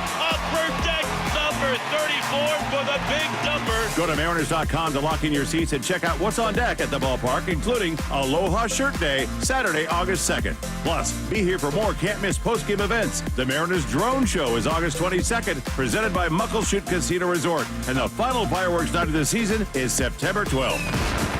Mariners baseball. Trident's up. What's the biggest mistake you can make when selling your home? Settling for less money. That never happens with Orchard. Disappointing offers can wear you down, causing you to settle for thousands less. You don't have to settle when you sell with Orchard. Orchard reinvented the real estate industry by guaranteeing your home sale and helping you sell on the market for top dollar. First, Orchard gives you cash up front so you can buy and move into your new home first. On your timeline. No waiting, no showings, no double moves. Then once you're all settled in, your Orchard agent helps sell your home on market for top dollar. Here's what one Orchard customer said. I never could have sold without Orchard. I made way more than I expected, and it couldn't have been easier. With Orchard, you never have to settle for less. Buy before you sell and get top dollar for your home with Orchard. Curious how much your home is worth? Visit Orchard.com to get your free home valuation. That's Orchard.com. Orchard.com. From the Quantum Fiber Studio. This is Brock and Salk. Weekdays 6 to 10. On Seattle Sports and 97.3 FM HD2. Oh, it's summertime. It's a Friday. The phone lines are open. And Fella Cootie's on the radio, right where he should be. 866-979-3776. Yes, want to hear from all you guys. Man, we've been having some debates the last few days between the Seahawks and the Mariners stuff. I would hope that everybody in Seattle has a call, has a comment, has a side, has a take. I mean, just the Trey Hendrickson thing alone kind of got us going. You got Jerry Dipoto today saying that he, was pretty happy with his offense and they don't need to go get a bat, that maybe an arm is a better spot. Shannon and Jason Churchill both kind of echoed that sentiment this week when they were in as well. How would you feel if the Mariners focused their deadline on pitching and not on hitting? That would be surprising, certainly given the makeup of the team, but hey, how would you feel about that? Man, we got a lot of stuff to discuss, bro. You know what I've never asked you either, Salk? Yeah. This fella named Cootie. Good guy? Fella Cootie. Yeah, this fella. He's not a fella. It's F-E-L-A. Cootie. It's just Fella Cootie. Yeah, Oh, okay. Yeah. He's a legend. Don't mess with Fella Cootie. I won't. He's known the world round. He's pretty awesome. All right, you ready? Take some calls, 866-979-3776. You said you wanted Mike in Edmonds, Brock. I will deliver him to you right off the bat. Yes. Mike in Edmonds to get us started. What's up, man? How are you? Good morning, Salk. Good morning, Brock. Good morning. Woo! Love hearing that voice. Just makes my Friday. Bring it. Okay, so first off, happy wedding. I'm glad it turned out so well for all of you guys. Yeah, thank you. Appreciate second, that. as I told Salk, I am not a rocking chair guy. That is the last thing I am. So don't ever call me a rocking chair guy. Doggone you, Salk. Okay. Don't you ever do that. Me? Yeah, how dare What do you you? mean me? I didn't call him that. That's all you. Don't is that throw me? don't throw your insults and blame them on me. Get out of here. I Yeah, love Mike and Mike's Edmonds, a and I la- value him. Mike's a lazy chair guy. Push of the button, the feet go up. Is that what you he have, gets Mike? to- You have one of those? What do you call those Lazy things? chairs? Yeah. Actually, I do have one of those, but that's Yes. because at the end of the day, I'm so damn pooped that I got to do that. So Yes, yep. yeah, I still run and golf and work out, Brock. So All right. yeah, Attaboy. Attaboy. I'm a busy boy. How you feeling about the deadline, Mike? I hope Dipoto is throwing shade on the league. I hope he's doing a head fake because Lord knows that offense is really erratic, and I don't know if erratic does it for you in the playoffs. I would love to see him get Suarez and Naylor both, but boy, we need Diamondbacks to go in a tailspin for the next 2 weeks. Yeah, I would. And Thank you, just- Mike. Yeah, go ahead. Go ahead and finish. Sorry. Just because I want Suarez and Naylor, that probably means that Dipoto's got somebody else entirely. You know, I mean, he'll pick somebody we've never heard of, and it'll turn out to be pretty good. So anyway, Yeah, Thank- I think thank I'm you, leading. guys. Oh, Mike, so good to hear your voice. Thank you for calling in, Mike. If as high as you are on Hendrickson and go from great to elite, and it's a different conversation. They're in different boats. You put like back against the wall. Can only have one at this deadline. It'd be Josh Naylor for me. Just that first base position. And I know third would still be limited, but you made the point. Others have, the Cubs, the Yankees. There's going to be a lot of sharks circling for Suarez and a third baseman. I don't think there's as many needs for teams around the league and those competitors at first base as there is for you. So that would be the one in 13 days. And go ahead and read that. You read it earlier. Can you pull up that as you take other calls and in between calls that Jerry quote on a bat with Adam Jude? Because you know these are his words, and it may just be leveraging, and may be making sure the market out there doesn't think they're just going to pay and overpay and overpay. And Here's the any line desperation. from Jerry. The way we've played offensively over the last 6 weeks certainly makes it tougher to target a hitter. That quote by itself is a tough one. When given context, honestly, it's not as bad. He says, I don't know if you can play any better than Dom Canzone has as a platoon right fielder the last month and a half. Getting Luke back, Luke is shown to be perfectly fine at first base. He's worked really hard in his defense, and he gives you the potential for an impact bat. So we're open. We'd like to get better, and we're open to being creative and how getting better fits our roster.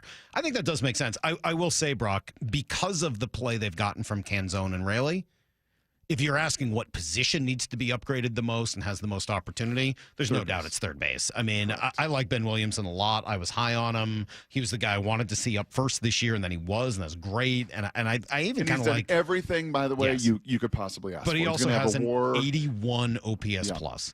He's He's gonna have a WAR hitting around 19% worse than the average major leaguer. This year, Eugenio Suarez is 142. That's a pretty big difference, guys. Even if you just go to, assuming Gino comes back to his career norms, that's 113. if you're not sold on Willie Castro because he's not a big name, more of a utility guy, but can play third base every day if you need him to, Willie Castro is a league average bat over his career. It's like a 98 OPS plus, and this year 117. I appreciate the idea that first you could definitely do that. Right field, you could still upgrade. No one says you couldn't. But I'm sorry, third base is the spot where you have the biggest ability to upgrade over what you've got right now. Biggest need. Yep. Yeah. Okay. Sorry. And by the way, Naylor's great. I love the type of bat he is. Why are you sorry? Don't be Well, sorry. Churchill was kind of he's down on Naylor. I'm more up on him than he is. He's down on him just because he strikes out against lefties. He's more of a. He and Raley are both guys that hit righties really well, but that OPS really drops against lefties. So maybe you factor that in a little bit as well, right? You already have that with Canzone. You already have that with Raley. So maybe adding right-handed would be a little bit more important to kind of where the team goes here to finish it up. 866-979-3776. Let me try Dwayne in Linden. Good morning, Dwayne. Good morning, guys. Thanks for taking my call. Like Mike and Edmund said, I just needed some more vigor out of his voice. I think if these comments are true from Jerry, like, this is a fireable offense. There's no justifiable reason to not use some of this prospect capital, ones that you have so much of. You could lose 3 of your top 10, and you've already replaced them with a recent draft. You've lucked into the best player overall in this recent draft, and you're just afraid of paying a little bit over for a couple rentals, or even if somebody is out there we don't know about, you had to pay a couple decent prospects and you roast rated for 2 years. You can pay some of this. Hold on, though, Dwayne. I don't think he's saying that. Dwayne, just to be fair to Jerry, he didn't say any of those things. He just said that the need for a bat right now is not what it was a couple of months ago, because 2 of his guys, his first baseman and right fielder, have played exceptionally since being kind of brought back or called up to the team. I don't think he's saying he's unwilling to give things up in order to get players. That's a separate conversation. And if you think that's the way he thinks, fine. But I don't think I read those quotes as saying anything like that. It just makes me nervous about his overvaluing his current players. How about trading Canzone? Is his market ever going to be higher? I've said that a bunch of times. I have said that a bunch of times. Like, yes. See, that I think those are all very valid conversations. But if you were the GM and you wanted to continue to build up the market for Dom Canzone, or maybe even for Luke Raley, wouldn't you say exactly what Jerry said today? Yes, and maybe he's playing some, mental gymnastics, some psycho analyzing the league, and we don't know. But I haven't been hard against Dipoto. I've liked him. I really hope that he actually does see that this needs an impact back. And I know they haven't always taken rentals in the past, but that might be the only thing available. And you have a historic season from Cal. You have the AL that is so down. The division, you guys have talked about this for months. There's no better year or timing, considering everything, to go and make some moves. Yeah, I appreciate the call. I'm not surprised a Linden boy up there in the Dutch territory brings such a strong take. So this would be the time to overpay as well, right? I mean, this would be the time if you kind of always have looked at that. And I'll go back to that equal sign that Justin Hollander shared with us, because that was pretty memorable in February. This may be one of the times where it's like, okay, fine, we'll go +1. Yeah, you know what? Because the farm system is built and is equipped to handle, if you've got to overpay a little bit. I think they know that. And it's easy for us to say that, right? It's really easy for us to say that. Just as it is to spend $100+ million guaranteed, it's really easy to do that. But when you've been prudent and you've been wise and you've built this thing up and you really believe in some of those people in your farm system as well, I think they know that. Everything I've been led to believe is that they're pretty familiar and understand that situation right now. 866-979-3776. Let me grab Caleb, who's in Spokane. Good morning, Caleb. Good morning, guys. Long-time listener, first-time caller. Yeah, kid. Just want to say I didn't agree with Salk on the DK trade, but I agree with Salk on trading for Trey Hendrickson, please. I'd love to get Trey Hendrickson, give him the money. If we were to pair him up with the guys we have in our defense, he would be even more of a beast, because we all know Cincinnati's defense sucks. And I'd just love to see what he could do on our team. Thanks for taking my call, guys. Well, that's kind of an interesting point. Cincinnati's defense was really bad, even though he had 17.5 sacks. Mm-hmm. I don't think it was because of him, though. I understand that, but there is probably a point to, if he is all that, and and again, you look at Max Crosby. I don't know. No? Okay. I don't know. I don't know. Does the NFL really work that way? Like, is that Any fair? Singular player in value? Not necessarily. No, it's much more of a team game. Yeah, I don't know, especially on defense. Look, you're telling me you would if he is everything that 17.5 sacks the last 2 years says he is, man, I don't know how you wouldn't want to add that to your team. There's lots of other arguments around it. Maybe you don't like the age, maybe you don't like the money, maybe you don't like the value, maybe you don't like, but I'm not going to sit here and say that the Bengals weren't good because he was their best player. No, that one doesn't.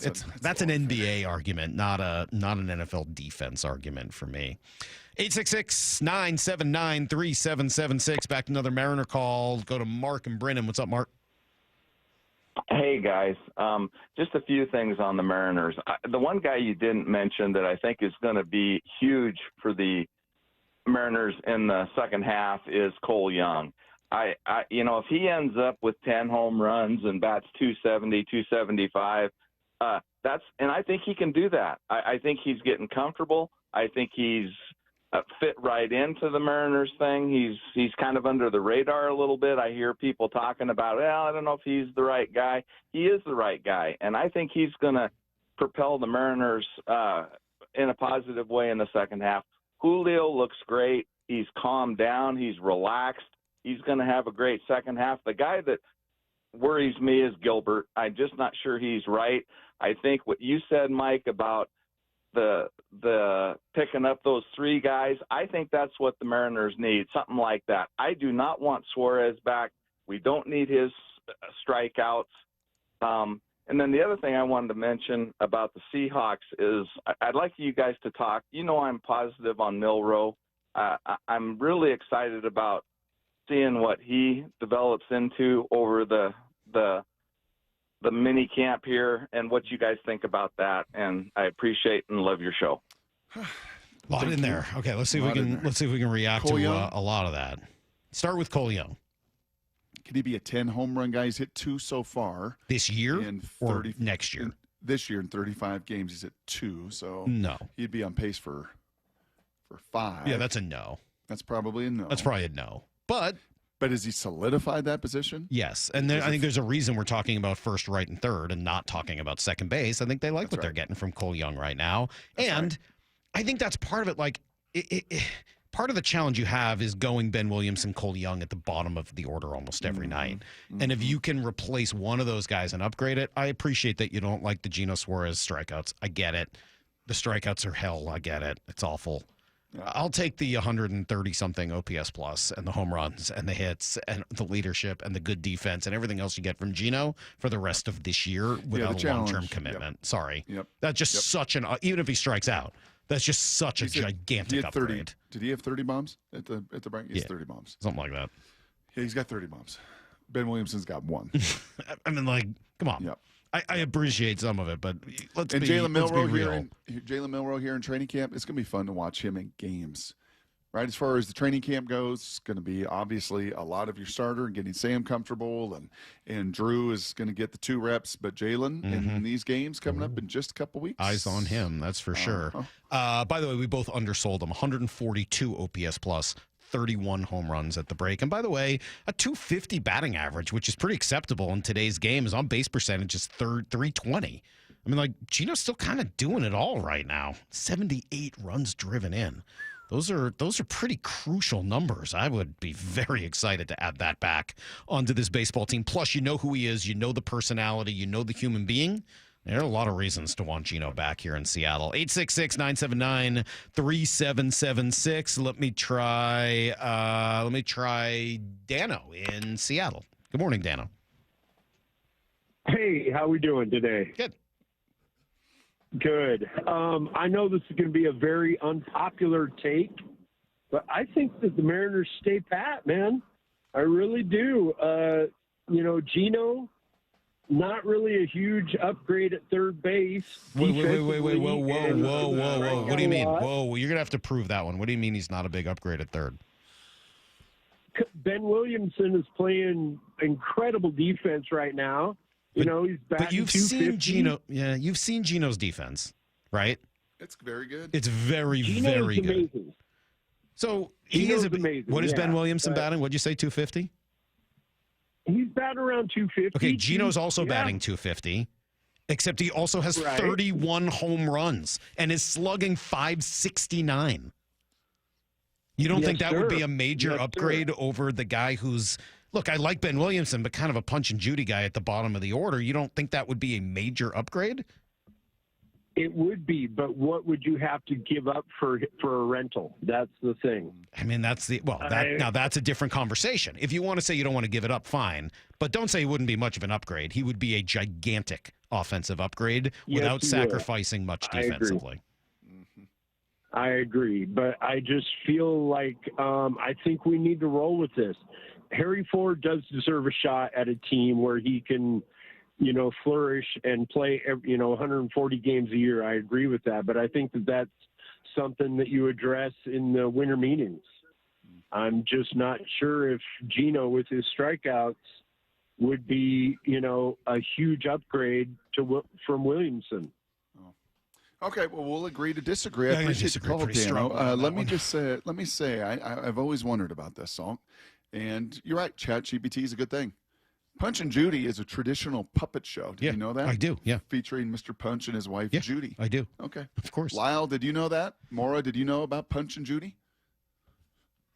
I've heard of it. Yeah. Uh-huh. But it's also, for decades, been the term given to light hitting, kind of go the other way, infielders. And, I Lyle, you like Ben familiar? Williamson. Lyle, were you a Punch and Judy at Lake Washington? That was kind of your game? Just put the ball in play? I don't think so. I thought your game was sitting on the bench and beating Corbin Carroll. That way. Chewing 42 Gatorade chews like a neurotic psychopath in that dugout, huh? Do you root for or against Corbin Carroll now? No, for him. Okay, good. He's a really good dude. Yeah. Yeah, he's great. You know him?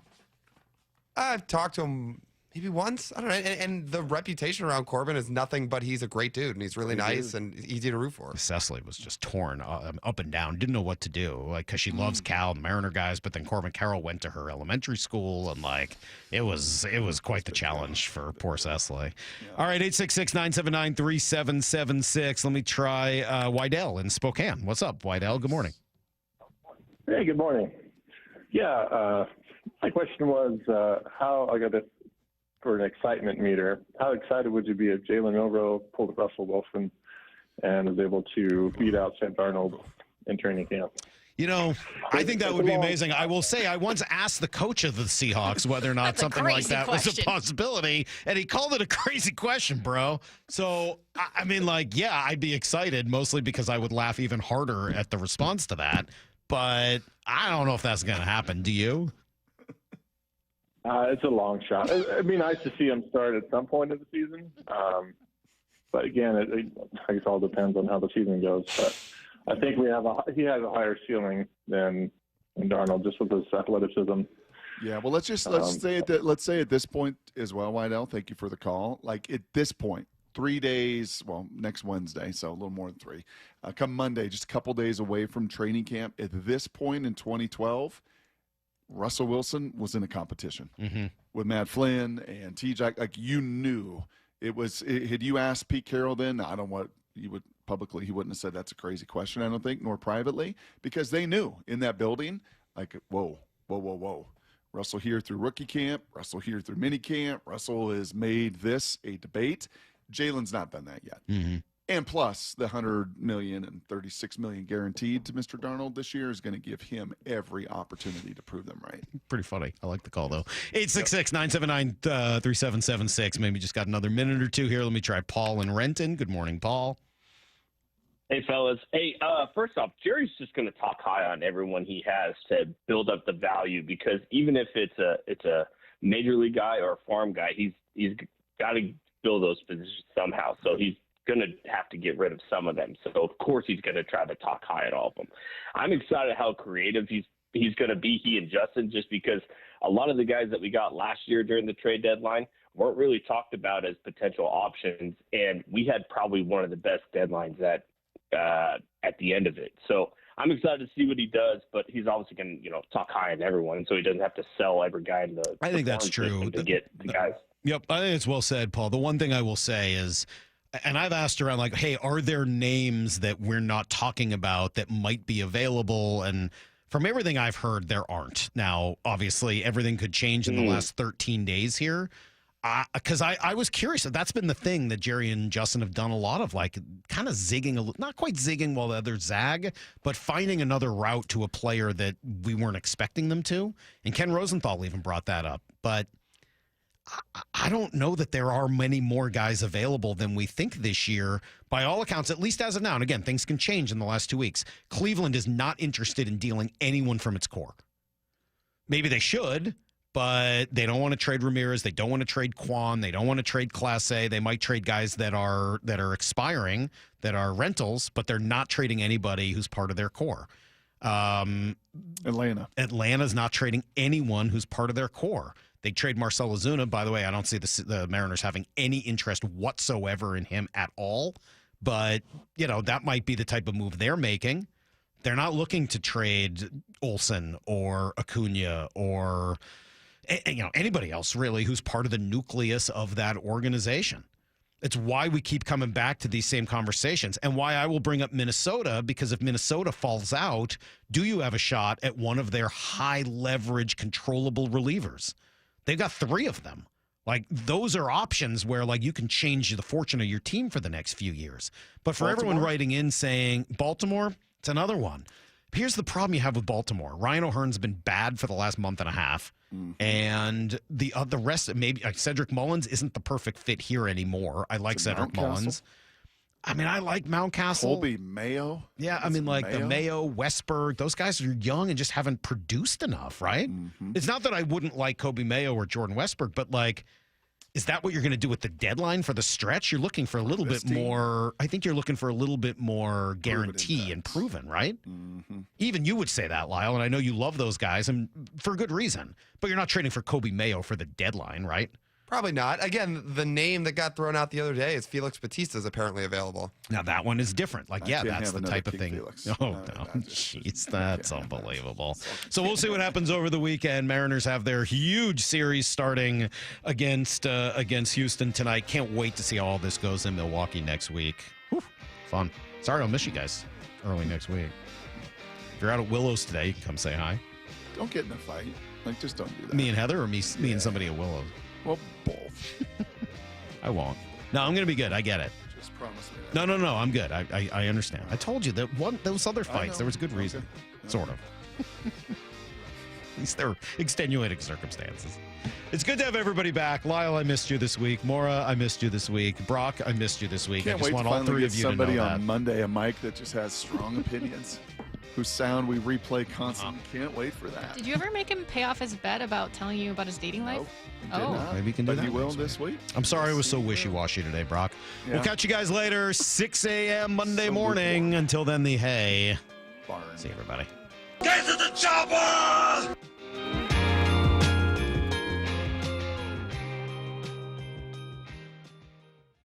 Bump and Stacy, weekdays 10 to 2. Cal is on a historic pace. We haven't really seen anything like this, right? You have to look around the rest of that team and go, okay, who's going to carry some of this offensive load? Do you feel like it could be Randy? It could be. It should be. You need guys like Randy to step up. Can we expect him to have 2 bombs a night? No, let's be real. And I think most of you are going to be real. 4 RBIs last night, the most since April 9th against Houston, so that's good. Bump and Stacy, weekdays 10 to 2 on Seattle Sports, the app, YouTube, and your smart speaker. Hey, Brock Ewart here with some great news. I'm with Shannon O'Kelly, physical therapist and owner of IRG Physical and Hand Therapy. Shannon, you guys just increased your community coverage. That's right, Brock. We like to say we're in your neighborhood. We have you covered here at IRG. We just added 2 fantastic locations. One is in Harbor Square in the Edmonds Bowl, and the other one is in the Mill Creek Town Center, right to the entrance to Mill Creek Town Center. So we'll be able to provide fantastic care to all of us and everybody's neighborhood. You know I love it. Expert physical and hand therapy right in your neighborhood. That's right. We're in your neighborhood. We want to be your neighborhood family physical therapist. We'll take care of you, your family, and your neighbor. And remember, no referral needed, just personalized care when and where you need it. Visit irgpt.com and schedule your appointment today. With over 40 convenient locations, IRG is right in your neighborhood, and now 2 new spots as well. That's irgpt.com, irgpt.com. Jaden Schwartz for Techline Roofing. Summer is the perfect time for a new roof. Take advantage of our easy financing, summer specials, and the best warranty in the business. Have a great summer. See you next hockey season. Trust Techline. Guys, did you know your testosterone affects everything in your system, including how you feel and perform every day? Right now, Revive Men's Health Seattle will check your testosterone for free. Knowing your T levels is the first step in understanding if you have low T. Your testosterone level impacts your energy, libido, sleep, weight, hair loss, mood, and even ED. Maintaining an appropriate T level can change your whole life. Most men start to see changes in their hormone levels in their 30s. Experience and results matter. So what are you waiting for? Get your T levels checked today by local, experienced, and trusted men's health experts. They've helped thousands of men since 2011. They're so confident they can help you, they even guarantee it. Call Revive today and schedule your free testosterone test, free exam, and free consultation. Call Revive Men's Health at 206-529-1111. That's 206-529-1111. Or visit ReviveMen'sHealth.com. Pacific Power Batteries has been our family-owned and operated business since 1985 when my dad and I started selling batteries business to commercial fleets from a 1-ton panel van. Yep, delivering batteries. Since then, with our community's support, we've been able to sell online and open more retail stores selling batteries of all kinds. Today, my wife and son are directly involved in the business. At Pacific Power Batteries, we are proud to serve you, your folks, and your grandparents with batteries for darn near anything. So I want to say thank you for your business. Bump here letting you know the Ford Summer Sales event is happening now at West Hills Ford, where you can get the 2024 F-150 Super Crew 4-wheel drive at $14,000